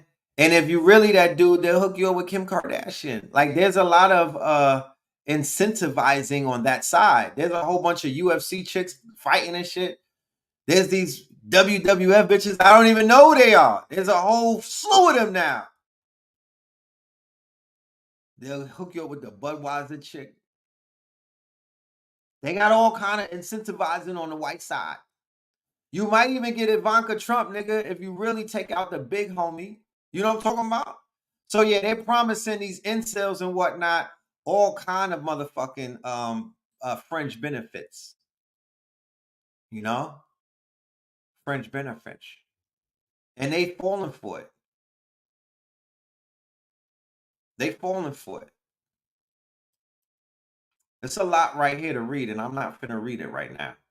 Because I'm flowing. And I don't want to stop the flow. But I'll have this in the lecture. This is just, like I said, this is the opening. This is not the fucking lecture. This is just the opening, y'all. This is just to build the foundation that I'm going to stand on. But he put out a manifesto that all of them read. He is the writer of a 74-page manifesto. And this is their Bible. You understand? This is their Bible. I'll probably have all the manifestos available at the lecture. You know what I mean? Because it is, we're not afraid of a fucking book or manifesto. We're not afraid. But his manifesto was entitled The Great Replacement. So he opened up with an interview with himself, narrating his journey from an ordinary everyday man to, as he termed it, a kebab removalist. An opaque reference to the Remove Kebab song. I guess like shish kebab. Also known as Serbia Strong. That was popular with Bosnian Serb paramilitaries. Symbolically, the song was playing in the background as Tarrant drove to Christ Church. Just listen to fucking names, y'all. The remainder of the manifesto, laden with in-jokes and disinformation, he subdivided into two parts. The first, an address to various groups whom he belittled or threatened, while in the second, he gave his general thoughts and potential strategies. Much of this section was standard, extreme, right-wing boilerplate revolving around a central theme of ethnic, cultural, and racial replacement, aka little dick energy. Hey, Dr. Francis Wilson explained it to you. Little dick energy. What is the great replacement? Adam 22. Letting his wife get piped down by a black man.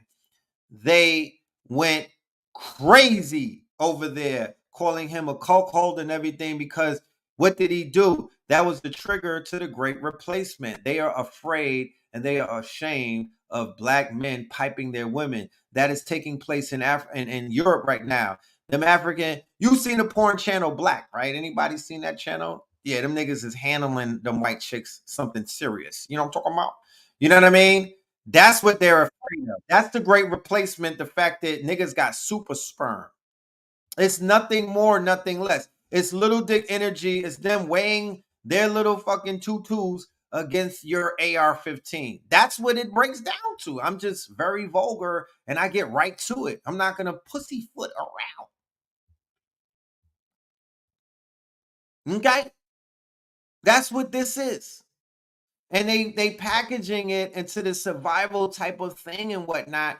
But at the end of the day, it is the ISIS papers. It's everything that Dr. Francis Cress Welsing told us. Thank you. I love you. I really, really do, Dr. Francis Cress Welsing. And because I saw Mark Lamont and I didn't pop his top, I apologize.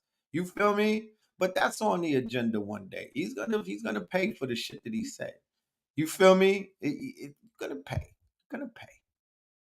You know? You're gonna pay. She laid the shit out.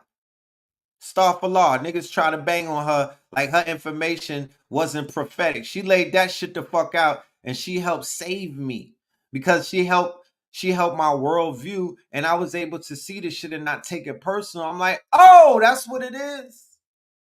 That's what it is. It's little dick energy. It's white fragility. It's white inferiority complex. It's fear of a black messiah. It's fear of a black planet. That's what it is. It's nothing else. And it won't go away. You can't solve it. If you one of these allies and that nigga, I'm looking at you because you hold that sentiment too. You don't have melanin. You're fucked up in the game. You can't buy it, nigga. You niggas trying to take melatonin pills. You can't buy this shit, bro. It's either in you or it's on you. You know what I mean? It's just something that we got that you can't get.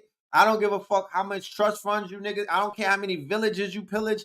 I don't care how many motherfucking caves you niggas dig out. There is just something in humans that mankind can't have. So they went ahead and created AI so they could play with toys and whatnot. And women, I'm going to talk about this, but not right now. It involves, let me even stop. Because I'm all over the place if I go down that rabbit hole, I'm all over the place. But I will talk about it briefly before we get to 9-10 the lecture DMT 23.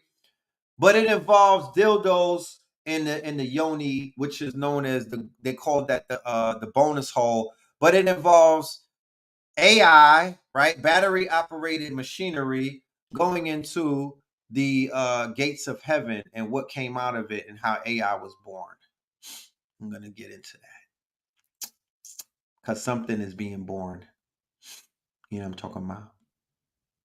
And you're never supposed to put batteries in there. You niggas is running away scared of AI and you actually gave birth to it. But we'll talk about it another day. Yeah, so here the copycat killers. Yeah, Pandora's box, literally. Here's the copycat killers right here. John T. Ernest, right? He was following, everybody's trying to follow the big homie, right? Here's Dylan Roof, another copycat murder. Here's another copycat murderer, right? This is what he read to the judge, right? Listen to this ballsy shit. He said, I think it's safe to say that no one in their right mind wants to go into a church and kill people. He pleaded guilty, by the way. So this is him talking to the judge because, like I said, it's to their once they do the act, it doesn't matter. They gave up the husk. They gave their life up. They gave their freedom up to be deified, to be martyrs. Jail is not a threat to them. Some of them choose to die and some of them go to jail, but they're gonna get held down. It doesn't matter. And they can't do the gunner shit, right? How niggas is like, yes, ma'am, and all of that. They can't punk out. They got to stand on it. Like how Moors be standing on this shit. Their whole thing to be respected by the Aryan nation is, all right, go and plead guilty and stand on it so your statement could be read by your followers and they won't turn on you because you stood on business. Fuck it. We gonna hold you. We gonna cover you. Stand on business, nigga. And that's what he did. I think that it's safe to say that no one in their right mind wants to go into a church and kill people. In my confession to the FBI, I told them that I had to do it. But obviously, that's not really true. I didn't have to do it, and no one made me do it. What I meant when I said that was I felt like I had to do it, and I still feel like I had to do it. And throughout this whole trial, you've heard a lot about hate and hatred and how much hate I'm filled with and how vast my hate was. Well, I don't like what black people do. And if I really was filled with how much hate I allegedly am, wouldn't I just say yes? Why would I lie about that? It wouldn't make any sense. And wouldn't it be fair to say that the prosecution hates me since they are trying to get me the death penalty? And you could say, of course, they hate you. Everyone hates you. They have a good reason to hate you. And I'm not denying that. But I'm saying anyone who hates anything in their mind has a good reason to hate. But I would say this, that in this case, the prosecution, along with anyone else who hates me, are the ones who have been misled. Anyone, including prosecution, who thinks that I am filled with hatred has no idea what real hate is. They think. They don't know what real hatred looks like. They think they do, but they don't really. And from what I've been told, I have a right to ask you to give me a life sentence. But I'm not sure that would do any good anyway. But what I will say is only one of you has to disagree. I know that at least some of you were asked during jury selection if you were willing to stand up for your own opinions. And that's all. Right? So that was his closing statement to the jury, not the judge, to the jury, I believe. They gave him the death penalty, but he ain't died yet. Nobody in the jail killed him. You understand? They got a whole book out, and I think that any of you who consider yourself researchers should go and read The Trial of White Nationalist Dylan Roof, killer of 9 black Christians in their Charleston church, right? Some of y'all don't even know who the fuck he is, and that's sad and crazy. Where the fuck you been?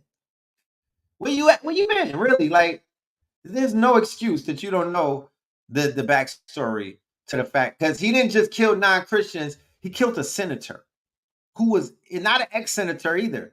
It's a black man that was a fucking senator at the time, and nobody said any. Imagine a black man killing a senator, and they just say he killed a white jogger. No, nigga, he killed a senator. He should have been dead. But look who they took him to Burger King after they caught him, y'all.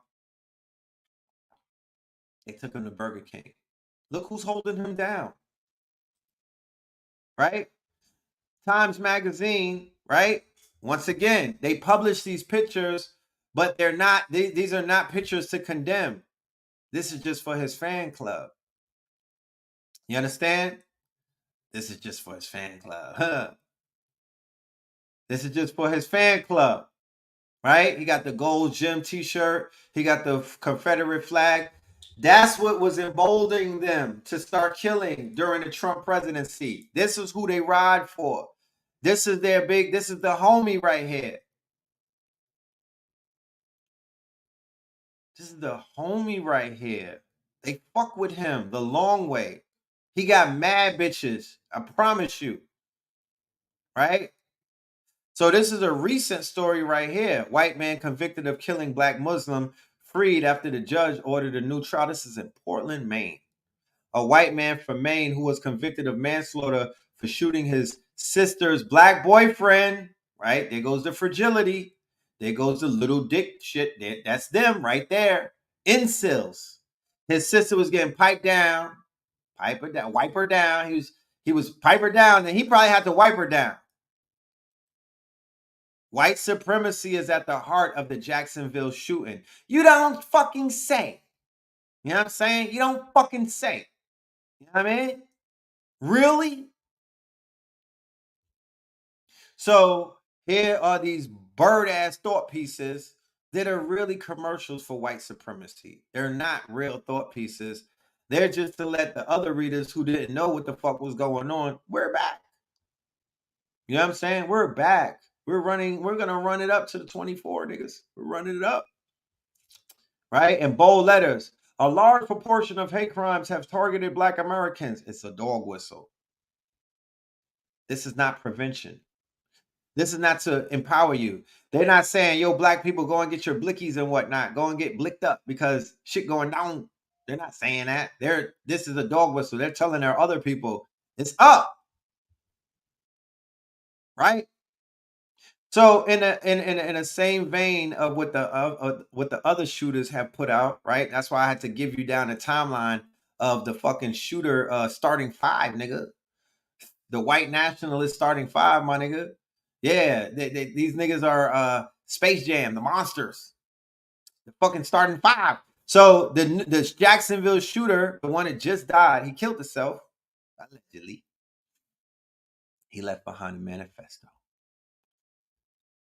I haven't got my hands on it. Like I said, I almost got it earlier today, and then they kicked me out of the 4chan, or was it 8chan, because I think they did they did a check on me, and they knew that it was me. You know what I mean? So they almost gave it to me, and then they kicked me out. His last name is Palmetto. So the rifle has Palmetto on it. His last name is Palmetto. I can't make shit up. You understand?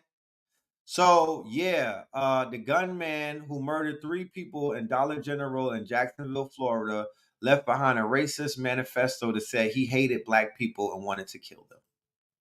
But they won't let us read it. There goes the fucking Peckerwood right there. Not the one on the left. That's a woman, y'all. I know. Nah, the one on the right, that's him. I know she hard in the face. You know what I'm saying? She got the Hulk Hogan, she's like a white nigga with Hulk Hogan hair, but no, that's a lady, y'all. That happens to be the mayor, Donna Deegan. You know what I'm saying? Donna Deegan, you know what I mean? The meth all-stars, method woman, not method man, method woman. You know what I'm talking about? Yeah, there go the nigga right here, looking like, you know what he looked like, right? You know why he went, you know what he looked like. It's these niggas right here. You know what I'm saying? If I see a nigga in the gym that look like I'm just hooking off, fuck it. You know what I mean? I know y'all got my bail money. It's just I can't be around niggas that look like this. You know what I'm talking about? That's why I advocate for separation. I can't fuck around with niggas that look like this. You know what I'm saying? Like, and for you niggas that be at Trump rallies, niggas for Trump, and y'all rub bellies with niggas like this, and you know what I mean? You niggas are waiting on people like this at fucking Hooters. You know what I mean? Y'all need a wake-up call. You know what I mean? Niggas for Trump. Y'all need a wake-up call because y'all going to rallies around both of them, the woman and the man. Or I don't know. Is that it? I'm getting on my pronoun. They. The they and the them. I don't want to fucking misgender homie into the left. I don't want to misgender one of the genders and whatnot. I'ma just say they and them. You be in rallies with they and them and don't know what the fuck. You know what I'm saying? You niggas are standing around people like that. Stop a lot. He killed the homie right here. Homie looked like he was, you know what I mean? Like I could have smoked a J with him. He looked like he was cool. You know? So there go the timeline. He went to a fucking HSBU. He was gonna really ritualize niggas and shoot the school up, right? They thwarted his fucking plans and he failed. He really failed. Because the idea was to go to, on the anniversary of I Have a Dream, the original plan was to shoot the school up. It was the first school, so he would have really got deified.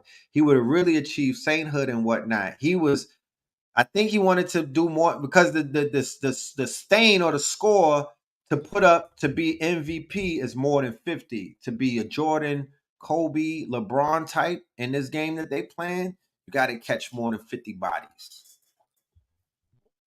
Don't get excited, ladies. I'm not talking about hot girl summer either. I'm talking about bodies. You know what I'm talking about? I'm talking about stains.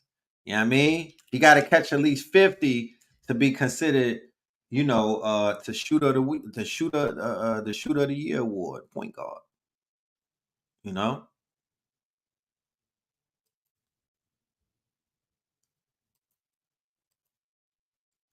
so the video, the 5-year anniversary of the exact day where he caught these bodies, right?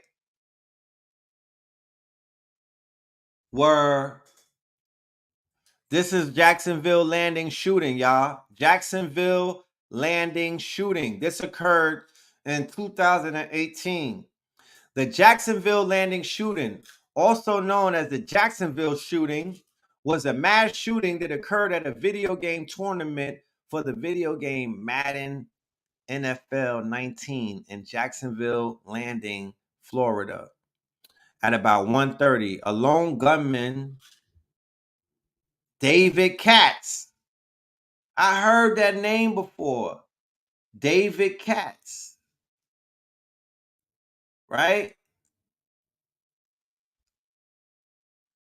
Have you heard that name before? David Katz?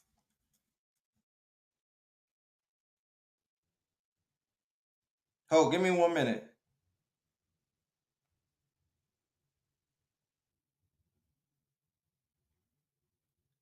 Have you heard of the name? That name sounds familiar. Where did I hear David Katz?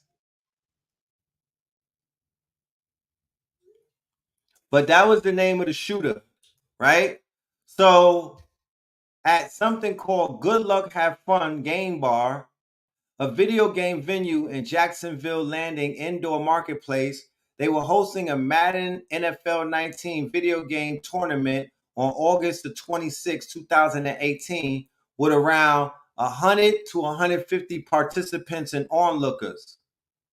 After one of the participants, David Katz, lost the game, he refused to shake the hand of the winner and left the tournament. White fragility, little dick energy, right? White inferiority, because the nigga who whooped his ass was a brother. Soon after, he returned with one of the 2 handguns he had brought to the event. Katz fired 12 shots, killing 2 people and wounding 10 others. Right? Then he committed suicide. There you go. Once again, a fuck boy. A fuck boy. He was a 24-year-old professional Madden player from Baltimore, Maryland, who was attending the Jacksonville tournament as a participant. Katz had lost a few rounds in the competition, which prevented him from reaching the finals. Fellow competitors reported that he'd been acting weird and refused to shake hands with them after losing the competition. You know what I mean? That's why you got to teach your children, take the fucking L. Take the L. You know what I'm saying? Take the fucking L like a man. So I want to, there's a highlight on video games, since that's the situation that we see, that they had a video game tournament and this motherfucker was in there catching bodies and whatnot.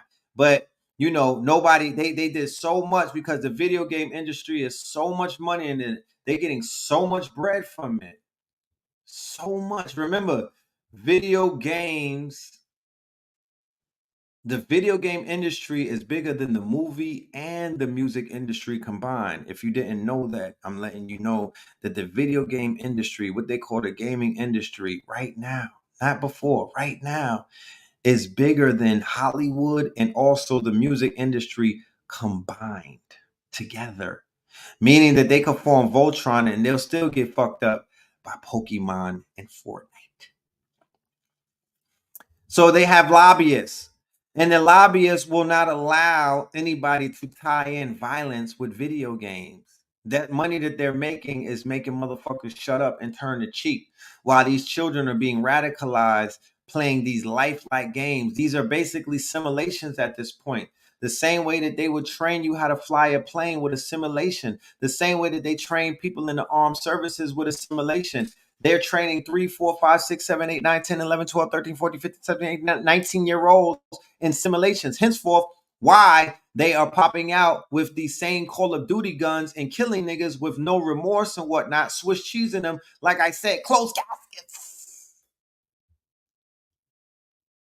Closed caskets. I come from a violent era, and they wasn't shooting like that. You had an occasional closed caskets, but they stand over the body now, and they dump the motherfucking dick in their face. That's what they call the clip, a dick. You know what I mean? The extended ones. They dump the 30 clip in their faces, closed caskets. They pop their dreads off. You feel me? So, oh, so sweet. Video game developer Bungie issued a statement that all its Bungie and Destiny channels would observe a day of silence in memory of the victims on August 27th. Oh, that's so sweet. Bethesda, a video game publisher, also issued its condolences, stating that it will support the efforts of the EA family however it can. Optic Gaming announced shortly after it will be holding a charity live stream on August the 31st, with all the proceeds going towards the families of the victims. Oh, you're so nice. Look at them. EA Sports released a statement the same day expressing its sympathies and stating that it was working with the authorities to figure out what happened. What do you mean what happened? What do you mean what happened? What happened is that Lil Peckerwood lost and he starts shooting. Fuck is you talking about? Fuck you mean? What happened? What the fuck you mean what happened? So all of these empty ass gestures, this fake ass condolences, motherfuckers was right back at it the next day.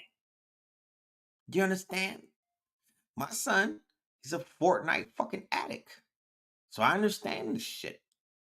You know what I mean? My daughter, she loves her Roblox.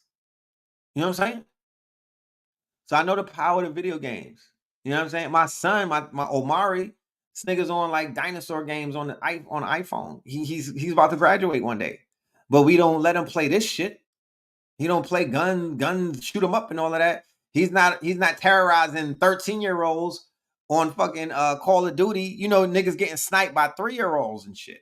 Cursing them out. Fuck you, nigga. You like, wait a minute. You sound like an infant, nigga. Is this Boss Baby that I'm playing against? Like, the fuck is going on? Yeah, these little niggas is online babies. Little babies playing little baby. Real talk. Like little baby literally playing little baby on these online tournaments. And they both cursing each other mamas out, suck SMD and all of this crazy shit. Look at this little toddler. Look at this little toddler. You lock little fucking Osiris Timothy Bay in his room and whatnot.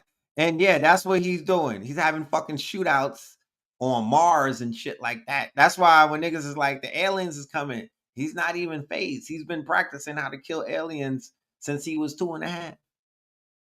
You know what I'm saying? He's not phased.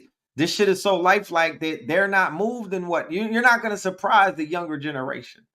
They have lifelike graphics. You got to do high, you know what I mean? You have to exceed the level of exposure that they're getting in these visual games to even get them to be like, really? They're not fucking amused. You niggas are analog. You're not digital like this. You're not digital like you're not feeding that part of them. They want to be fed smoke. They here for the smoke. They here for the blood and whatnot. They here for the violence. You understand? Even though I don't fuck with Charleston White like that. Let me go and show you something real quick because I don't want to lose. Charleston White is going to cover some shit. That's going to cover some grounds, and then I'm going to cover something else. Make sure y'all hit that Cash App. Let me put the Cash App because I ain't hear near coin drop, and I'm not checking that shit because to be honest with you, it is what it is. Y'all vote with y'all dollars. Y'all tell me if I'm lit or not. If y'all don't support, then I'm not lit. I ain't doing it right, and I'll just go back to gossiping. You know what I'm saying? I'll just go back to gossiping and shit like that. Like, fuck it, you know. I listen to what the people tell me. You know what I'm talking about?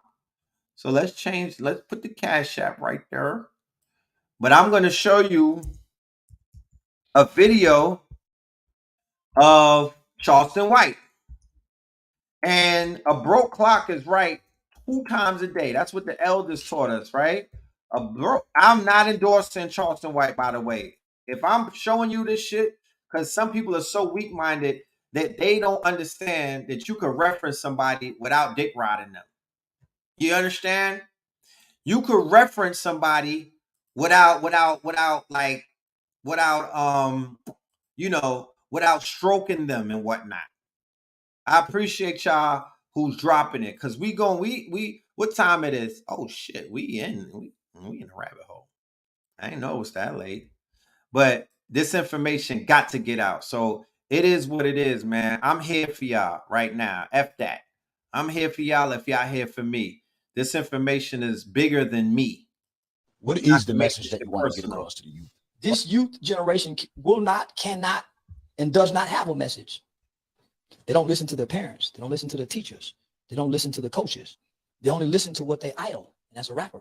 This generation will not have a message of young people. They will not have a messenger. They will be destroyed. Old people aren't dying of old age right now. They're living. We're outliving our youth. We fed hate to this group of kids. This group don't know love. This group don't know loyalty.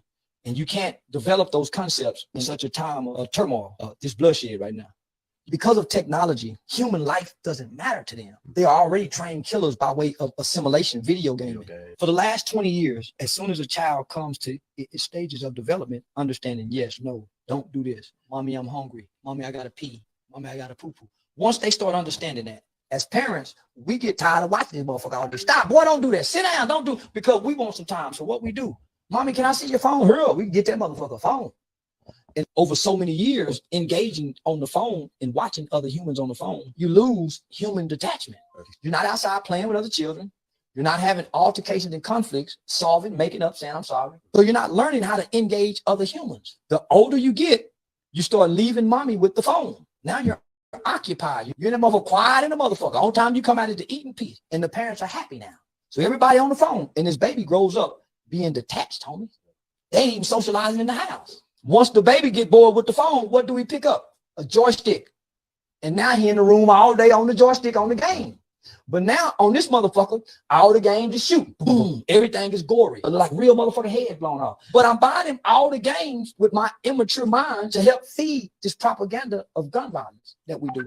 We're creating these little robots. They're not like humans anymore, homie. It's been Call of Duty like a motherfucker. Yeah. When I first heard Pooh Shiesty, I said, nigga, this that new generation.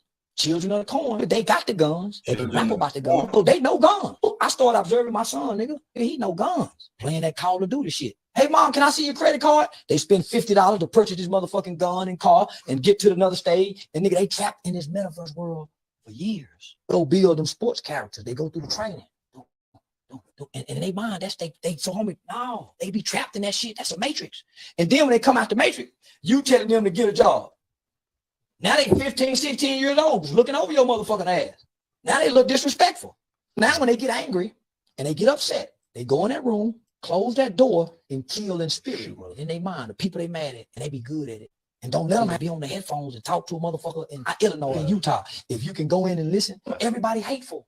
Even the grown folks on their fucking mother. It's like that online, in the comment section. Yeah. Everybody's hateful in the matrix. So when you plug out the matrix and have to deal with your mother, deal with your sister, homie, you don't have no attachment. So this is the generation that you can't get a message to. They have to go through to know. Life got to teach them. Because, nigga, you got to understand the seeds we sown.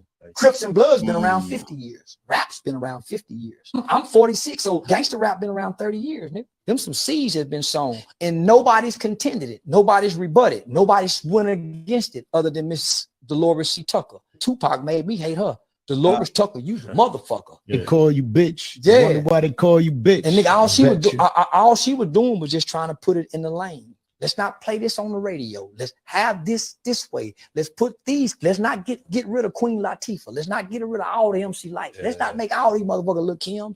Sister Soldier, man, let's make some more of them. So that's all she was doing. And then they made us believe that she was bought out by the industry. She wasn't, homie. Man, like I said, this is not an open endorsement for Charleston White. I don't get into what he do privately, but that video spoke to me.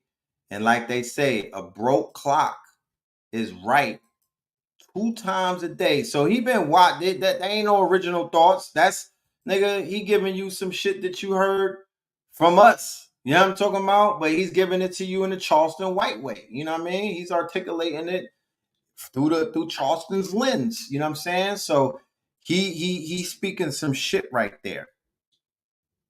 You feel me? He's speaking some shit right there. That's called old man wisdom. He's speaking some shit that you gotta live through some shit to see some shit to know what the fuck you looking at. So I respect that. So this right here are children of the GMO corn. That nigga said children of the corn. And this is what we looking at right here. Children of the motherfucking corn. But the GMO corn. Okay? Let's be clear. The explosive rise of Jacksonville rap. Because, you know, niggas like to let black people get off the hook. They like to let the youth get off the hook. They like to let the culture get off the hook, and they just blame everybody else. They love to fucking deflect. And they're letting this tyranny, they're letting this psychosis, they're not diagnosing the youth. There's people in our community should be arrested at the end of the day. Because the agent provocateurism is just so blatant at this point. Like, we need to start doing some community citizens arrest and demanding through interrogation to find out who some of these niggas work for. I'm gonna keep it fucking real. These little niggas, these little demons and whatnot, they are children of the GMO corn. Malachi in them. They not on demon times, they got demons in them.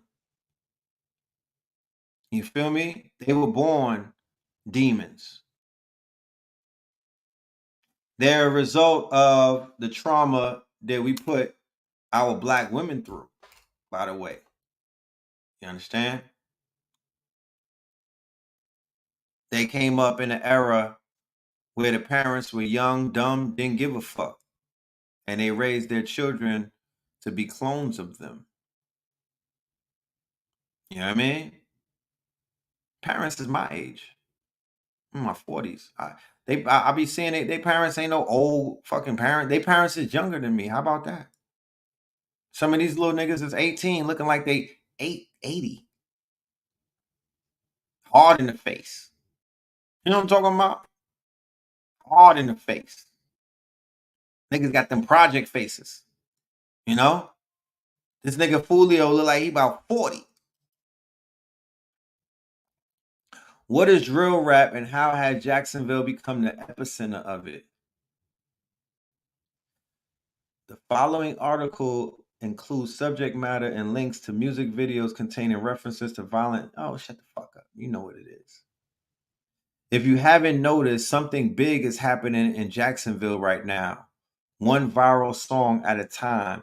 The balance of Florida rap is shifting. So this is how they throw rocks and hide their hands. Keep in mind, they're not being critical, but this is from Complex, the same remember, this is an endorsement.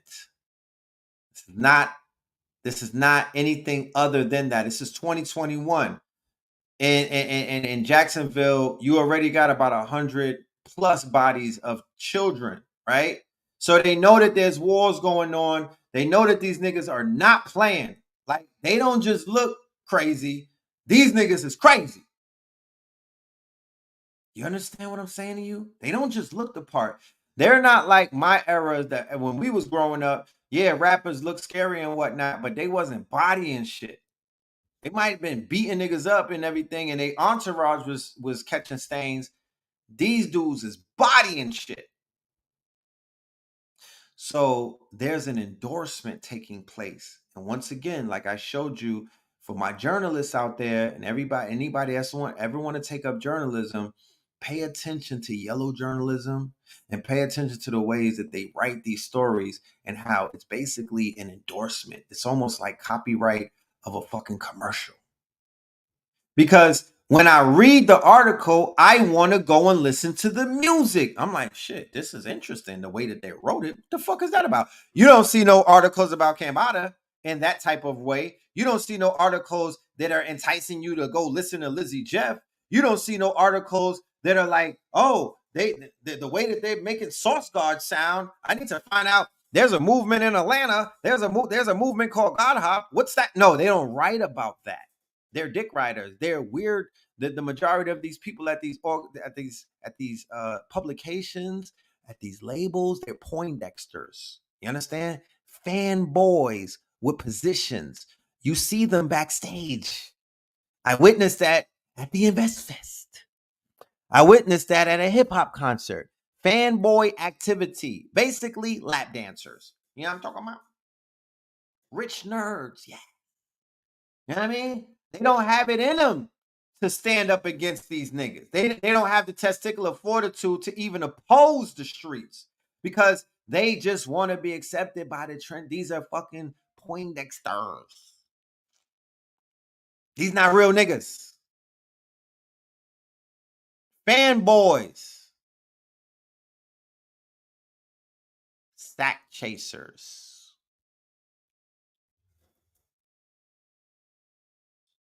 No, the Invest Fest, sir. He said the Zest Fest. No, you was at the Zest Fest. You was on the headliner. They had you on the motherfucking headliner tour. Yeah, so check this out. For years, South Florida has dominated the state's rap scene, led by artists like Uncle Luke, Trick Daddy, Trina, Plies, Rick Ross, Kodak Black, and Triple X. That's over there by the beach. You feel me? That's over there by South Beach, Carroll City, Little Haiti. You know what I mean? That's that side over there, right? That's South Florida. If you look at the map of Florida, I just looked at it the other day. The shit is humongous. I didn't realize how big and spaced out Florida was. Whenever anyone outside the state talks about Florida rap, they almost always bring up southern regions like Miami and Broward County. But now a new area of Florida is demanding attention thanks to an explosive new generation of rappers up in Jacksonville. In 2021, a new Jacksonville rap song seems to be going viral every week, with tracks like Who I Smoke, When I See You, and Beatbox, racking up tens of millions of plays. By the way, Who I Smoke and When I See You are basically drill songs talking about dead ops. One of those videos is filmed in a cemetery, okay? But they're promoting it on Complex right now. Like, these are the songs that you niggas need to go hear. Many of the city's rappers make songs about street life in Duval County, and they all do it from different perspectives. Somebody like Little Papa delivers his message with a lot of melody, while an artist like Fulio attacks his songs with much more aggressive energy. A lot of these rappers are tangled up in unresolved beef with each other, which is openly referenced on songs. The wildly disrespectful lyrics on a track like Who I Smoke, which includes disses about deceased rivals, is bringing unprecedented national attention to the city this year. But beyond all of the shock value is an undeniable talent, new era of rappers who are all drawing attention to themselves in their own ways. It's a fucking advertisement. It originated in Chicago's South Side in the early 2010. Nearly a dozen years later, Jacksonville appears to be making inroads on becoming the epicenter of this disturbing branch of rap music. What is drill rap?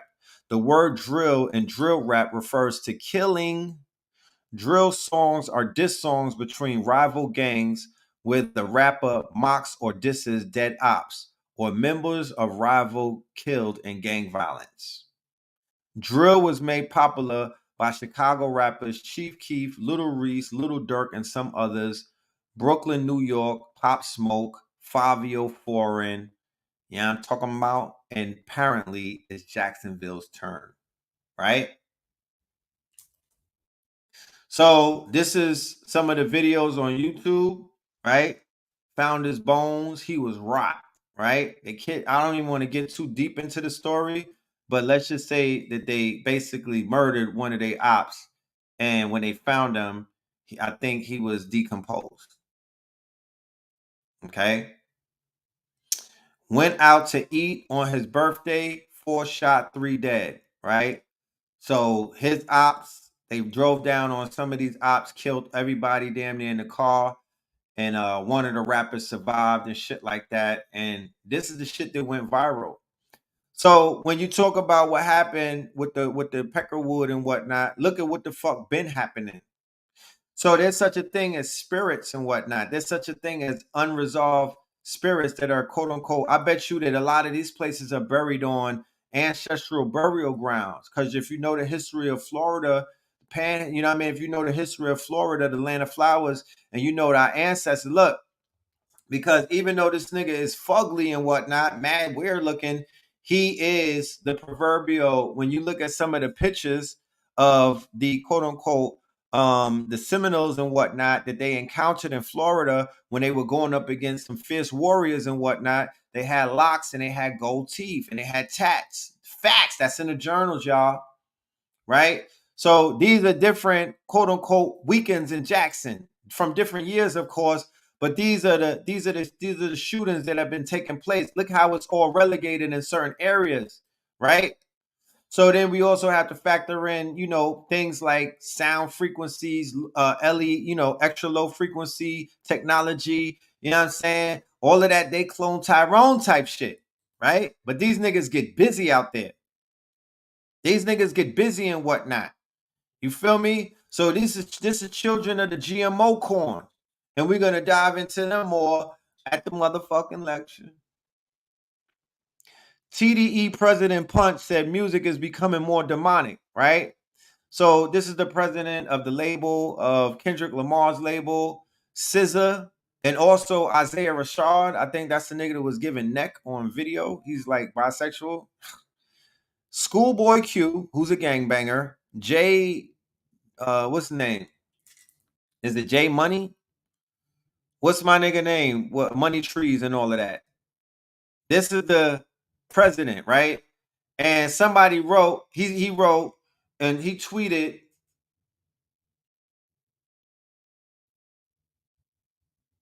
you know, he tweeted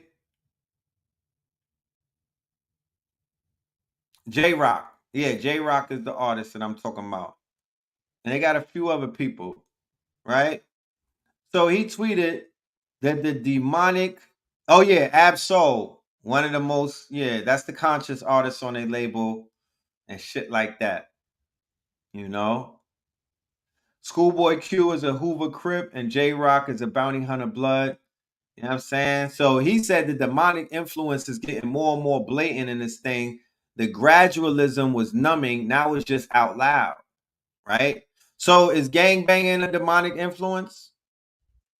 Is niggas talking about, you know, even if they're not that blatant, is that anything demonic in gang banging? Or you niggas are still holding on to the fact that there's community revolution in progress, stupid shit? Is that what y'all want to stand on? Are you standing on that quicksand? Is that right? Yo. Somebody wrote, I love you and TDE to death, but if we talking demonic, Kendrick shouldn't be rocking the crown of thorns on stage, even though that was his last album with y'all. And SZA has the Jezebel spirit, so something's got to give. Then he said, I'm not here to speak on what anyone should or shouldn't be doing. Everyone have their personal beliefs, and so do I. See, they always defer to that stupid shit. Nigga, stand on business, bro. What the fuck? Nigga, I don't like that. Check this out. You cannot convince me otherwise. Sexy Red is not industry plan, but here to help finalize the destroying of the black woman image. They was already had us under attack, and she was here to just finalize the process. The way they trying to force her on us is just crazy. Like, I wanted to go see Drake, but once I found out Drake had her opening for him, absolutely not. Absolutely not. Am I going to support anything that thing is behind? I'm not supporting it, right? This is the reason why it's time to separate. It's time to separate black women. Because ain't no way I'm about to be associated with that and Suki Stankiana. Ain't no way. Ain't no way. I don't care how you feel. I don't care how you feel. At this point, separation has to happen. It's one thing to make trash music. That is a different level of trash. That's a different level of trash. Comments, my neck, my back. Hold on. Y'all not seeing the sister talking? What the fuck? Hold on. Okay, there you go. We got a fucking delay over here on this side. You cannot convince me otherwise. The sexy red is not an industry plant that was put here to help finalize the destroying of the black woman image. They was already had us under attack, and she was here to just finalize the process. The way they trying to force her on us is just crazy. Like, I want to go see Drake. Understand, she said finalize the process. Nobody is blaming Sexy Red for starting thought culture. Nobody is saying that she, you know what I mean? Because niggas will be like, what about Little Kim? Shut the fuck up. She said finalize. Nigga, you know what fucking finalize is? You seen a race? They pass batons in a race. And then Sakari Richardson, she's the final runner. You know what I mean? So there was other thoughts running, but they're trying to finalize. So there's levels to it. Once when they break the mold or they break the seal, somebody has to come and do more raunchy shit. So yeah, you got WAP with Megan and everything. So now you got Sexy Red. You got Glorilla on the ratchet shit, but now you got ratchet sex. Because the WAP shit wasn't as ratchet as this shit is. This is straight hood rat, dingleberry, motherfucking, you know what I'm talking about? This is like she said, this is Barquisha and these bitches. Absolutely not. I'm not going to support anything that thing is behind. I'm not supporting, right? This is the reason why it's time to separate. It's time to separate these black women. Because ain't no way I'm about to be associated with that and Suki Stankiana. Ain't no way. Ain't no way. Ain't no way. I don't care how you feel. I don't care how you feel. At this point, separation has to happen. It's one thing to make trashy music. That is a different level of trash. That's a different level of trash.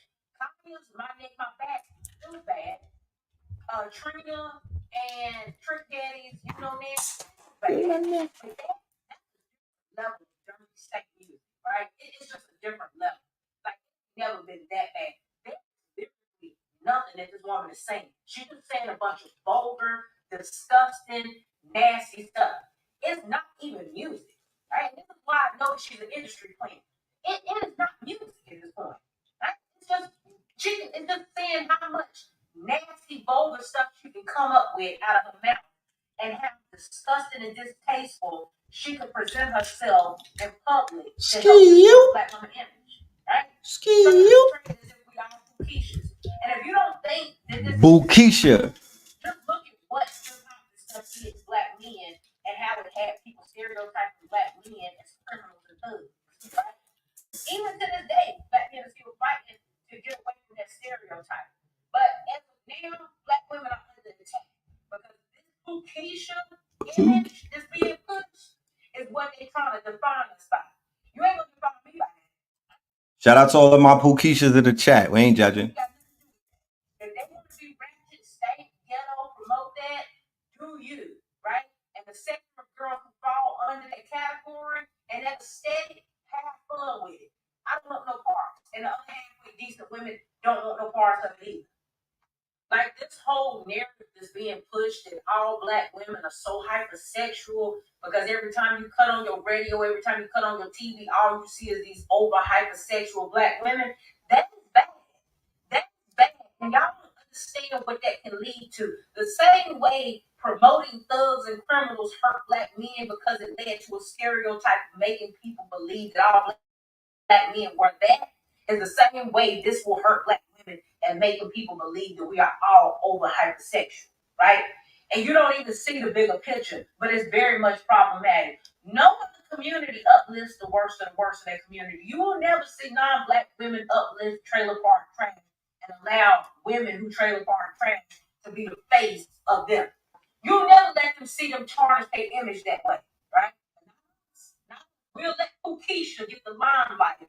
We'll support it. We'll get behind it. We'll sing the trash music. We'll stream the trash music. We'll repost the trash music. We think it's funny, right? We think it's funny until you see the results that come from it. When you see the trickle down effect of what comes from promoting that image of the person, of the people that you are, right? I'm not behind it. I don't support it. I don't respect it. It's disgusting. Her name is Dana Dane.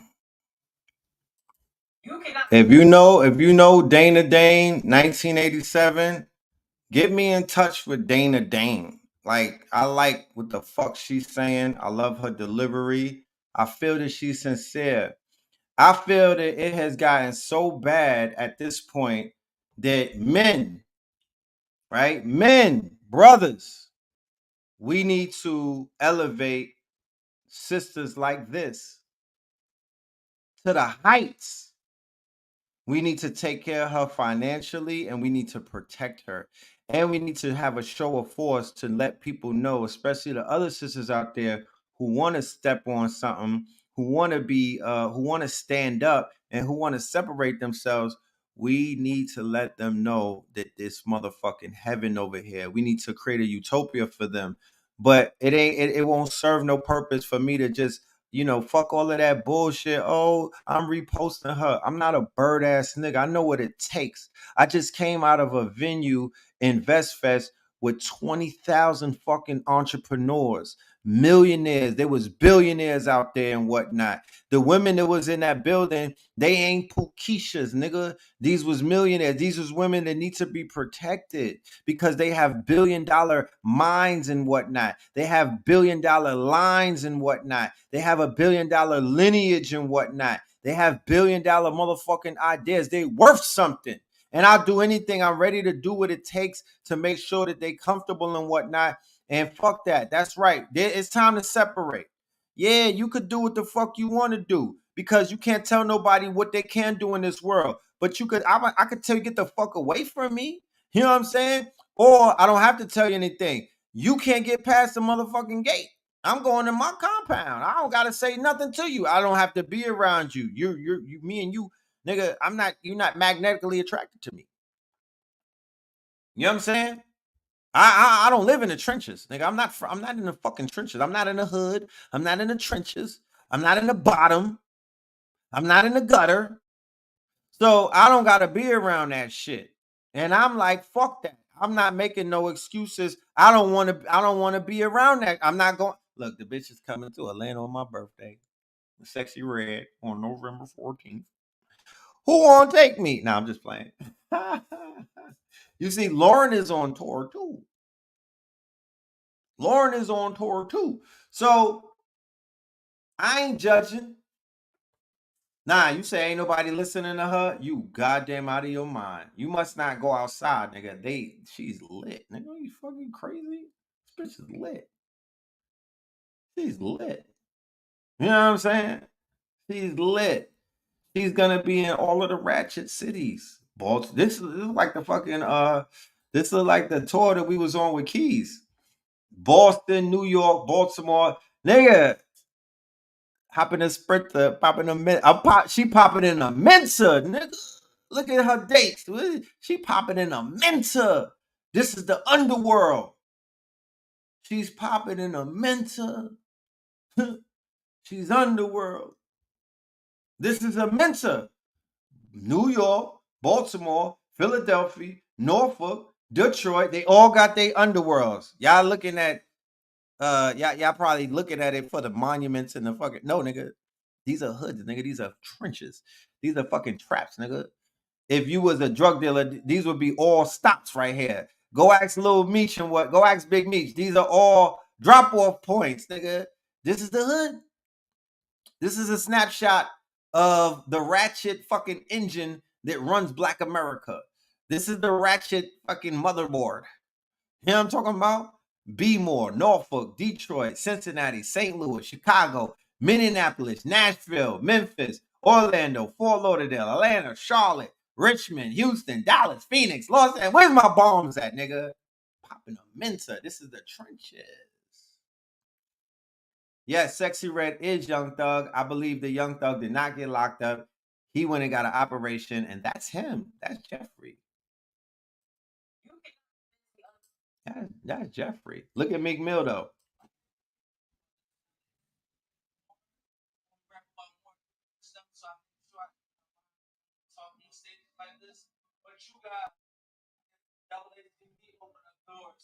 For people like me to be able to power forward because the niggas that fund us, they don't power me forward, you know. So literally the same people. Literally the same people who own the labels on private prisons. Stereotypes of black and brown people depicted in hip hop music.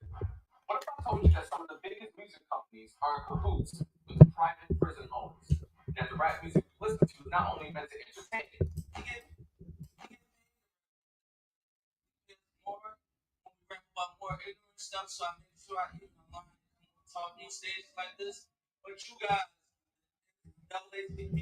Get Meek Mill around more white people. Fuck that. Get Meek Mill around more white people because that nigga starts talking very intelligent and he gives up the motherfucker. He starts snitching.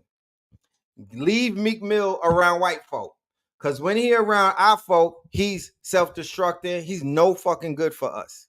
He's not. He's trying to gamble. He has that annoying ass. You know how smart niggas try to sound dumb? When he get around niggas, he start that draw. He start doing that Philly draw, and he starts to act dumb to be cool. Keep him around coons, toms, and white folk. Okay, he'll do a little bit of bunny hopping here and there. You know what I'm talking about? He'll touch a few toes and whatnot, but he's gonna give up the motherfucking information.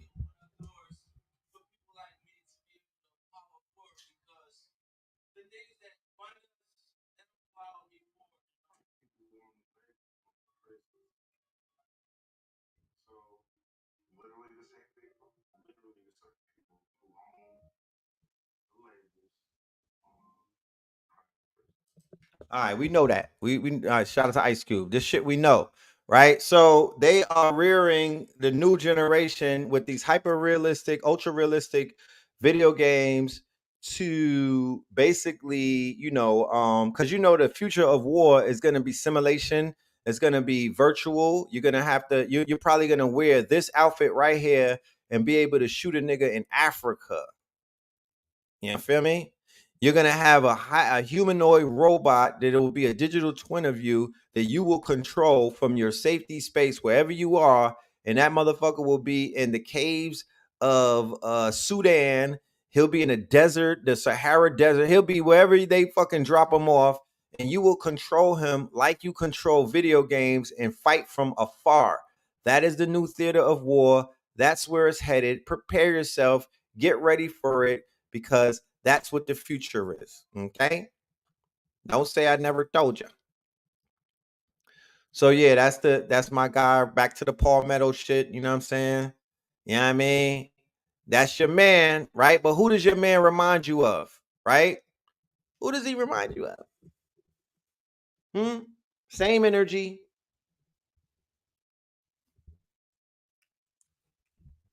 Who does he remind you of?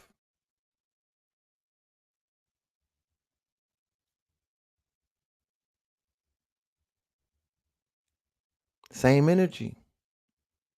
Both Floridians. If you've been in Florida, it's a bunch of these niggas out there. Cupcakes. They not even betas. They zetas. You know what I mean? Zesty ain't the word. Right? These are the same people that we went up against in Moorish Spain. These are them. These are the traitors. You know? Yeah, they look white and mixed with Latino. That's all of them fucking Floridian niggas. A lot of them. Some of them become law enforcement. You know what I'm talking about? Some of them become Chippendale dancers. Some of them become electro music DJs. Yeah, fuck niggas. All up and down Florida. Naples, Orlando, you name it. Kendall, Homestead.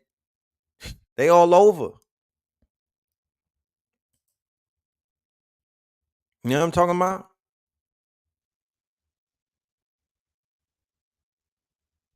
Rome, what they call that? Jesuit soldiers. They the Jesuit fuckboys. You know what I'm saying? Yeah, NPCs. These are golems. These are walkthrough. These are walk-ins. These are golems. Them motherfuckers look possessed. right? These are NPCs, glizzy goblins. Yes, yes, yes, yes, yes, yes.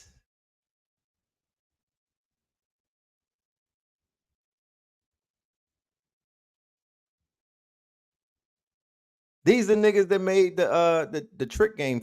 They fucked up the trick game.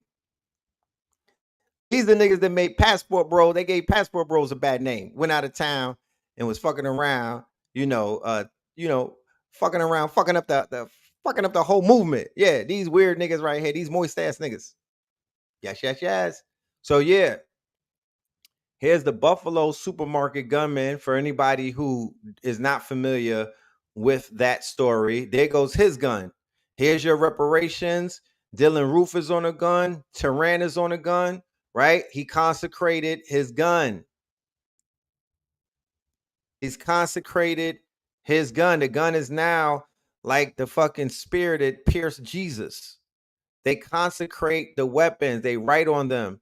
If you go to the shooting range and you busting shots and the nigga got white paint on their gun, hold the blicky tight and get up out of there. You know what I'm talking about? If you have a white boyfriend and you go over his crib and he got the AK or the motherfucking M16 with these weird writings, you don't know who these names are because all you know is Love and Hip Hop and Sukiyana. Bitch, get out of there. You know what I'm talking about? Now you know. You know what I'm talking about? Ladies, ask your white boyfriends to see their gun collection. Fuck that. If he really loves you, you know what I mean? Ask to see the gun collection. Bring your brother with you or something. You know what I mean? Demand to see the gun collection. You know what I'm saying? Because if they writing on it, then they decided they might want to murk you one day. You know what I mean? Because these are consecrated weapons.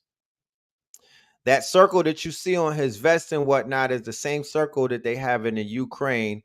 These are the same racist, quote unquote, white supremacist battalions and whatnot. That's the Black Sun. That is a logo of the Black Sun. Beware, that is the telltale sign of them being neo-Nazis or down with it. And they don't even use the word neo-Nazis too tough. It's just global white nationalists. They have new names for themselves, but it's the same fucking same wing, same bird, same wings, same feathers. You know what I mean? I'm just showing you something to look out for. Pay attention, because it's paying attention that will keep your ass out of harm's way. Pay attention. There are telltale signs everywhere around you. You just have not been taught what to look for. Pay very much attention. If somebody got a tattoo with this on them, stop fucking with them. If your coworkers got this at their desk, then, throw water on them or whatever. Don't, you know what I'm saying? You just know now. This is the Ukrainians. This is what they wear. That's a Ukrainian soldier to my right. And that's the battalion that he wears in right there. These are neo-Nazis. That's why Putin was riding. That's not the only reason, but Putin is riding on the neo-Nazis over there in Ukraine, and we're sending them money, right? This is from the Buffalo and whatnot. These were the melanated people that they ritualistically murdered and whatnot. They sent them up, but it was all a ritual. They fed their court, and we sit there crying and we writing on walls and whatnot. But you have to take those faces off the wall and you have to martyr them, right? Or they're going to be angry spirits. They're not settled and whatnot. You have to do something to send them into a higher realm in their quote unquote ascension. And I can't talk about what that is on YouTube. I'm not fucking dumb. I'm stupid, but I ain't dumb. Okay? I'm stupid, but I'm not dumb. We'll have that conversation in a more secure place. This is not the place to have that. Okay? But yeah, this is a continuation of this. This Buffalo shooting is the twin to the shooting that just took place. This is the continuation of that shooting. It's the next leg of it. It is the continuing of it. All right. And more, they are planning for more moving down the line. But I'm just showing you the patterns on how it moves. They go to store, Tops. Same way to Dollar General. In a black area, predominantly black area, soft targets. Look at the faces. Soft targets, right? Let's go back to the wall. Soft targets, right? These are soft targets. These are mamas, grandmamas, grandpapas, your papas and everything. Soft targets. Soft. They're not man enough. They wouldn't go run down. The same day that they beat fucking Freddie Gibbs' ass in Buffalo when they jumped him in front of his baby mama, who's a porn star, who's wild foul, by the way. Crazy. She's foul, bro. I promise you. I'll get on that another day. She's foul as fuck. For a pregnant porn star, she is foul. But anyway, she got beat up, and so did he did. They snatched her chain, smacked her up, and beat Freddie Gibbs the same day that this happened. Maybe at the same time that it was happening. Go figure. But the white boy wouldn't, if he seen them beating Freddie Gibbs up, he wouldn't go shoot at them because they not soft targets, because these are young black men. And they're not soft targets. They would shoot back. Or they'll fuck around and smack them and get the gun and whatnot. He's not going to shoot at them. He's going to shoot at their grandmama. But it's just the dichotomy of what took place that they stomped the fuck out of a black man, another rapper, beat him up, and beat his girl up and snatched her chain. But they have no smoke about the. But then when it came to this nigga Benny the Butcher made a rap song that was wild corny. You could tell he recorded that like 5 a.m. He didn't have no umph in it. He didn't put no swagoo on that shit. You know what I mean? And we didn't believe you. He didn't sound believable, right? But they didn't go looking for a homie. I would get locked up and stain him. You know what I mean? I'm just built like that. Wait, he's in central bookings. All right, fuck it. Let me go let me go smack a cop or something. You know what I mean? Like, nigga, let me go catch a charge. I'll go in the system and go eat food. You know what I mean? Like, I'm on my Terminator shit. Like, I'm going back in time to catch you niggas. Like, I'm chasing John Connor down. You know what I mean? Like, that's real soldier shit. Niggas is not built like that no more. That's real soldier. That's jump out the airplane to cut a nigga type shit. Like, you know what I'm talking about? That's some Fortnite shit. I'm jumping out the moving plane on you niggas. Like, I don't even think niggas have it in them like that no more. They don't got it in them. He wasn't supposed to survive in Buffalo jail. He was not supposed to survive, but he did, you know? So fast forward as we wind this beautiful night that we have all collectively shared with each other down. This has been a wonderful demonstration. I feel better, you know what I mean? I had a lot of heaviness on my heart, and I feel better that I've been able to share this with y'all and just unload. You know, hopefully it's been received by the audience in a way where you know that this is basically this is my love language. You know what I'm talking about? This is my love language. This is how I communicate. Putin orders the Wagner fighters to sign an oath of allegiance. So fast forward to some real gangster shit. Know what I mean? Because I want to give you a glimpse of what it's gonna take. Feel me? Men and women. Fuck that. Because we all in this shit together. Before I even get into that, I had said that before I forget, let me I gotta take you out to the Grammington to show you how things This youth generation. So since we last met, I propose, go listen to Burna Boy album. That shit fire. Burna Boy makes music for Nigerian call centers. You know what I'm talking about? Yeah, I like Burna Boy. You know what I'm saying? I know he be talking crazy, but you know, he got a speech impediment. You know what I mean? You know what I'm saying? He's African. He can't translate everything. So I'm not judging. I'm gonna let y'all do that. You know what I mean? The album is fire. It's a concept album. He infused some Wu-Tang shit into it. It's different. But he's lit though. You know what I'm saying? Where's this video? Oh, here we go. So remember I was talking about NPCs, or PMCs, private military corporations and companies. Look at this.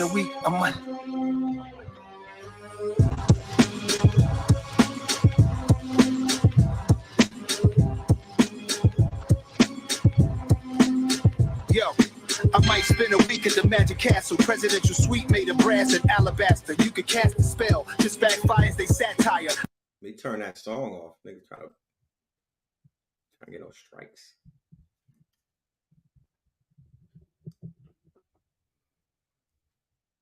Yeah, this ain't Sexy Red. This ain't Sukiana, niggas. So you could still be sexy. You feel me? You could still be sensual. But we at war, and I'm not playing no fucking games. You know what I'm saying?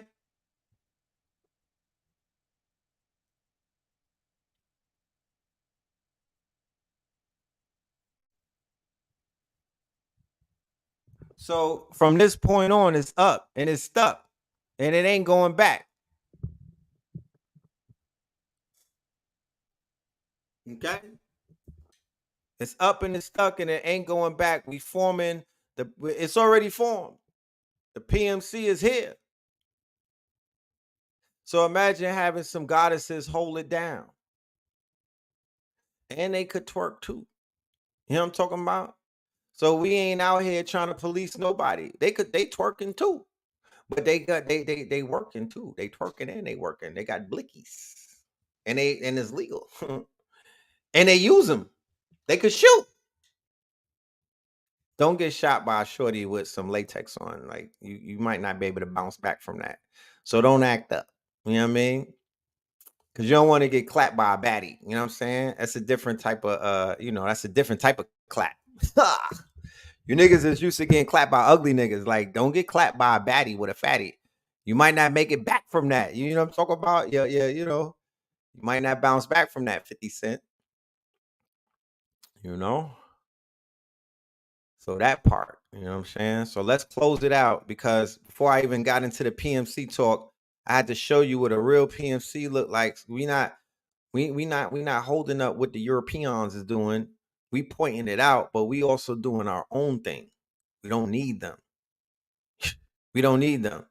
It's what we do. Feel me? But this is the baddest. Well, it was until they bodied him. This was one of the baddest military operations in the world. The Wagner Group. You know what I mean? And then Vladimir Putin killed this nigga because he crossed him. He killed his whole team. Okay? Killed the whole team. So now that he bodied the head nigga of an army, a standing army who Russia basically, was funding and whatnot, he's making them sign an oath of allegiance to basically stop any mutiny and to take control of a multi-billion-dollar private army, because they have diamond mines, gold mines, oil fields in Syria. They was fighting for resources. They're not a regular mercenary group. They go to fight, but you pay them with your resources. So everybody is in Africa saying, "Yo, who you got smoke with? You got beef? I'll hold it down for you. I'm gonna shoot for you, but when I body that nigga, I want that. I want rights to that gold mine. You got me? All right, cool. Because they got advanced technology. They set the drones up and they go and they spin the block and they body shit and whatnot. And then the Africans are giving them what they asking for. They in South America, they in Brazil, bodying shit. They're in Venezuela, bodying shit. I think they're in Ecuador, bodying shit. They're in Africa. All of that shit you see going on with France getting kicked out, that's all the Wagner Group's work. Through Russia is using them as the front. That's all their work. You see the Africans on TV, but behind the camera is the Wagner Group holding it down because they have the advanced technology. And these are like prisoners that they took out of the. Imagine if niggas is doing life in Pelican Bay had the opportunity to go to Africa to fight. And if they won, they have rights to a diamond mine. Are you fucking kidding me, bro? Imagine if they went to Rikers, Sing Sing, Alcatraz, Rawway prisons. They went to fucking ADX. You know what I mean? They went to all of the big boy. They went to Beaumont. And they basically gave the lifers an offer that they couldn't refuse. Come and work for me, right? In a private army. If you fuck up in any way, you get killed on sight, though, right? Because you still theoretically you're a dead man walking. But would you rather die in a cell or would you die for Mother Russia? Niggas is like, sign me up. So the Wagner Group consists of, I'm gonna let them tell you.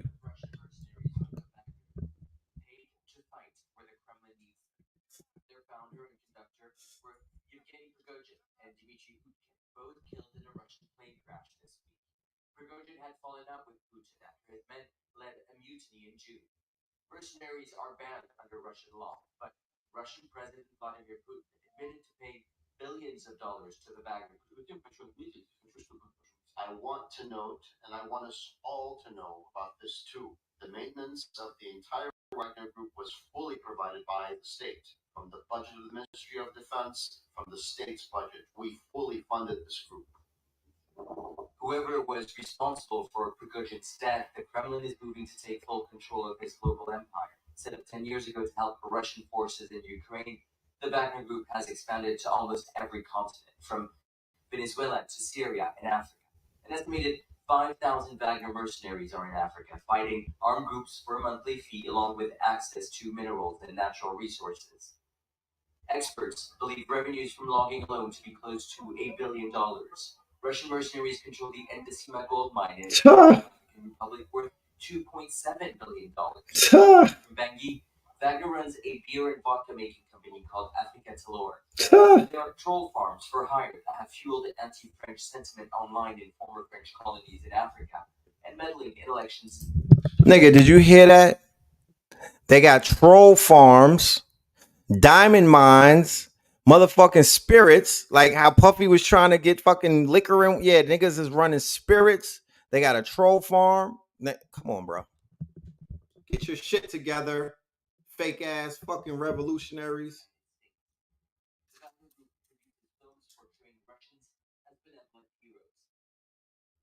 This was the last video of Prigozhin, supposedly filmed in northern Mali one day before his death. He said Wagner is here to make Russia even greater and Africa even more free. Prigozhin sucks up a lot of attention, but I also think what Wagner does, this PMC, is bigger than just one person. It's bigger than Prigozhin or any one or two executives. And I think, I suspect we will see someone come in to take his spot, perhaps someone less flashy, less controversial, more aligned and more loyal to Putin. The Wagner Group is a symphony of companies, with the musicians playing a key role the Kremlin cannot do without. Nicholas Hawk, Al Jazeera. Yeah, so I mean, what else is niggas aspiring to be? You know what I mean? Especially you fake gangster niggas. Like, what else would you aspire to be but that? There's nothing else. At the end of the gang shit is dead. The streets is a fucking myth. What else is there to go? You niggas are dying meaningless deaths. You're dying deaths of despair in the fucking hood, niggas. You niggas is dying of dumb shit when you could be active. Get your shit together, you bird ass niggas. Get your shit together. All of this talking in this community, I'm ready to start smacking niggas. Get your shit together, man. Get busy. Do something. Real talk. Do something. The whole world moving at a fast pace. Niggas is still running around talking about it's God this or that. Nigga, oh man. Shit crazy, man. So he faked his death in 2019 plane crash, right? He faked his death and he popped up a few days later. But they saying that they have tested the DNA. So they confirmed the death of both him and the whole team. His whole fucking team died, all of the top rank. So the DNA, like I said, if I know Vladimir Putin, he want to test your teeth. He wants blood samples. He want to know, he going to see where the tattoo was at. You're not getting away with no body double. That was his op right there. So he made sure that this nigga was dead. And there's no advantage for him playing dead if he ain't really dead. So yeah, Putin is taking over the Wagner Group. They may be a little revolt, but yeah, they bodied that nigga. He's out of here. You know what I'm talking about?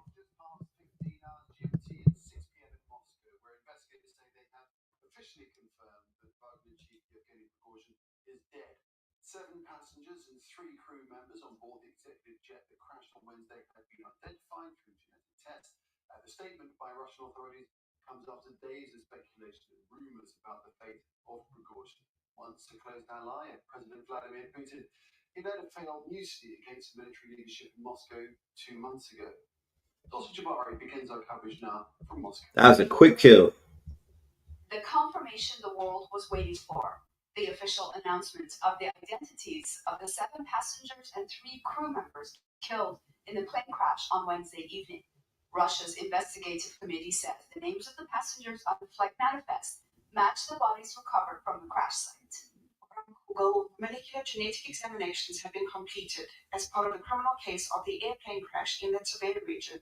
According to the results, the identities of all 10 victims have been established. They corresponded to the stated in the flight manifest. Meanwhile, on the streets of the capital, mixed reaction to the news of the plane crash. Yes, it's good because traitors end up like that. We don't feel sorry for traitors. Of course it's a pity. He was a hero of Russia. It's always a pity to lose such people. I think it is a tragedy, a human tragedy, and a tragedy for society. He was a cult figure. People knew about him. Many ordinary Russians have paid spontaneous tribute to Prigozhin. Memorials like these have been popping up across Russia.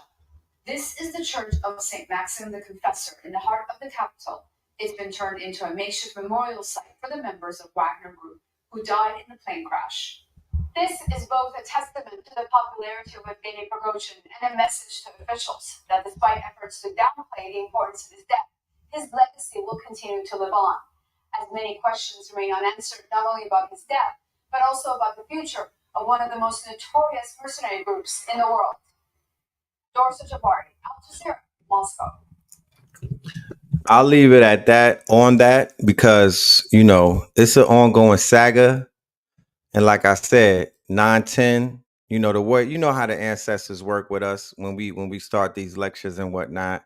They start sprinkling manna from the heavens. So we in for some shit before 9-10. You better bet your bottom dollar. You know what I'm talking about? So the story will continue. But like I said, PMC. Get it tatted on your neck. Run like DMC. You know what I'm saying? Private military corporations. You're gonna see that shit explode. It started with the Wagner Group, but it's gonna turn into something else. Real niggas don't die; they multiply, right? So Prigozhin, he's going to be an inspiration for something bigger to pop up. It's not gonna be overnight, but it's coming. You know what I'm saying? And I think that our people would fare better, like I said, if we got into some shit like that. We definitely, they had Blackwater and they had some other crooked niggas and whatnot that was running through shit, Kellogg's, but that's not us. I ain't talking about that type shit. I'm talking about we need some PMCs of some ex-military, ex-law enforcement that look like us that's gonna ride for us and ain't sucking Uncle Sam's left toe. You know, you got to be disciplined. Look, enough of you niggas got barked on and screamed on. You got spittle from white people all in your face. You took all of that fucking talking down to when you was in the armed services. Why don't you pull up? You already got fucking disrespected. You know what I mean? So you already in your discipline bag. You good for something, right? You know what I mean? You're good for something. So come and hold us down. Come and hold your people down. Come and get this bread. Y'all ran so we could walk. You know what I'm saying? But you already got disrespected by your drill instructor. I was in boot camp, so I'm not judging. They was barking on me, bro.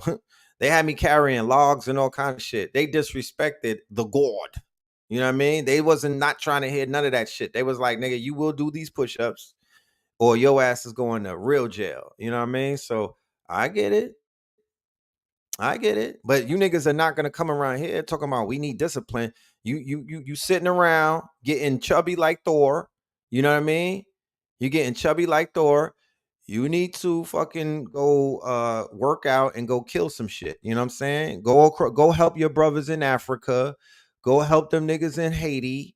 Go to Mexico, secure the fucking border, and go get some of them damn children that they kidnapped. Do something. Shit. Do something. I'm tired of seeing you niggas walking around with your fucking army fatigues on and you're not doing nothing. You're just doing a stanky leg. Go be something. Be all you can be. Didn't you take a fucking oath? You know what I'm saying? You crowding these spaces. You're not doing nothing for us. Go do something. Go make some fucking noise. Go capture a gold mine or something. We need that. You know what I'm talking about? Yeah, they disrespected me. They was calling me inmate. They wouldn't call me my name when I was in boot camp. I went to Shock. If you know anybody in New York City, nigga, Shock. Ask them about Shock. They call you inmate, nigga. They don't call you your fucking name. They call you inmate. I took that personal. They wake you up at 4 a.m. and make you do push-ups. And then they put logs on you, and you got to jog with a big-ass fucking log. If you have an argument with another inmate, you niggas got to carry a log together, and I didn't like that. And they didn't give me more than 10 minutes. They had good ass food, and they only gave me 10 minutes to eat it. So yeah, that was very disrespectful. I came home squaring my fucking corners, nigga. I was on some robotic shit. This was the year 2000, nigga. I was straight robotic, you know what I mean? So I know how boot camp trains niggas and how they program you, because I was squaring my corners. And I was having 45 degrees on a bed and whatnot. I was making my bed up even when I came home. They got me, bro. I had to shake that shit. I had to go back into the trenches and shake that shit off. You know? But anyway, it's been lovely. I appreciate everybody. Like I said, 9-10, all right, ATL. Make sure y'all are in the building.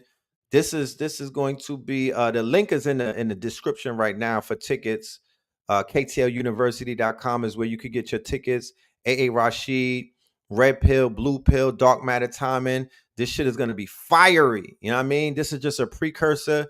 We are going to fuck upstairs. You know, you're going to get some occultism. You're going to get some Kabbalah. You're going to get some metaphysics. You're going to get some motherfucking geometry. You know what I mean? You're gonna get some 44 magic and whatnot. You're gonna get some Red Pill Fire, and we are going to be previewing new music from Red Summer. Blue Pill got an album, and I think AA got an album too. So music performance, art show, lecture. Don't miss that shit. I promise you. And it'll be live too. Don't miss that shit. Don't. Yeah, Stone Mountain is the day before, and that's free. And we welcome everybody. I can't wait to meet y'all. I look forward to it. Don't be scared, niggas. Don't be intimidated. Like I said, it's best to, you want to meet people face to face. You don't want to be sitting behind your fucking phone your whole life tapping in with niggas. Like, that's weird to me. Pull up, niggas. We making the call. Pull up. You know what I mean? We got work to do. You know what I'm talking about? Let's do it. With that being said, love and light to the family. Let's end on Red Opals. And yeah, thank you for them cash apps. I see them hitting. You know what I mean? I see them hitting. I appreciate y'all. Let's keep them shits going. All right. Peace. Up in the Dumbo, smoking the gumbo. Few blocks before green, yeah, up in the jungle, coking the bundles. It's history in the making. I'm popping like fish to the grease and the bacon. My bitch is Jamaican. United we stand, dividing these bands. They hide in their hands. I'm riding in vans, sliding your land. Hopping the sprinters. Tore the underworld, popping the mentor. Landed the turtles, I'm popping that splinter. Watching the snowfall, dropping the winter. Dodging the pitfalls, watching this bitch fall. And I still managed like Rich Paul. The paper was calling, I had to go switch calls. I spoke to my twin, I told my young boys I'd never be broken again. Invoking the gins, spitting the spirits, I'm soaking the gin. Your man's in the woods, we smoking on him. What do you mean? We up it and squeeze, tuck it and leave. We leaving a stain, fuck up for breeze. Running the banks, causing a crash and feather the feds. Moorish the fashion, horse was smashing, kicking the door. Waving for force, it was blasting. Mother the gas and loving the passion. Eat on your food, the brother was fasting. The weapon that formed against me was me. Perfected the storm is Bentley receipts. Washing the benches, we rinse and repeat. Say for yourself, I'm centered on me. Red is the pillar, I'm pushing the piece. Higher the level, I'm pushing the keys. They going for 19. The summer is mine, I'm going for 19. Thunder and lightning flooded the brightening. The hunger was biting, biting. Wait. Sound effects coming back next week. Up in the Dumbo, smoking the gumbo. Few blocks before green, yeah, up in the jungle, coking the bundles. It's history in the making. I'm popping like fish to the grease and the bacon. My bitch is Jamaican. United we stand, dividing these bands. They hide in their hands. I'm riding in vans, sliding your land. Hopping the sprinters. Tore the underworld, popping the mentor. Landed the turtles, I'm popping that splinter. Watching the snowfall, dropping the winter. Dodging the pitfalls, watching this bitch fall. And I still managed like Rich Paul. The paper was calling, I had to go switch calls. I spoke to my twin, I told my young boys I'd never be broken again, invoking the gins, spitting the spirits, I'm soaking the gin. Your man's in the woods, we smoking on him. What do you mean? We up it and squeeze, tuck it and leave, we leaving a stain. Fuck up for breeze, running up banks, causing a crashing. Feather the feds, Moorish the fashion, horse through smashing, kicking the door. Wave on 4-4, was glassing, mother the gassing, loving the passion. Eat on your food, the brother was fasting. The weapon that formed against me was me. Perfected the storm as Bentley receipts. Washing the benches, we rinse and repeat. Century of self, I'm centered on me. Red is the pillar, I'm pushing the piece. Higher the level, I'm pushing the keys. They going for 19. The summer is mine, I'm going for 19. Thunder and lightning flooded the bright lean. The hunger was biting, biting.